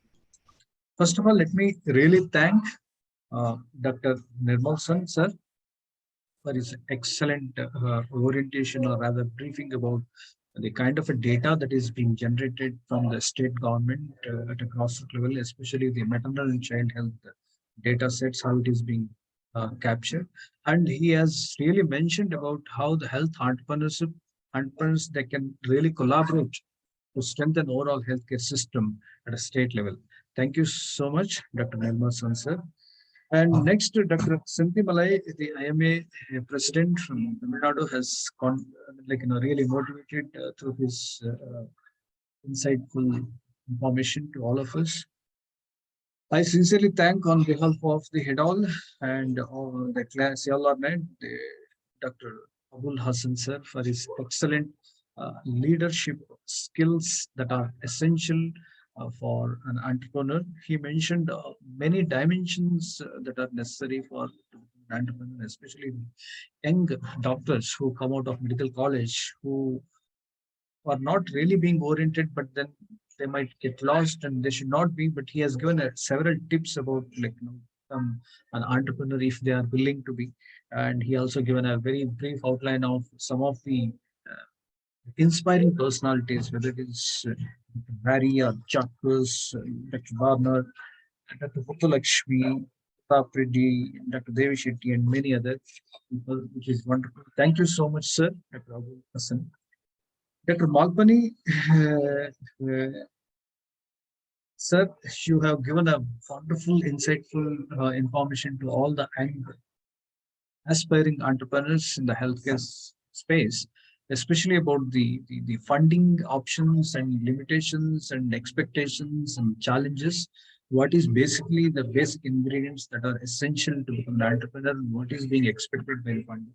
What do you mean by bootstrapping, and how to start and think to nurture any good idea, not to be obsessed with the idea, but then think about many ideas and get prepared for any kind of criticism, to be open to all kinds of ideas and then move forward. That is wonderful, Dr. Malpani sir. Thank you so much for your wonderful talk. I also sincerely thank Dr. Murali Mohan Reddy. This is really, really great, and this is close to my heart too. And topic that he picked up, and then hard work he has put in, the researcher-centric solutions which he and team has created, and he has taken through some of the key steps how user-friendly the system could enable the researcher and focus more on the core aspect of research, why we are doing and how we are doing, and what is the benefit that we can reap out of this particular research, and how this technology could enable actually the futuristic researches and current research. Thank you so much, Dr. Murali sir. But I also thank Dr. Ajay Padke sir for giving a detailed information about point of care diagnostics, the benefits of point of care, and then some of the pros and cons, and the futuristic outlook of the point of care. Has enlightened all of us. Thank you so much. I also sincerely thank Mr. Ashish Kusera from CLR9 about telehealth. In the sense, telehealth has changed phenomenally before COVID and after COVID, and you have given a in-depth information about how this has changed and how important to embrace the new approach of this telehealth and limitations, and then how to overcome about it. Thank you so much once again, Mr. Ashu Kusera. I also thank Dr. Giridhar Gopal from One Health Trust, enlightening about how this One Health concept of the human health and the animal health and environment are interconnected, and interactively how it can affect if you don't understand and come out of some of the risk factors, and how the data behind this, the One Health concept being churned, and it can give an insight at a work at a large scale, I mean, at a national level, at a state level, at a local or a patient level. It was wonderful. Thank you so much for your insightful information with regard to the One Health. I also thank Dr. Abhit Shetty, a very young entrepreneur. His journey in terms of the Janavaidya as an idea to experience, and he shared a lot many things which has been documented in many health entrepreneurs. It looks like, a little more crisscross, but it is wonderful talk and wonderful sharing your experience. I sincerely thank you on behalf of all the key members who organized this conference. I really feel very grateful to Dr. Archispan Mahapatra sir for offering us a very interesting topic, that is healthcare in metaverse and futuristic outlook, especially the virtual civilizational journey that likely to take off or has taken off in developed countries, and what are its core strengths in terms of design, delivery, and research, and opportunities, and also limitations, and what is the current reality. You have given us both the sides and what is likely the futuristic journey in terms of healthcare and metaverse. Thank you so much for your wonderful presentation. I again thank Dr. Vishal Jha for his primary healthcare technologies innovations. It was need of the hour to country like India and most of the developing countries. They're so simple, but they're so powerful in terms of addressing some of healthcare problems. Thank you, Dr. Vishal Jha. Also thank Dr. Kaushik Sarkar sir for artificial intelligence and personalized healthcare topic you touched upon, the core of and how it can transform the way we look at public health. Looking at a large scale population is one dimension or one school of thought. The other school of thought with the advent of technology is that how we can personalize the screening and diagnostic treatment, rehabilitation, all these aspects can be much more personalized, which is so powerful because of the benefit of this technology which enlightened us. Thank you so much. Finally, I sincerely thank all the key organizers, especially Dr. Venkatesh and Chino Sara and other key members who supported to make it very successful. And I also thank once again CLRNet for providing the technology support, the backend, and doing all the good work, especially Ms. Patel. Thank you once again for this wonderful conference. Thanks a lot, sir. So once again, I thank all our wonderful speakers, our guests, our collaborators, Clarinet, Batul, the pre-organizing team from HeDaL Health Data Lab, Dr. Chinusara ma'am, and our wonderful participants who are with us for more than past 4 hours. We believe that you have learned a lot of new things today, just like I did. We will be sharing the feedback form to all of you shortly, following which e-certificates for the session will be shared with you within a week's time. Hope to see you in our next conference. Thank you so much, everyone. We are closing now. Dr. Chinu ma'am, any closing remarks from your side? No, nothing. Thank you. Thank you. Thank you. Thank you, one and all, for your patience and your intellectual contribution to this wonderful conference. Thank you, one and all. Team Clarence, please close the session. Thank you so much, sir. Thank you.